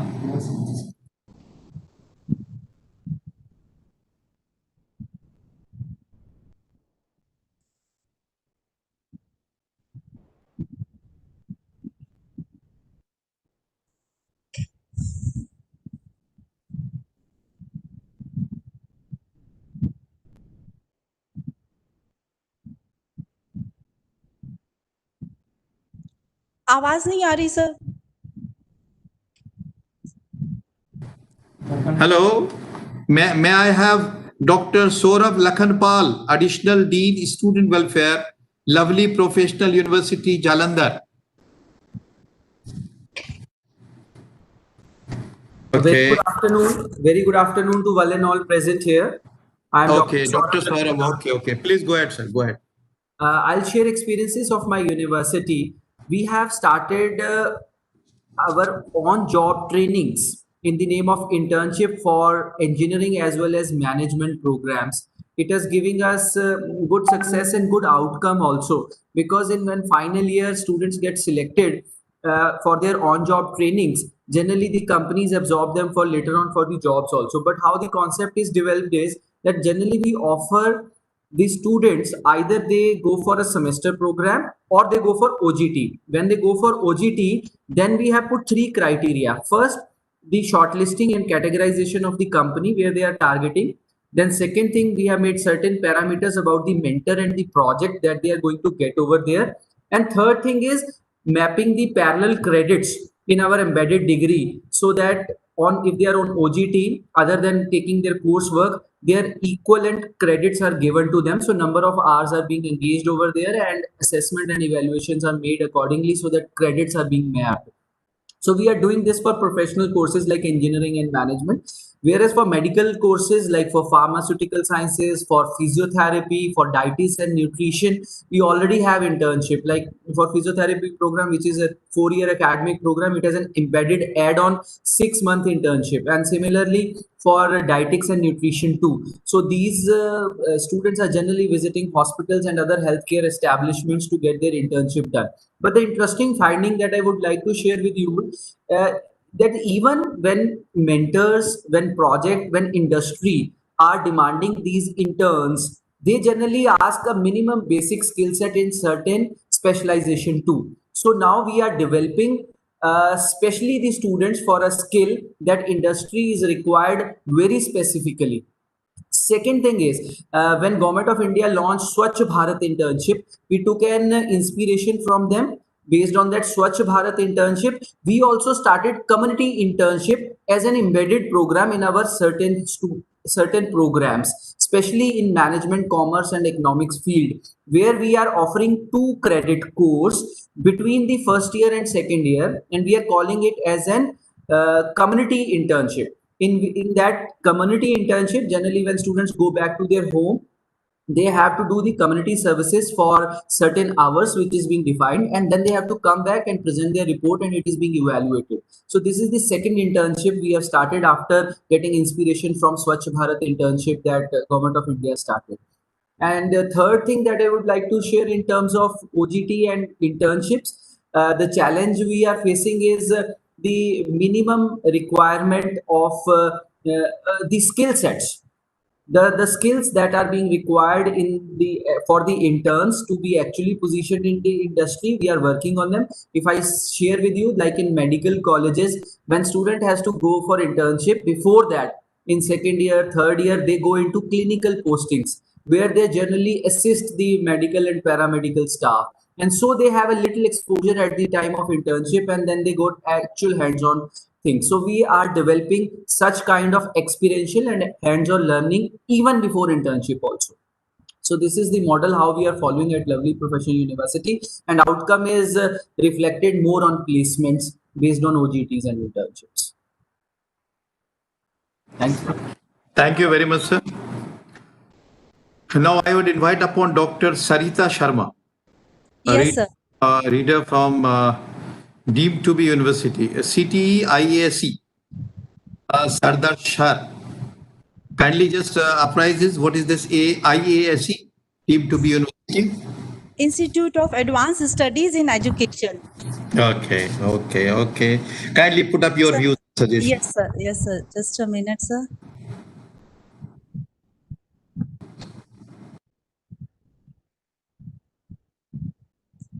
First of all, I would like to thanks to the organizer for providing me an opportunity and platform to present on internship embedded program on behalf of ISE deemed to be University, Sardar Shahar. Just a minute, I want to share my screen.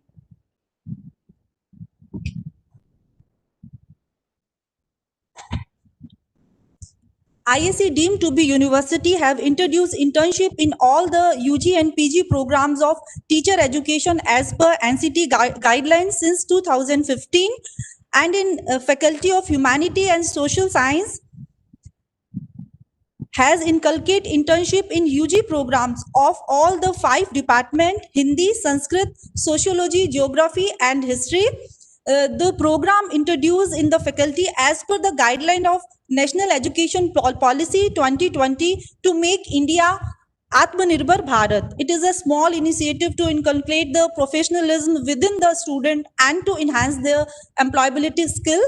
And the main objectives of the internship are to produce outcome-based learning, to prepare students for identifying the need of society and their elucidation through skill development, to promote vigorous linkage between society and student at grassroots level, to endorse linkage between the higher education and industry, to improve the employability skill of student pursuing undergraduate course, to facilitate the society with enhanced young generation engrossed with skill. This is the overall scheme of an internship program of humanity department. Duration of the internship is 6 months. Total 24 credits are given to this program, out of which 6 credit to attendance, 10 credit given to field work, and 4 credit are given to report writing, in which 300-word report of the field work done by the student with the certification of the MOU organization he will produce in the institution. 4 credits given to report presentation. Student have to present their field work done in the field in front of the 2 external member and departmental committee.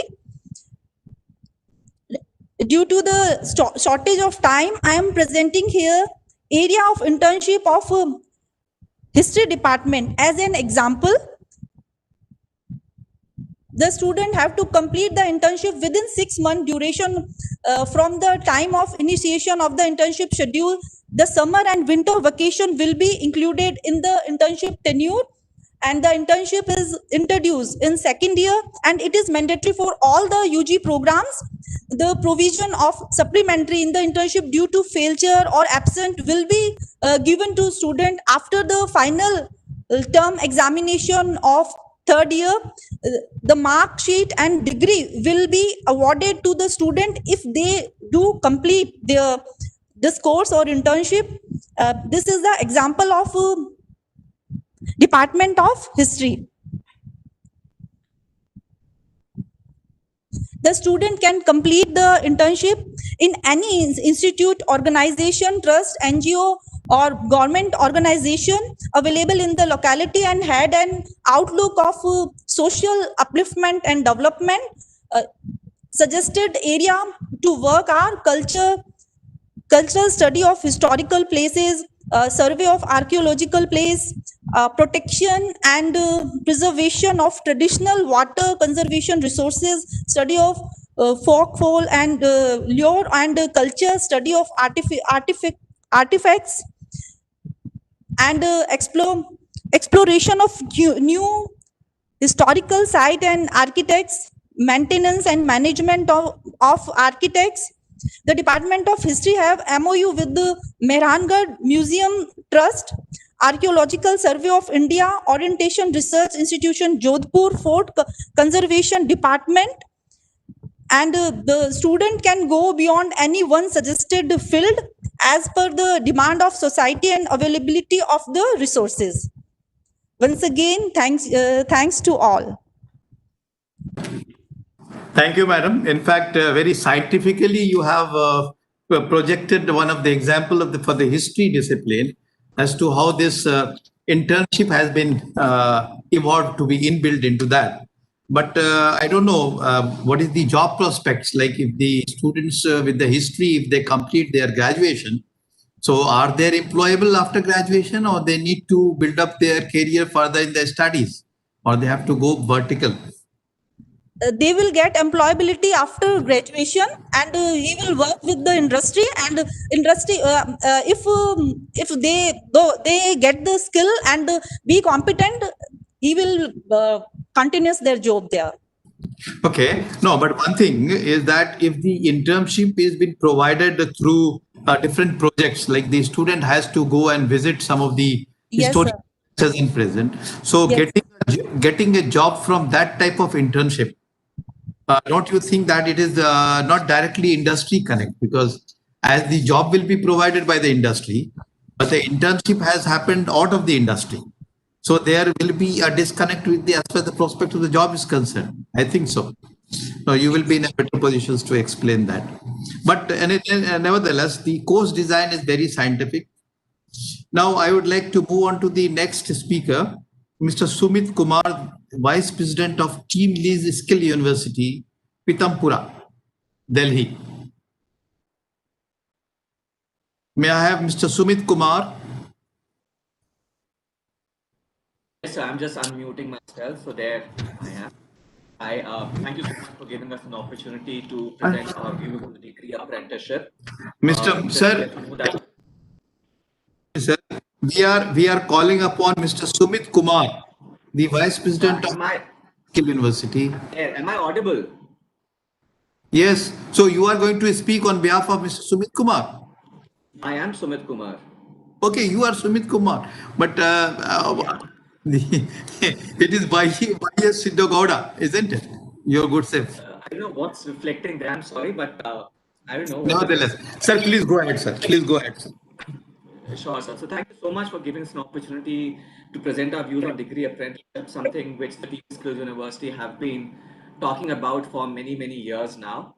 And it's glad to hear that UGC has come up with the degree apprenticeship program, and we have some history to the degree apprenticeship of implementing it for over now last 3 years, where we are doing a dual apprenticeship stuff where the people go through the on-the-job learning, go through the the credit-based curriculum as well to be awarded degrees. But yes, the way we do it is in a more modular fashion, which gives them a certificate to a post, to a diploma, to advanced diploma, and then eventually they do get a degree as well along with the certificate for the apprenticeship.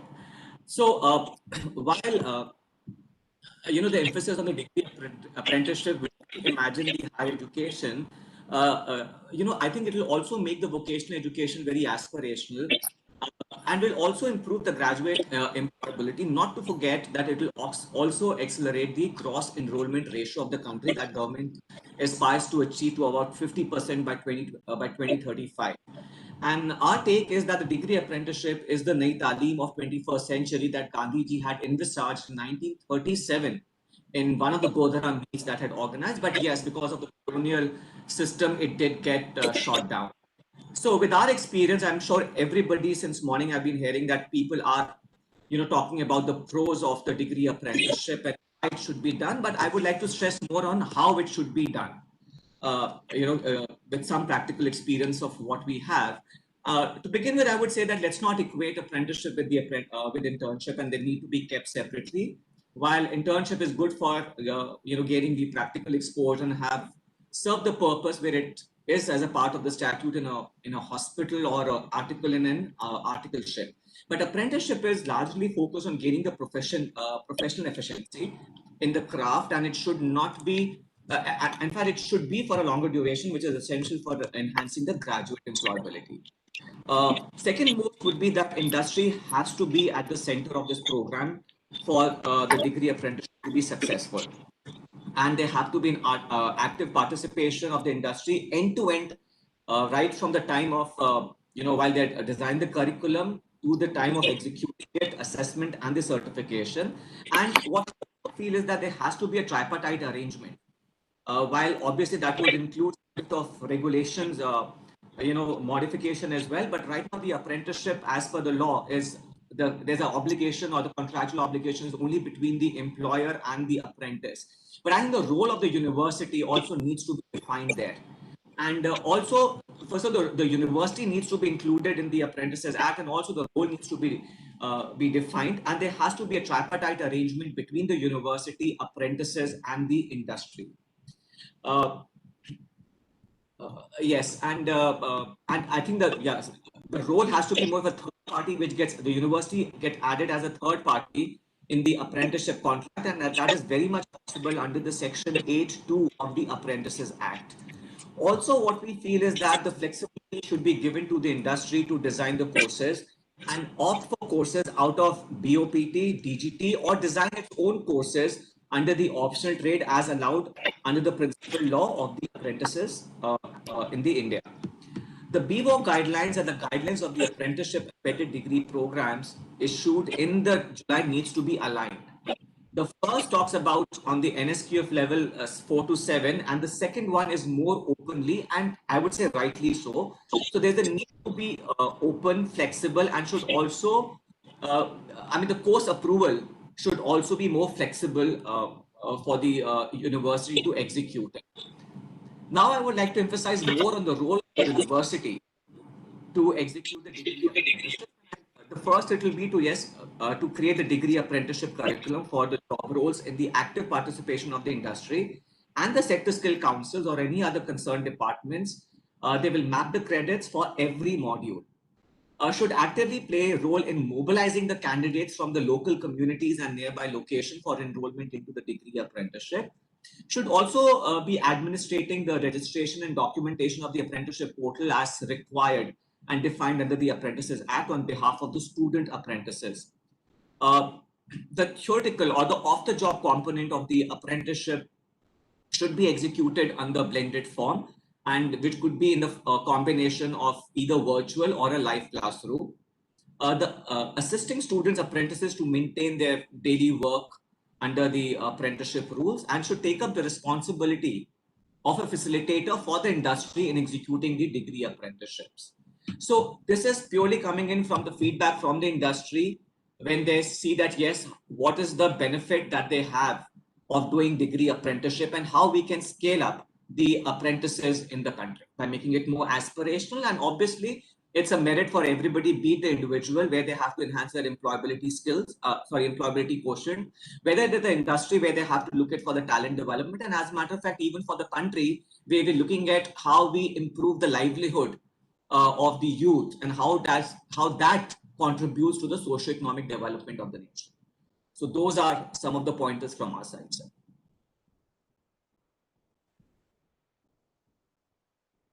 Your views and suggestions. You have been facing the practical challenges. In fact, team leads happens to be in this area a longer time. So your valuable suggestions have been recorded. Now the next speaker I would like to invite upon is Dr. V. Badrinath, the Dean of Shanmunga Arts, Science, Technology, Research and Academy, Tamil Nadu. Dr. V. Badrinath. Yes, sir. Good afternoon. And, thanks for the excellent opportunity to share our views. I'm Dr. Badrinath, Dean of Corporate Relation Extension Activities from Shastra University. Precisely, it's called Shastra University, Tanjavur.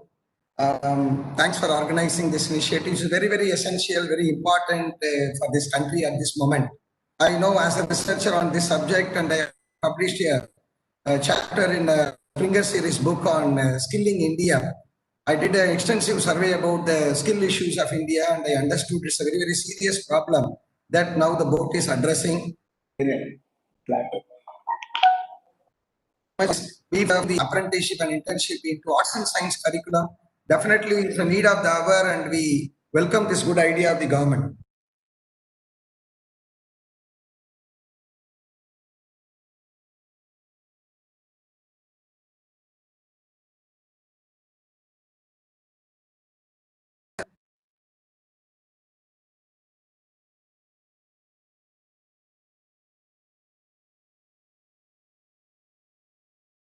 Second and third year, we have the industrial internship as per the directions of the AICT.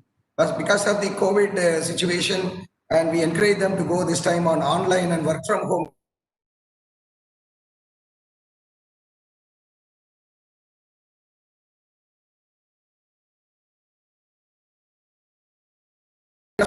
Learners can complete their course requirements in 7 months. And in the whole of 6 months industrial internship, they can go to research institutions, or even they can go abroad also. In fact, we have partnership with more than 20 foreign universities, and we sponsor our students. The round trip of the students to our partnership universities are sponsored by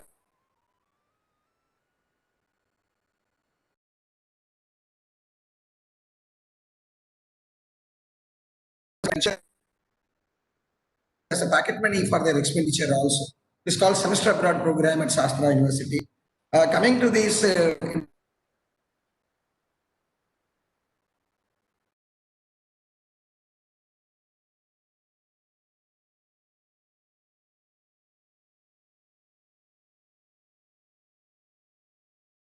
agencies, private government agencies are offering this. My suggestion would be to have a single stop shop arrangement for apprenticeship and internship. There should be a single portal. Any student of India should go and click one website wherein the entire internship and apprenticeship opportunity should be available. And wide publicity should also be given about that in all the colleges. This can happen by way of correct. I mean, you can request all the colleges, universities in India to keep this as a link in their website itself. The moment a student enter into the college website or university website, they must find this internship and other things. I'm sorry to say,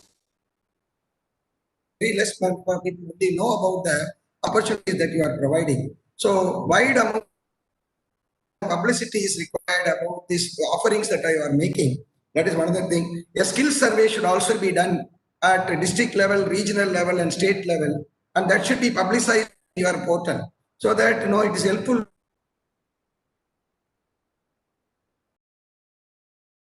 Not possible at every college.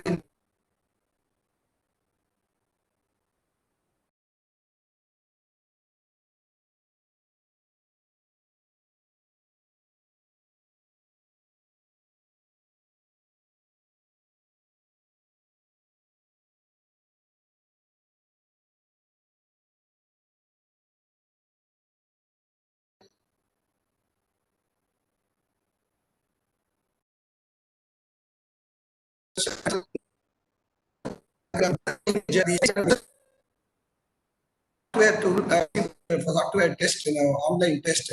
Students should take up a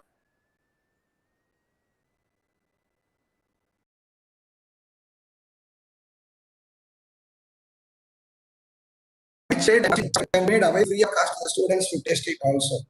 And the opportunities provided by board, AICT, everything should be available in the portal. College university to have a prominent one board about where to approach for the internship and opportunities. That should be made available. Say when you are implementing this idea in all college schools, how many training? That's a big question. So there is a big need for faculty development program also.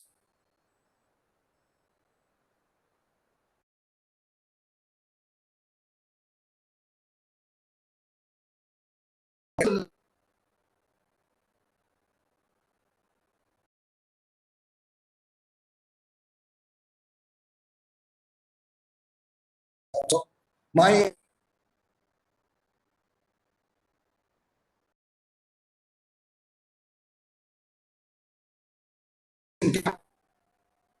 every year I place students also coordinate 10 crores worthable funded CSR funded skill training programs at Shastra University for the unemployed youth of my district also.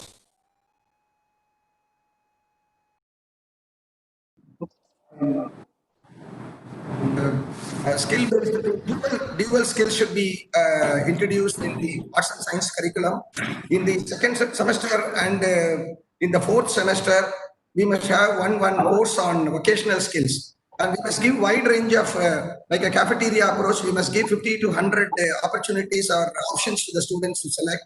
And that should be offered in one semester through 90 hours of classroom lectures. And another 30 days during the summer vacation, 210 hours they must be asked to do. 30 working days they should go for a practical training in their respective internship organization. Put together 300 hours of exposure on vocational skill.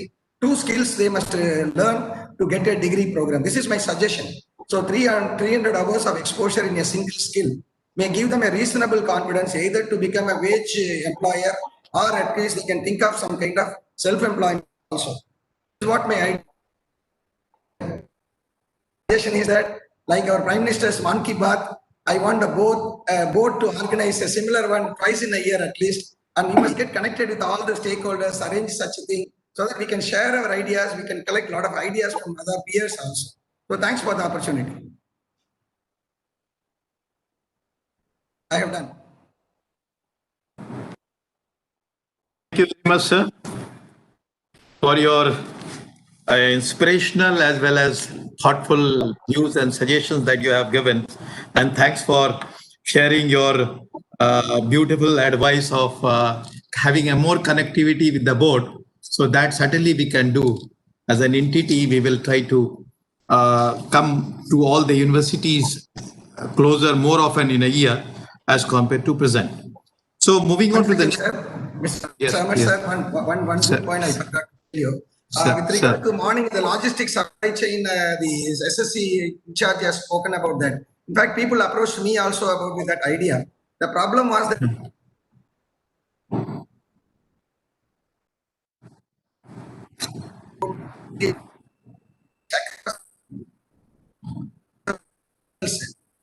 how come the students will, where they will go? Suppose one student is posted in Noida, one is in Jaipur, one is in Rajasthan or Bombay, where they will go and stay for 1 month for the internship or 6 months internship. My suggestion, even you can think of setting up boat hostels. Hostels can be constructed by boat in the important places where the cluster of opportunities are available. At least in the state capitals, boat can think of constructing a hostels with subsidized boarding and lodging facilities. Students can come during stay and take the internship and apprenticeship in the state capital and other places where the opportunities are available in plenty. Thank you. Thank you, sir. But with your suggestion, now I need to then settle out with the available infrastructures, hostels. Which, the requirement will be huge, and it will be practical. How much possible it will be, we'll have to see in the near future. So thanks for your views. Now, may I invite Dr. S. Gauri, Vice Chancellor of University of Madras. Dr. S. Gauri, please. Good afternoon, sir. Good afternoon. Am I audible? Good afternoon, sir. This is from University of Madras, Chennai, the second oldest university in the country, next to Calcutta, University of Calcutta. Almost 163 years over. We are in the 164th year. And I'm the new Vice Chancellor just 1 month over. I took the charge as Vice Chancellor of this university. And I'm really glad to talk to you and participate in this apprenticeship embedded degree program. Basically, I'm a mechanical engineering professor, studied in IIT Madras and various experience. Now I have come to head over the Arts and Science University. And I wholeheartedly welcome this initiative on apprenticeship embedded degree programs. What is common in some engineering institutions, not in every engineering institutions, but she has come forward to offer this for the non-technical university. This is the need for the situation or the time, because only such programs can give job opportunities or a sort of entrepreneurial skill development or sometimes creativity on its own. So these things will be possible for arts and science graduate or later a postgraduate. So the hands-on experience is essential. So when I applied for this Vice Chancellor post, it is one of my vision statements. That means I want to incorporate this apprenticeship program for this university and affiliated college students. So when your email came, I was totally surprised and thrilled. Maybe blessings directly came from the Almighty like that. I thank you, sir. And this university is offering many courses in PG as well as our constituent college as well as affiliated colleges are offering number of undergraduate as well as the postgraduate courses. Starting from language, the language is English, or the regional language Tamil, Telugu, Hindi, Urdu, Sanskrit, and Arabic. Like that, commerce also varying from general to cost accounting and the digital accounting like that. Similarly, the science graduates study the visual media, digital media science, and hospitality management, tourism. And one interesting course is called visual arts and handicrafts, sculpturing. Of course, history is common, geology, physics, chemistry, biology, so like that. So it is very essential when we design some apprenticeship program for these varied specializations like this, starting from language to electronics. So somehow I talked with the affiliated colleges, where the premier affiliated colleges in this city is Chennai. Then they said some amount of the commerce students undergo such apprenticeship program as a part, maybe a training or during vacation. Of course, that has been included as a one credit system for one credit course for them, but that is not common because of various issues like that, though no standard procedure and availability of the service provider who will give the apprenticeship program and who will fund like that. So when I discussed with them, when Government of India with your headship is coming forward to give this, they wholeheartedly welcome. Also, they assume that even the rural students can have some specialized such a training programs from starting from the soft skill and communication skill, so that they'll be able to take up the work or the job which is more suitable to them. So in this way, we have to make some tailor-made apprenticeship programs, and that can be included or embedded in the degree programs, maybe in the fourth semester or fifth semester, because the sixth semester, by the time sixth semester, he is expected to be a full-fledged graduate. So we should be able to concentrate the fourth and fifth semester. According to that, the syllabus should be framed, but in each course, apprenticeship program may not be possible. But what is the course subject? What are the essential course subject? And for the course subject, how we can give the apprenticeship, whether the institute or the university can do, or they can go to the service industry, for example, the banking sector, or a big software companies, or even the manufacturing companies, or some IAS training, or secretarial training programs, or even how to make a professional drafting. So like that, some set of these ideas can be thought of with the university academic board of studies and academic councils, and this will be included. Maybe some subjects are common, so from the nationwide importance can be given once you develop such sort of apprenticeship embedded degree programs. This is from my technical point of view, as well as a vice chancellor in the Arts and Science University. I really welcome this because this is quite common in Germany. I have seen the Germany, most of the universities or these universities which are producing high-level universities, and the next level universities are called University of Applied Sciences. That's called the Hochschule in German, and they provide mostly such a hands-on experience or apprenticeship program even for the professors or for the assistant professor faculty members. They call us just like a program called Train the Trainers. That is what we do here also in some universities. So because I was a visiting professor in Germany, two different terms, so I could understand even the faculty members, the professors had worked as a professionals in a telephone industry or electronics industry like that. So this apprenticeship should not only for the students, but also should be taught for the teachers to train the trainer something program, so that the teachers can train the other colleagues. So they'll be able to help the students in providing such training, sir. It is my view. Hope it may be useful and it may be practically possible. And whatever the support or the more ideas required from this university, I wholeheartedly welcome, and we'll be able to work further for the Skill India program. Thank you very much, sir. Thank you very much, sir, for your suggestions. Now, I would like to quickly move on to the next speaker, Professor Dr. M. Krishnan, Honorable Vice Chancellor, Madurai Kamaraj University.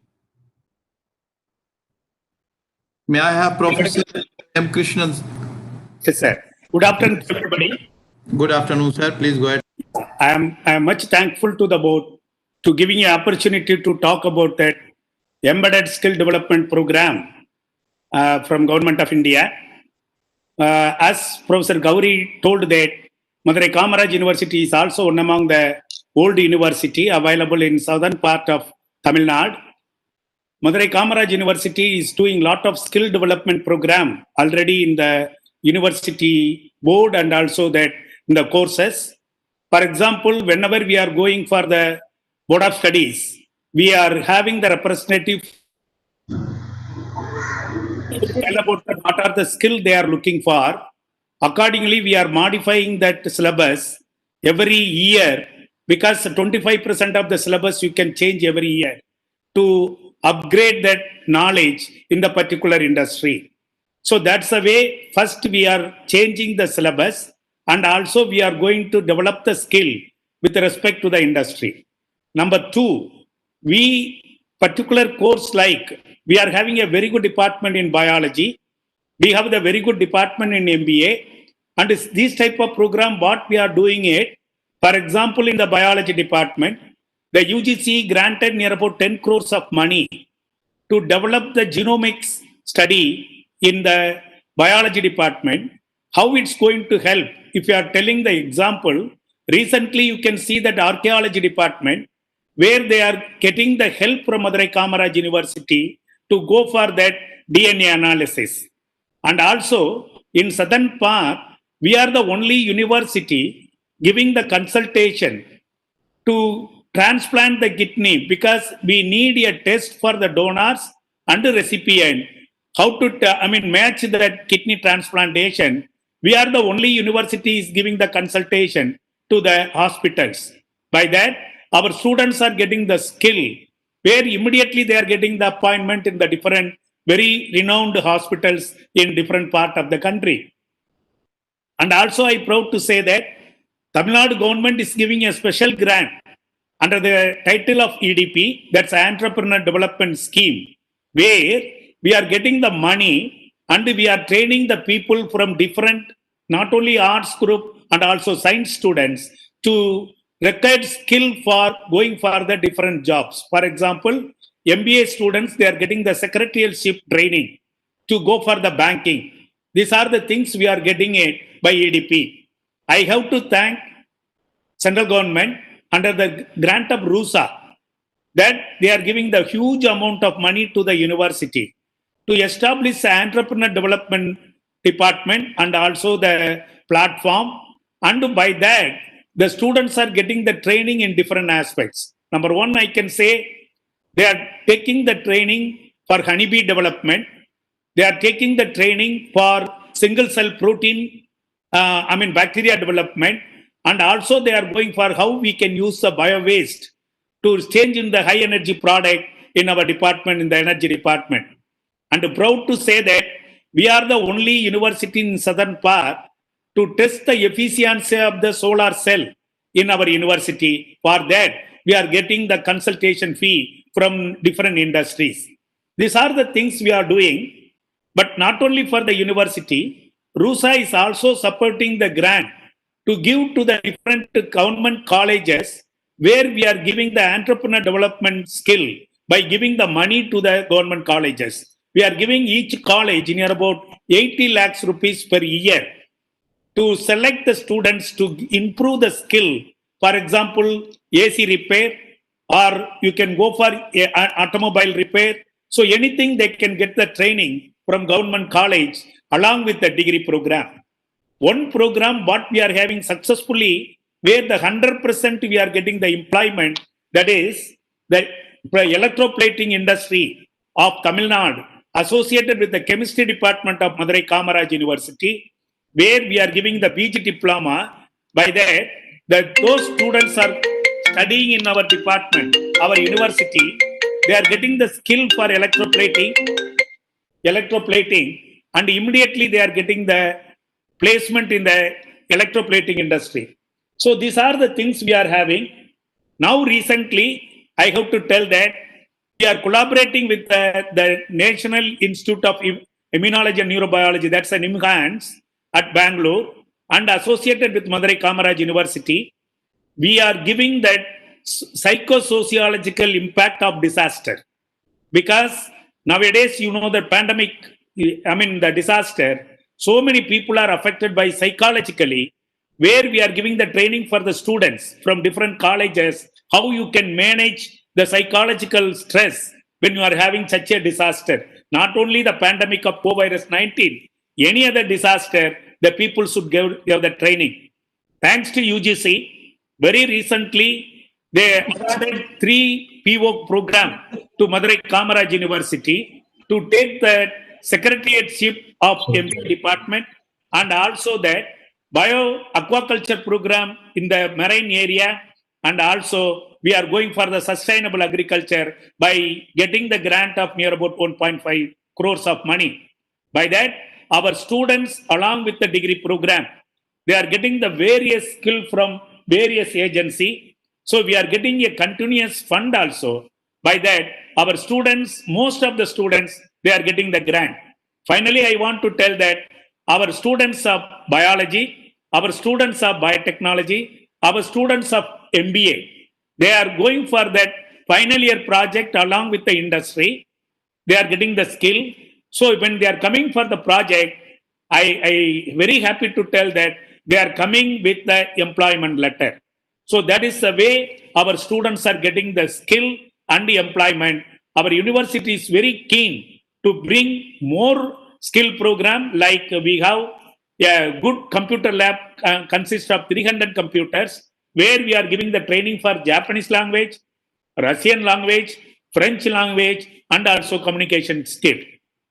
So these are the information Madurai Kamaraj University is available. So anybody wants to collaborate, we are ready to collaborate. If they are giving any suggestions, Madurai Kamaraj University ready to accept it. By the way, we need more skill-oriented people from Madurai Kamaraj University. Thank you very much, sir, for giving the opportunity. Thank you, sir. Moving on to the next speaker, Dr. R. Malathi, the Director of Skill Development Center, Annamalai University, Tamil Nadu. Dr. R. Malathi, please. Good evening. Am I audible? Yes, madam, please go ahead. Madam, are you able to hear me?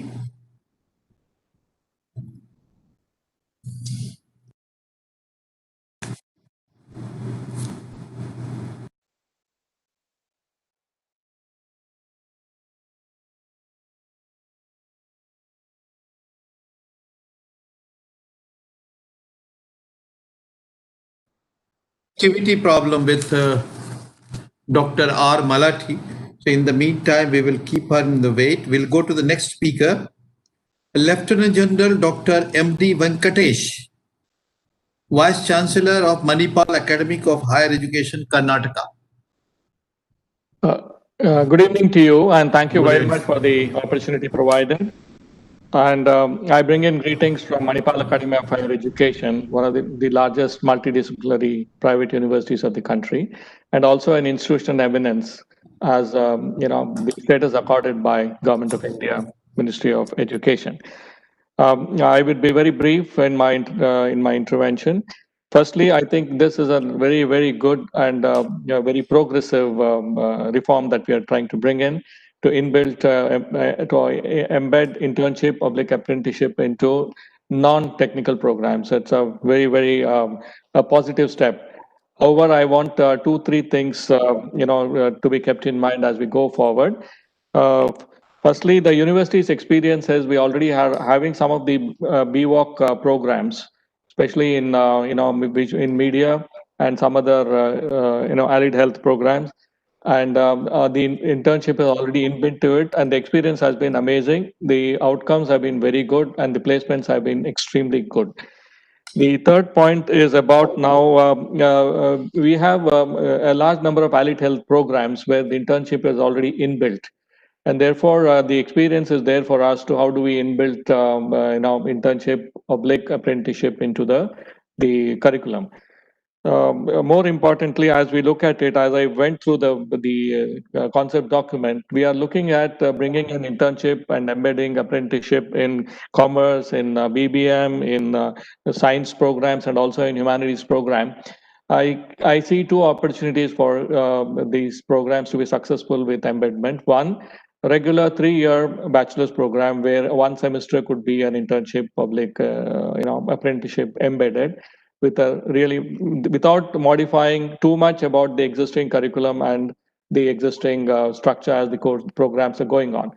Second important thing is, yes, we can really add more value if we take new national education policy into consideration, where they are suggesting that the bachelor's program could be of 4 years duration, the last year being the research year, wherein the student, if he does it successfully, either can go directly to acquire PhD or will do 1 year of master's program. They're proposing master's program in 2 ways. One, people who do 3 years bachelor's and 2 years master's, or 1 year bachelor and 4 years bachelor's education and 1 year of master's. Keeping the same thing in mind, perhaps without altering too much of our curriculum, we could now bring in this internship public apprenticeship as a fourth year in the regular 4-year program. It could be a divergence at the end of the 6th semester. There will be a set of students who will reach out, who will want to do research as their focus and want to go ahead in the academic vertical, or there would be a set of students who would go for the vocational training. For such students, we could offer a 2-semester internship public apprenticeship. This is workable. We don't have to reinvent the wheel because structures are already in place. Only we need to add newer components of internship and apprenticeship and embed them into this structure.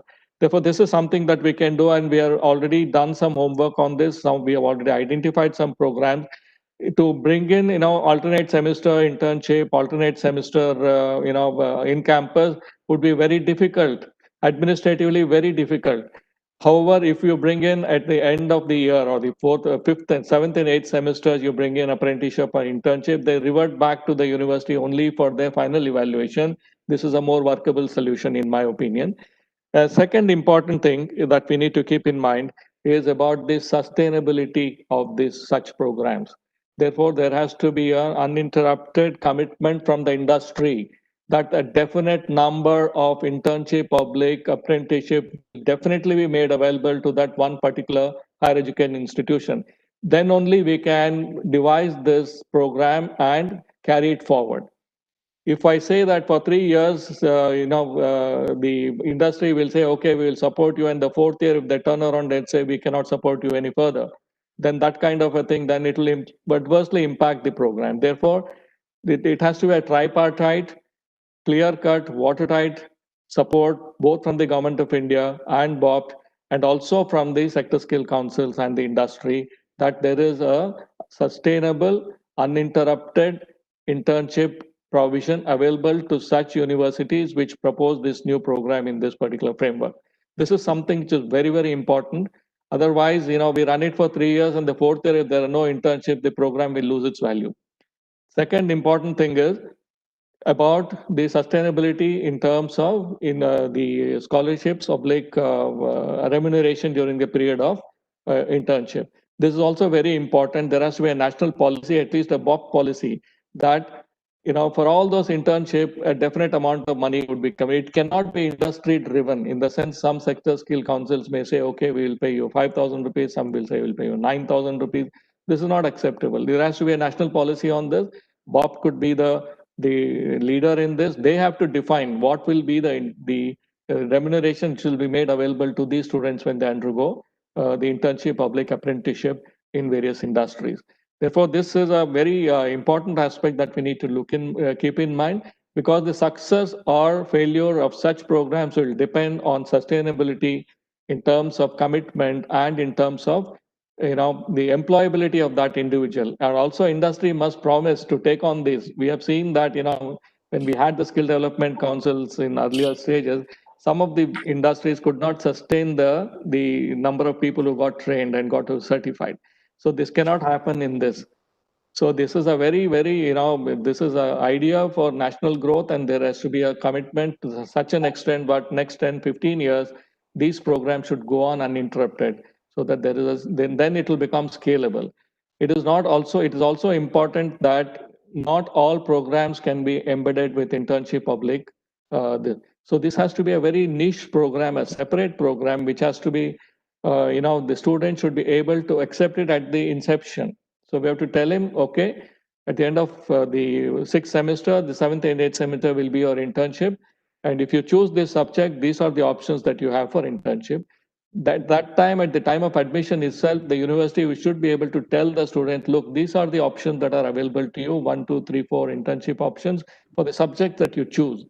Perhaps it is eminently feasible in banking and financial sector to organize this, because they are very well spread out. We must make a beginning with commerce and business, commerce and management.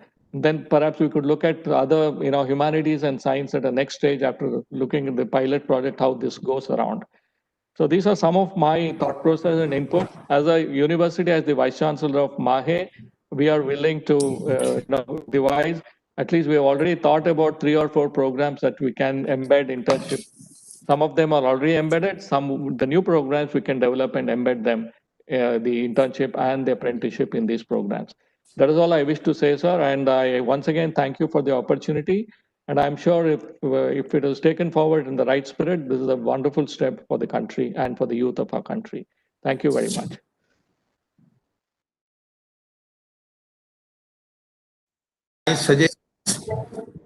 We have noted down all those suggestions, and I do agree that many of your suggestions will be required to be put in place before we go ahead.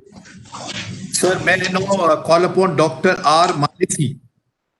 She is already there. Earlier, there was a connectivity loss. So I would request Dr. R. Malathi, the Director of Skill Development Center, Annamalai University. Keeping in mind that the time constraints, we are already overshoot our 4:30 deadline. So we'll have to have another 5 speakers, 6 speakers left. So we need to be a little precise. Madam, Dr. R. Malathi, please go ahead. Yeah, sorry for the network issues. I thank BOPT and the opportunity, Vice Chancellor, to share our views and some challenges what we are facing.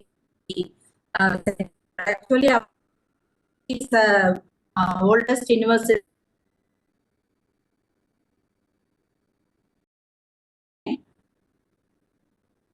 Here, the university comprises multidisciplinary faculties,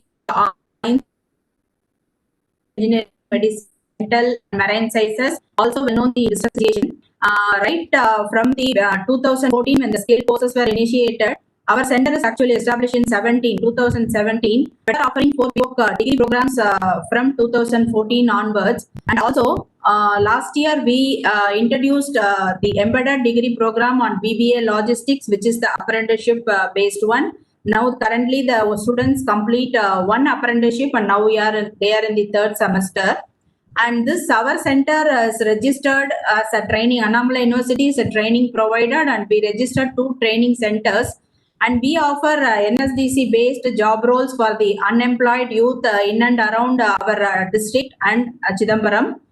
And we got funding from NBCFDC New Delhi. Also, we are operating with Neyveli Lignite Corporation CSR funding. And almost we have trained around 400 youth with the short-term training programs. And our BO curriculum is concerned, it is developed based on the job roles as per the NSTC guidelines.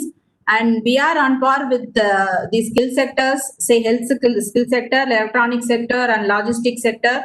And we thank all the head and CEOs who are helping us to continue our program, as well as the suggestions, updation. And many of the points are already delivered by Dr. Badrinath and a few more eminent personalities. On my part, actually, we have, as he said, we have separate board of studies and we have separate board of members for our skill center is concerned. So every 6 months, we will also upgrade our syllabus, and totally the curriculum is based on the NOS and the NSDC guidelines. And we are interested to establish 3 more apprenticeship embedded degree program. And we are in the process of establishing Center of Excellence facilities in the healthcare domain, agriculture, marine, automobile, construction sector. And we can proudly say our center and our university is the only NEP partner approved by the AACT and the NAPS partner. And under this, we impart skill training not only for our graduates, also the young youth, but for the school students. Jointly with the logistics skill sector, we have initiated that. And we are in the process to establish a small scale industry sector, and which is used for the skill training. And we are proposed to establish well-equipped COE Center of Excellence lab with the agriculture sector, because our district is majorly based on the agricultural domain, and it is a rural district, we can say. And we are proposed to establish the technician in healthcare domain also. So while running all this program from 2014 onwards, we have some challenges I have to highlight on that. We are interested to impart the skill-based job roles with different skill sectors. So what we expect is the procedures of skill sectors and the NSDC can be still more easier and approachable is our opinion. And another important point which I discussed in another skill sector meeting also, which is there any possibility to change the nomenclature of the program instead of BO? Because the awareness among the people here that vocational is not in the clear, they don't have a clear idea, we can say. So we have to sensitize the people about the skill program, and it is not, skill means it is not vocational, it is on various skills. So that awareness program, we have to conduct many programs like that. And necessary advertisement for skill activities we can promote, that is another option. And the awareness to be imparted, especially for the faculty members of university, before we suggest any training for the students. So my suggestion, or what the biggest challenge is, since we have technology also, so before establishing any skill oriented programs or apprenticeship based skill programs, we should sensitize the people and we should focus the importance of the skill to the faculty members, and also the technicians with the respective job roles through the TOTs. And internship for engineering students may be opted minimum for 3 months, but even that is not sufficient, but minimum it should be 3 months, and especially it should be mapped with the NOS of respective skill sector. That is very much lagging presently. And regional level vocational training centers may be established in university exclusively for imparting skill training, 1 or 2 SSC according to the locality basis. So these are the main things to be considered, especially in our status concern. So we can concentrate on these points. So the students, also the public, will have well awareness about the skill, and the employability may increase due to this, and their lifestyle also go into that up level. So I thank once again our Vice Chancellor and the University and the BOPT for the opportunity given. Thank you all. Thank you, madam. Now, may I call upon Professor Y.S. Gowda, Honorable Vice Chancellor, Tumkur University. Professor Y.S. Gowda, please. Thank you very much, sir. Honorable members of the conference, I would like to place on record my deep appreciation of the Honorable Minister of Education, Shri Ramesh Pokhriwala, for introducing apprenticeship embedded degree courses in the recently concluded conclave on transformational reform in higher education. Given India's current demographic profile and the aspirations of the youth, the National Education Policy 2020 rightly acknowledged the 21st century needs of the flexible alternate pathways for a paradigm shift from academic only approach to apprenticeship embedded degree programs to improve the employability of general stream students through industry relevant education, skilling for employability. I would like to offer certain suggestions which are crucial while introducing the program. Number 1, to explore and develop skills-driven curricula and pedagogies that enable learners to develop advanced cognitive skills such as critical reflection and problem solving, wherein both practical and theoretical competencies are tested, as employers prefer to recruit employees who can reflect, analyze, critique, and synthesize experiences. Number 2, emphasis should be placed on multi-skilling with demand for accuracy and high quality at par with global standards and requirements, meaning our that Sri Manish Kumar also mentioned about that the international skilling, that the experiences with global standards and requirements And in this regard, more data to be drawn from an international perspective, as it would better inform and support higher education institutes' apprenticeship pedagogic design. Number 3, focus area for vocational education should be chosen based on skill gap analysis. That's very, very important, and mapping of local opportunities. Number 4, a deft balance of time should be afforded to the workplace in lieu of classroom and the requirements to embed core employability skills. Hence, it is critical that the industry institute interface is managed effectively so that higher educational institutes can work closely with employees and design curricula and aid in support mechanism to ensure effective management and mentoring of apprenticeship in the workplace. For this purpose only UGC way back in 1998 that introduced that university industry interface. Coming to fifth one, longitudinal research is needed to examine relationships and emerging challenges between managers, higher education that institutes across different sectors, industries and disciplines. Coming to sixth one, industry should be involved in developing the course curricula which will make training more relevant and adaptive to the industry needs leading to a employability. Last but one, monitoring the trend of progress of apprenticeship training with required intervention to identify and resolve any bottlenecks in processes with periodic review and generation of progress reports and coordination and liaison with all stakeholders. Lastly, incubation centers to be set up in higher education institutes in partnership with industries. With this, I thank the organizers. I have been watching right from the morning. It is going in a right perspective. Sri Ahmad is taking a lot of pain in coordinating the entire this thing. Thank you very much, sir. And very valuable suggestions. Point wise, we have your inputs recorded, sir. We'll go ahead to the next speaker, Dr. Rajan Varghese, the Kerala State Higher Education Council Member Secretary. May I have Dr. Rajan Varghese, please? Okay. Good evening. Good evening, sir.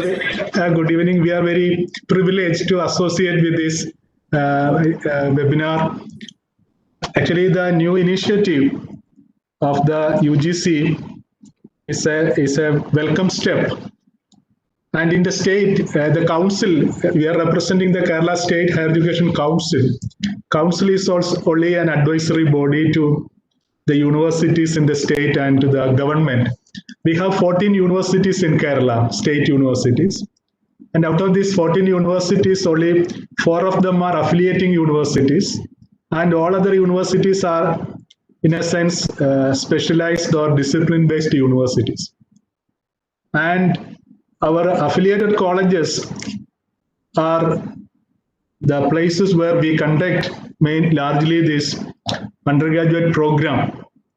And the undergraduate program in the affiliated colleges in the state falls under broadly under 3 categories. We have the model, we call it as the Model 1 program, that is the traditional degree programs. And we have the Model 2 programs, it's the vocational program. Started mainly on the initiative of the UGC vocational program. We call it as the Model 2 program. And we have also a third category of program called the Model 3 program. They are interdisciplinary programs. They are limited. So our experience in vocational education, it has a history. It was supported by UGC. We started the process in 2000. We modified the curriculum to suit the local requirements. But our experience with vocational program is not that good, because these programs were started based on a set of curriculum or syllabi developed at the national level, which was completely out of tune with the local realities. Most of the courses were industry oriented and urban centered. So we had difficulty in conducting this program on a later stage. In addition to that, since 2013, our colleges got liberal funding from UGC for starting BWork program. So we have the experience of vocational program started in the early in 2000 onwards, and also the BWork program started since 2013. And there are several problems. There is large scale dropout of students from this program. Some of the students, they were not able to complete this program. And it is in this background, we are now discussing the new initiative of the UGC with regard to internship and also apprenticeship embedded degree programs. And in the state, in order to increase the employability of our graduates, we have been redesigning our program. We are trying to introduce outcome-based education or OBE component into almost all streams at the UG level. And the council is conducting training in this regard. And we implemented the CBCSS in 2009. So in the state, we have been taking a conscious effort in redesigning our curriculum in tune with the national directives and also in line with the changes in the economy. So our emphasis in redesigning courses, it is based on our idea of outcome-based education. It is also based on the concept of multidisciplinary and cross-disciplinary ideas of knowledge that we are trying to develop our programs both at the UG and the PG level. And this new initiative of the UGC, it will be passed on to our state universities, because it is the state universities where the decisions regarding revamping of the syllabus or curriculum is taking place. Council is only giving directions based on the directives of UGC and other central agencies in this regard. We welcome the initiative, and I will assure you that this message will be passed on to all the universities in the state, and this will be helpful for them in revamping or redesigning their curriculum in the coming days. Thank you for giving me an opportunity to participate in this program. And I thank the organizers who are very particular in ensuring the participation of all. Thank you. Thank you all. Thank you very much. Now, we all know that the number of participants, as we know since morning, is dropping a bit because already going to be 5 o'clock. And before we wind up, we have got a couple of very important speakers still left on. So my request would be that let the speaker be a little more precise so that we can have their specific views, if any, that can be put onto the record. We'll go ahead to the next speaker, Professor Damodar Gurappu, Vice Chancellor of Chaitanya, deemed to be University. Professor Damodar Gurappu. Thank you, Amarji. Can you hear me? Is my voice audible, Amarji? Good afternoon, distinguished speakers and participants. Warm greetings from Chaitanya deemed to be University, Warangal. My institution has a 30-year-old track record in Telangana, particularly in the tri-cities of Anmakonda, Kausipet, Warangal, with good placements.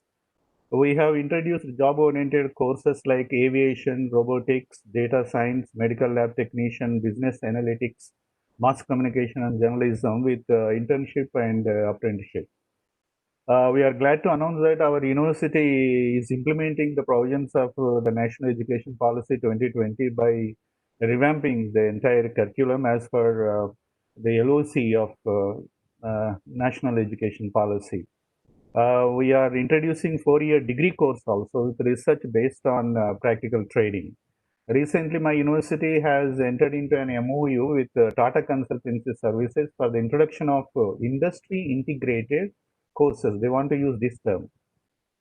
From this academic year only, we are going to introduce that. We take it as a good sign of linkage of industry with academic institutions as envisaged in the new education policy. We have approached TCS to adopt their industry integrated degree program with the cognitive system to bring the real world to the classroom through academic interface program. TCS calls it AIP. This will make our students industry ready graduates. Experts from TCS will come to our campus to conduct a faculty development program and train our teachers. Our graduates of these two new courses, cognitive systems and business process management, will have an in-depth understanding of real-time IT infrastructure domains blended with practical lab experiences in the area of computer network and operating system, virtualization and cloud computing, ITIL and process management, programming and software training. They have expert sessions on industry integrated papers, industry visits, career aspiration programs. I'm sure our students will be placed well with industry integrated degree programs. I think some of my colleagues know that the UGC has a scheme to invite industrialists, skilled experts as adjunct faculty. We have to utilize this scheme. We should understand the difference between internship and apprenticeship.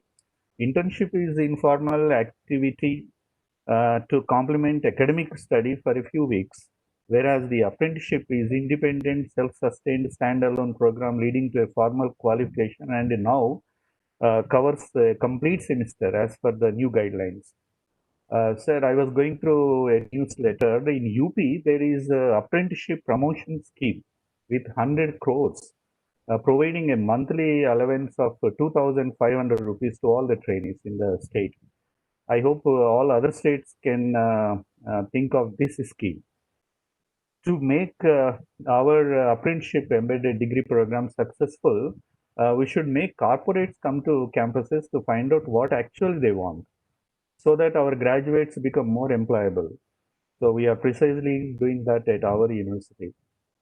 So this webinar has become a good platform for all the stakeholders to come together and share their best practices and explore further possibilities from the industries to implement our apprenticeship programs in a fruitful way. I compliment the Board of Apprenticeship Training for this wonderful initiative and hope it will make the proceedings of this webinar available for all the stakeholders. Thank you.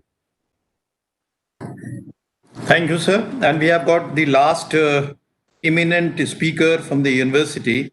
May call upon Dr. R.W. Alexander, Pro Vice Chancellor of Hindustan University. Dr. R.W. Alexander, please. Yeah. So good evening, and I would like to thank the authorities for having given me this opportunity. I'm reminded of the saying, better be late than never.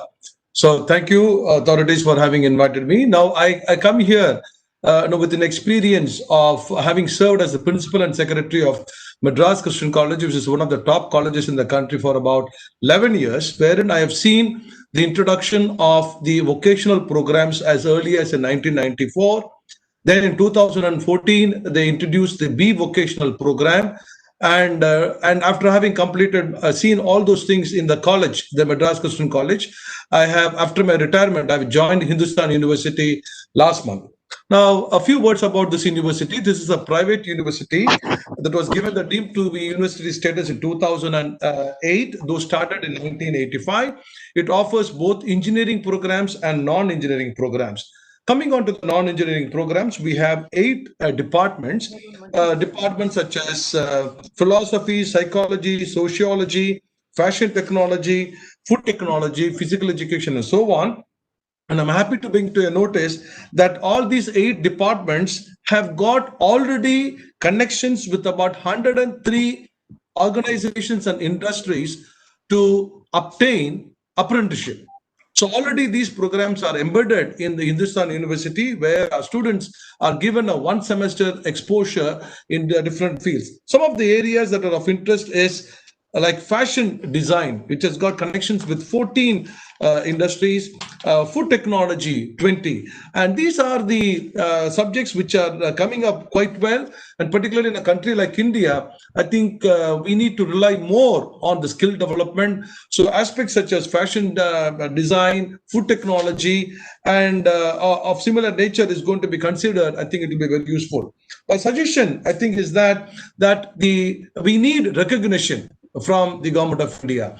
I mean, only when the recognition is there, we would be able to have many people who would be able to consider these programs. Already, what is prevalent in the minds of the public is that these vocational programs are like polytechnic courses. And therefore, they hesitate to come and join the B vocational program or apprentice embedded program, so to say. And therefore, what is most important to make it very vibrant and for the public to accept it, I think a suitable recognition need to be provided by the government of India so that when the certificate is going to be given to them, it has the credibility. That is point number two. Number two, once you have given the recognition, I think in the case of 1994 scenario where the undergraduate vocational programs were started, after funding for about 10 years, I think the funding was withdrawn.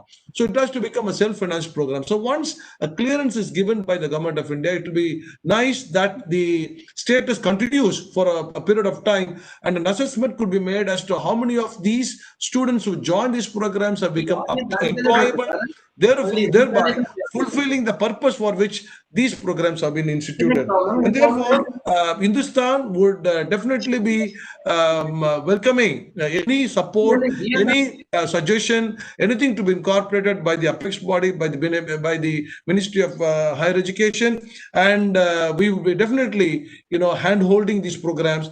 And because our institution is located a little away from the city of Chennai, and we'll be able to offer good, relevant programs, skill-oriented, apprentice embedded for the rural people, rural students who are coming from to study in these institutions. Thank you very much for the opportunity given, sir. Thank you very much. Thank you very much, sir. So finally, we happens to be about half an hour late as per our schedule, but we will try to make this half an hour late into 15 minutes late. Quickly, we will try to take you through the rest of the part before we go for the summing up session. So we have got other speakers, my counterpart from the regional boards. But before that, I would request the host to kindly put up the slide for bringing into the notice of all the honorable vice chancellors and other participants. The slides which was the enclosure to the concept note. So can I get the host, please, to view that slide? Mr. C. Rajarao.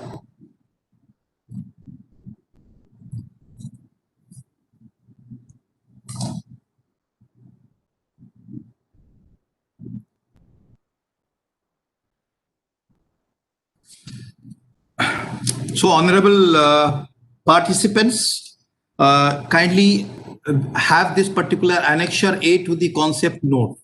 Now this annexure A has projected implementation system in brief, which can be taken forward by the universities. The first is to improve the employability of the student pursuing undergraduate level general degree program. The objective second is to focus on the outcome-based learning in degree programs. And third is to promote active linkage between the higher education system and industry, non-commercial and commercial enterprises organization. So we have got the first is the syllabus framing, theory part and syllabus framing OJT. The higher education institution responsibility to prepare the syllabus and getting necessary approval as far as the framing theory part is concerned. Now in this framing, they must have the consultation with the industry, as they do have the consultation part during the framing of the syllabus for OGT, to consult with the industry, SSC, BOPT for framing OGT syllabus in conformity with the available NOS and QPs or tailor-made to any industry requirement. Higher education institution must sign an MOU with a specific industry or industries for training. The industry responsibility would be to help the higher education institution in framing the syllabus and OGT and providing training thereafter. BOPT responsibility is to help higher education institution if they desire so in framing the syllabus. Similar, SSC will also have this facility to provide help. So all the stakeholders has to join hands here so that the university's framing syllabus become far more realistic, effective, and easy. The admission of the student, design the admission process and implement. This is the pure responsibility of higher education institution, and where the student part is that the eligible student should apply and take admission in the course. Now we'll go to the next page, please. Next slide. Yeah. The classwork or theory part, the higher education institution has to arrange. The other stakeholders has got very little or nothing to do, whereas the students need to attend theory classes in the higher education institute campuses. Now, OGT initiation. Higher education institution to initiate the training after completion of admission formalities in the web portal. There has to be a portal in place. They have to initiate the OGT part. Industry get informed and prepare necessary infrastructure for training. The other has got very little part or little responsibility. Then the conduct of OJT. The higher education institutions has got practically very less part in place, but the industry create contract agreement through portal for or otherwise where students are engaged outside BOPTs for all students individually. B, industry provides training as per the syllabus of the guidelines pre-designed and approved. So there are flexibility available. They can seek help of BOPT or BOETs also in doing so. The responsibility of BOPT will to approve all such contract agreement after verification where the students are engaged through both BOET or BOPT. The sector skill council's responsibility is similar to BOPT if the students are engaged through sector skill council. The responsibility of the student is to accept the contract agreement created by the industry through portal, and B, the student take training in the premises of the industry. And we go to the next. The degree completion. Higher education institution issues the final pass certificate along with the skill assessment sheet. Now, industry responsibility is here nil. BOPT responsibility is nil. Sorry, before doing the degree completion, we have to go to the OGT assessment.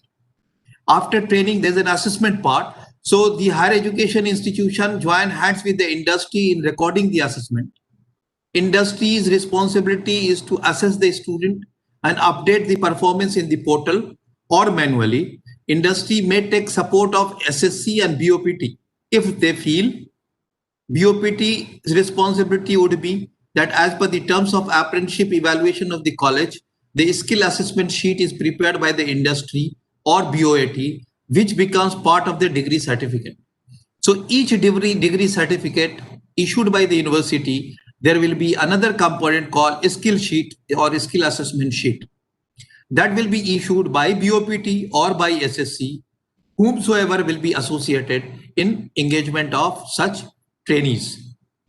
The role of a student will be a student need to sit for assessment.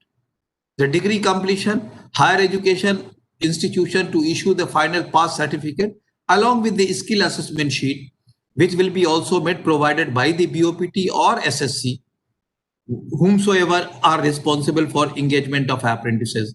And a student receives the degree certificate along with the skill assessment sheet issued by BOPT.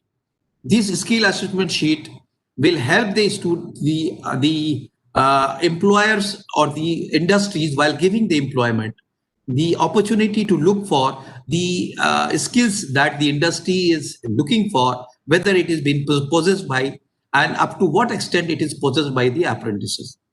So this is the proposed sheet that was also placed before the all the participants and circulated through the concept note, and I feel that it is quite okay. If any suggestions are there, kindly revert back to us immediately at the earliest possible. Now I will go back to my counterpart, my colleague, Dr. V. Krubashankar. the Director BOET SR Chennai. After that, we'll have two more, my colleague. We have to be very precise. Time is always a constraint. Dr. Kurva Shankar, please. So, good evening. Good evening. Am I audible? Yes, please. Yes, please. Yes, sir. Please. Audible, sir. Please go ahead. Good evening to you all. First, I would like to congratulate all regional directors for having made this webinar highly successful by bringing more universities into for the webinar as well as the industries also. So throughout the nation, we had representations from all states, and I would like to thank nearly 32 universities in southern region who have confirmed participation, and around 29 industries who have participated. And I also thank all the speakers, vice chancellors, and industry representatives who have taken part in this. So after seeing this webinar, I could get a conclusion that the universities are in a position to help Board of Apprenticeship Training to make further the program of apprenticeship embedded degree program for non-engineering graduates. So I would like to just go through the guidelines given by the UGC earlier, as informed by our my colleague Mr. Ijaz Ahmed, that the higher education institutions need to identify the courses. So that is the first point given. And the second is very important thing given in the guidelines is the apprenticeship internship can embedded degree program during this period. Apprenticeship internship can also be done within the ambit of the National Apprenticeship Training Scheme (NATS), operated by boards of apprenticeship training under MHRD. That is also given by UGC. And any UG degree program will have an option to embed at least one semester for apprenticeship or internship as a part of degree program. So that is also given in the UGC guidelines. And higher education institutions shall have the flexibility to schedule the apprenticeship internship within the course duration. And something more is that is at least 20% of the total credits of the degree program should be assigned for apprenticeship and internship. These are all the salient features in the guidelines of the UGC. So after going through that, today I got an idea that many of the universities are willing to participate in this apprenticeship embedded degree program along with the BOATs and BOPT. So now, as BOPT director was telling, that we may have to go further, because if we want to introduce these courses in the next financial year, the time is left is very less, only 5 months is left, and we may have to actually, with the request, with the help of the universities who have participated today, we have to identify the higher education institutions where these programs are going to be actually going to be started, and relevant sector skill councils and industries also need to be identified. And according to the guidelines given by the UGC, that memorandum of association, that is understanding, also need to be developed. So I think this webinar, national webinar, will throw a lot of light. That is, we are seeing a lot of supporting hands, that many universities are now ready to suggest us that they are ready to accompany us in accomplishing our target of introducing apprenticeship internship embedded degree program for non-engineering graduates. So I hope with this, with our ministry's guidelines, we will proceed further and to make this new apprenticeship program is going to be actually taking place at least in the next financial year onwards. Thank you. Thank you, sir. Now I would move on to Mr. S.K. Mehta, my colleague, the Director BOET NR, to quickly put up his views. After that, then Shri P.N. Jumle will be there. And then please wait for my last program, that is the summing up session that will be coming up, before we will say goodbye. Shri S.K. Mehta, Director BOET NR. Good evening to all the dignitaries here. I represent Board of Apprenticeship Training with area of jurisdiction covering states of Madhya Pradesh, Punjab, Rajasthan, Uttarakhand, Uttar Pradesh, National Capital Territory of Delhi, Union Territories of Chandigarh, Jammu and Kashmir, and Ladakh. We have been interacting with thousands of industries and institutions and have been part of various industry interactions for many decades. Many institutions say that employment opportunities are not enough and they blame industry for this. On the other hand, the industries express that they have a lot of opportunities, but students coming to us don't meet our requirement. So we all know that the country is facing a huge problem of skill gap. We from Board of Apprenticeship Training under Ministry of Education have been trying to bridge the skill gap through National Apprenticeship Training Scheme. Now, the launch of Apprenticeship Internship Embedded Degree Program is sure to boost the skill development arena in the country. In India, the internship has been very popular among students, but not many industries are interested. So this is based on our interaction with various stakeholders. The main hindrance to this is the short duration of 1 or 2 months of internship in most of the institutions. Now, the Apprenticeship Internship Embedded Degree Program has at least 1 semester of training component. Also, the good part is good thing of this program is the industries will be involved in framing the on-the-job training syllabus. So the industry will see value in it, can involve students in projects or other important assignments. This creates a win-win situation for the students as well as for the industries. After launch of the embedded program, we have interacted with many of our stakeholders and have received very positive response from them.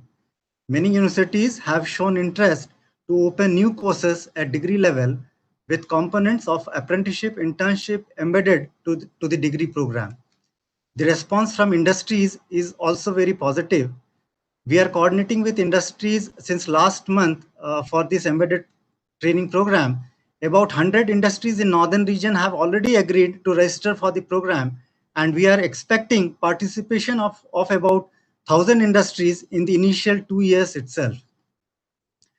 Today, this webinar has given a very good opportunity for networking. Here, I would like to mention a quote from Helen Keller. She once had said, "Alone we can do so little, together we can do so much." So let us come together and participate in the Apprenticeship Internship Embedded Degree Program to positively contribute in the skill development of the students to improve their employability. Shortly, we'll get in touch with all the concerned stakeholders to take the process ahead. Thank you. Thank you, sir. Now, may I request upon Mr. P. Jumle, the Director, Board of Apprenticeship Training Western Region, to kindly say a few words. Yeah. Good evening to all the Honorable Vice Chancellors and our revered industry partners. Greetings from myself and my colleagues from Board of Apprenticeship Training Western Region, Mumbai. Just like my counterparts have just shared their views, my views will be no different, but I would like to focus on one specific thing which is very important and which will be a game changer if taken in that sense. No doubt, the apprenticeship training scheme is useful to the student fraternity for getting into the world of work or to start their own ventures by virtue of the experiences gained during the on-the-job training. And the second beneficiary is the industry itself, wherein they will get a trained person to start from day one and work for the productivity. So far, we have trained lakhs of engineering courses freshers under the National Apprenticeship Training Schemes.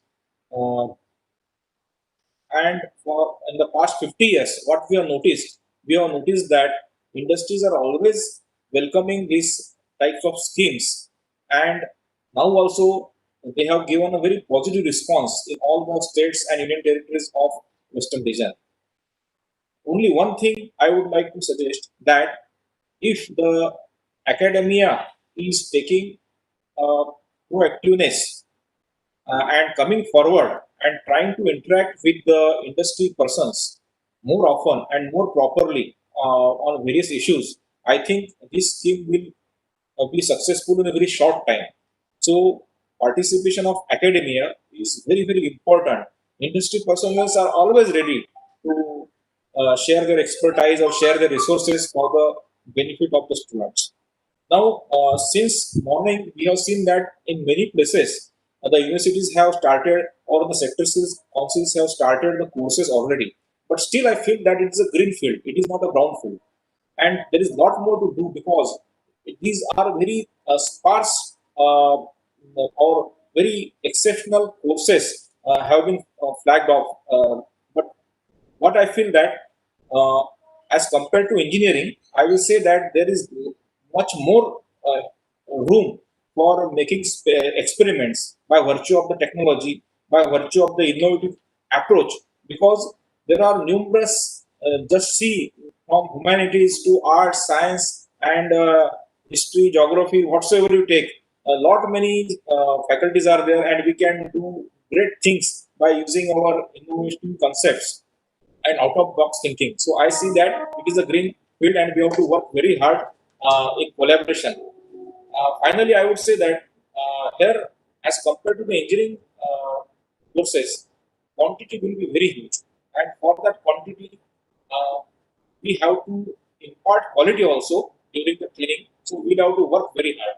So it is a Herculean task for which I should say that today's webinar is a turning stone, and we can see the consent coming out of the suggestions, views, and body languages of all our stakeholders. So I see a very great future of this scheme launched by Government of India at an appropriate time, which will make our non-engineering students not only employable but also a sense of entrepreneurship and a motivation for starting their own enterprises will be definitely added into their personality.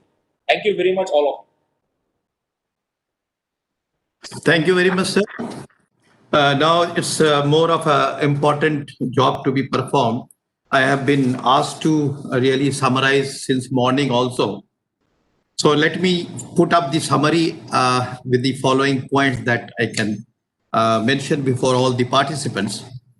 Dr. Manish Kumar, the CEO and MD of NSDC, chaired today's meeting and in his keynote address introduced the role of NSDC and shared his experiences.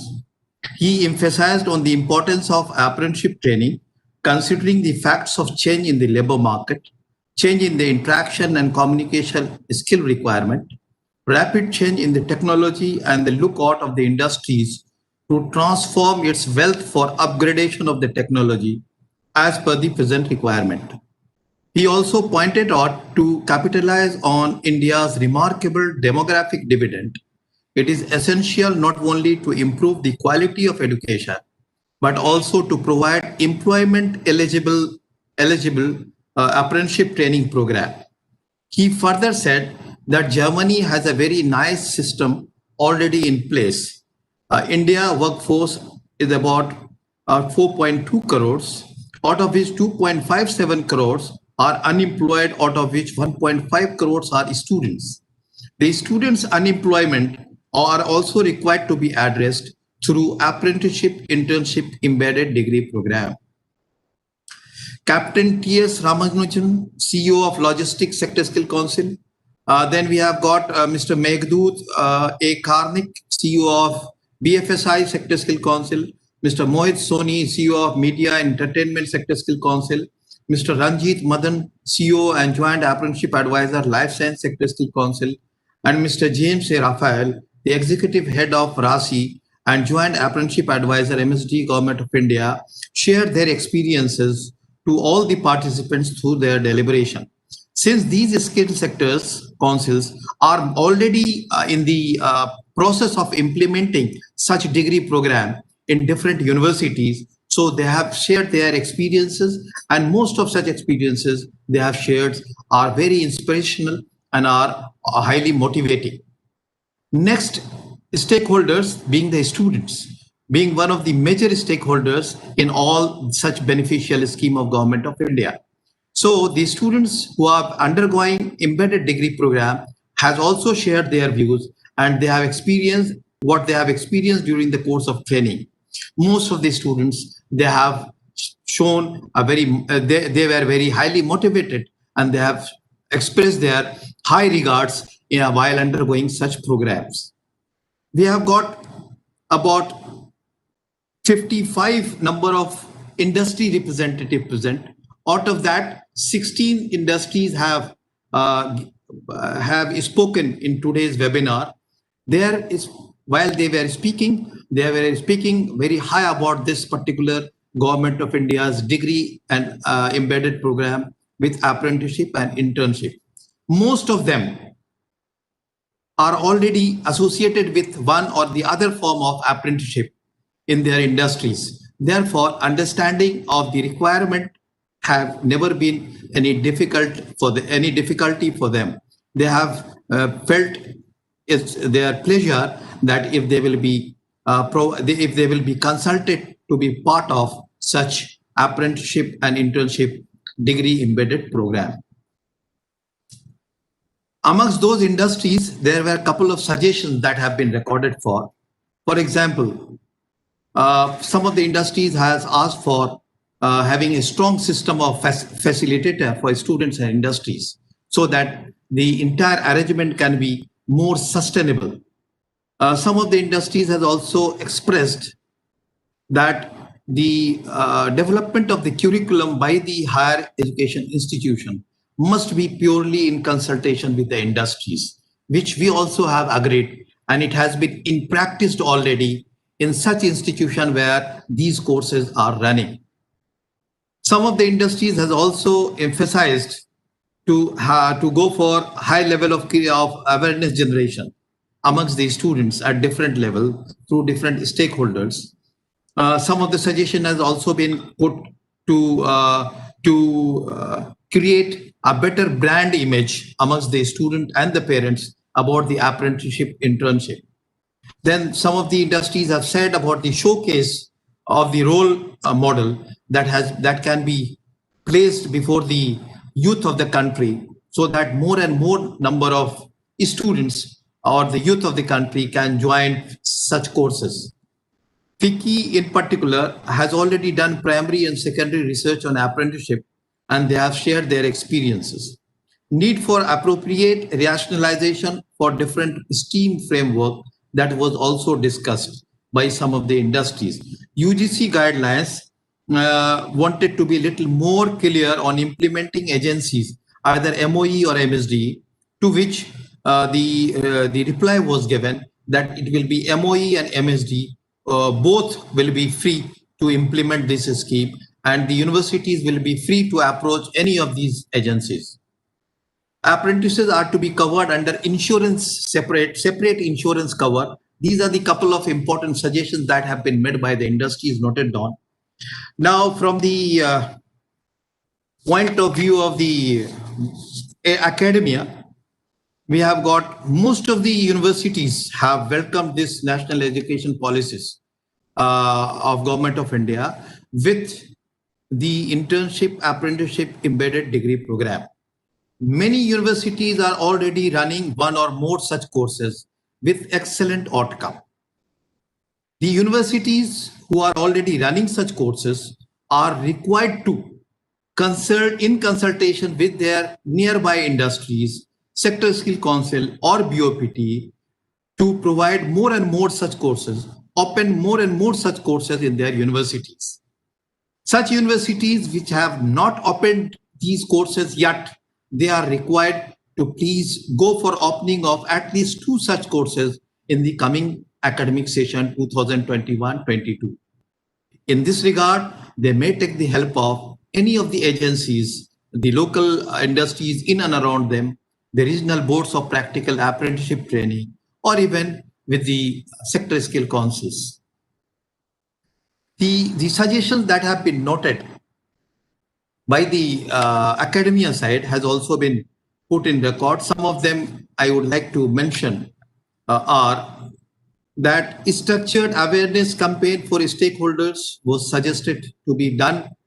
Internship should not be only treated as a course completing requirement by the student, but rather it should be more structured and should be more effective. A suggestion was made to formulate a strategic advisory committee to develop curriculum involving industries. The sustainability of these courses was also suggested by the academia, that the important components in order to have the sustainability of this program in place must be properly thought of, out of which the fund requirement or finance in terms of stipend or remuneration, whatever we say, also required to be sorted out. The SWOT analysis could be done before executing such programs was one of the suggestions that was made. A special focus to be given for any students to merit their so in order to meet their aspiration, because any students has got a different type of industries in the local areas. Their strengths and abilities are the region specific. That also needs to be looked into. The suggestion of regional development of regional center of excellence as a model has also been put in place and is also been recorded to be put in place. Need to focus for generation of self-employment in the course curricula is also one of the important suggestions made. Now the BOATs, BOPTs also agreed to provide all-out support to academia and the industries, especially to academia, in finding the suitable and potential industry partners on sustainable mode. The process flow shared with the participants and which was also shared along with the part of the concept note appears to be workable as of now, and the same may be adopted. The regional directors, the directors of Board of Practical Training and Apprenticeship Training express their high gratitude and regards to all the participants, especially the Honorable Vice Chancellors, and they express their happiness in aligning with the academia in order to open all such courses in the university. University are required to join hands with their closest boards of practical and apprenticeship training. So these are the part of the summary that we can say. So the summary was also required to be given from my side because my JS is right now is busy, preoccupied with some other important work. Before we end up, I would request my co-partner, Mr. Jumle, to please extend vote of thanks to all the participants. Jumle sir, this is a small request to kindly give a vote of thanks. Thank you so much, Mr. Azad Ahmed. It is indeed a privilege for me, my board. I must express my gratitude on behalf of all the 4 boards as well as our Ministry of Education to all the participants of today's webinar. This national webinar will be seen as a milestone in flagging of the apprenticeship, internship, embedded degree program courses in India under the NEP 2020, a great initiative by Government of India. Sensing the seriousness of the same, all the preoccupied Honorable Vice Chancellors, academia persons, and other academic fraternity made it a point to attend today's webinar and gave their precious time participating in the deliberations over this important issue. I am thankful to all of them and would like to say that these type of efforts on their part will definitely benefit our student fraternity.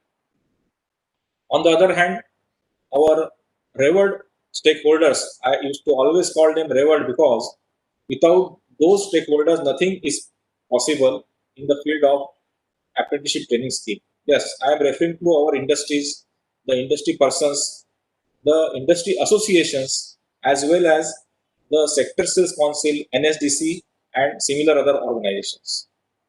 My big thanks to all of them for having attended this today's webinar and also giving their valuable suggestions and views to be taken on record today. So I would say for them that they are always ready to share their expertise, share their resources and everything, whatever they can give to the society. And I think this industry and institute collaboration and the matchmaking will be done by the boards of apprenticeship training for this apprenticeship, internship, and degree embedded courses. I think a great success will definitely be achieved. So I also thank to all the officers of all the boards who have tried a lot to contact, to apprise, to discuss, and to take notes from various stakeholders for participation and for uh, inviting them as a speaker. So my thanks are due to all of them, and I hope they will be working very hard in the similar way in the coming time to make this team a success. My thanks are also due to all the other faculty members, all the members of employees other than officers in our all the 4 boards of apprenticeship training, practical training, because their support is meant a lot. Without their support, no activity can be made successful as we have done today collectively. And finally, last but not the least, the guidance rendered by our ministry officials, especially our Joint Secretary Sir, Sri Madhu Kumarji, as well as our Director Technical, Sri M.M. Singh ji, as well as Mr. Achint Kumar, Under Secretary. They have been a source of guidance all the time since ever this particular webinar was conceptualized. So my request will be that in this vote of thanks, that all the stakeholders should always remain attached to us, always become a family member to us, so that we all together will definitely kindle a light in the career of budding students, youth in the coming time. Thank you, all of you. Thank you very much. So we say goodbye and good day to everybody. Thanks a lot. God bless all. Thank you, sir. Thank you. Thank you.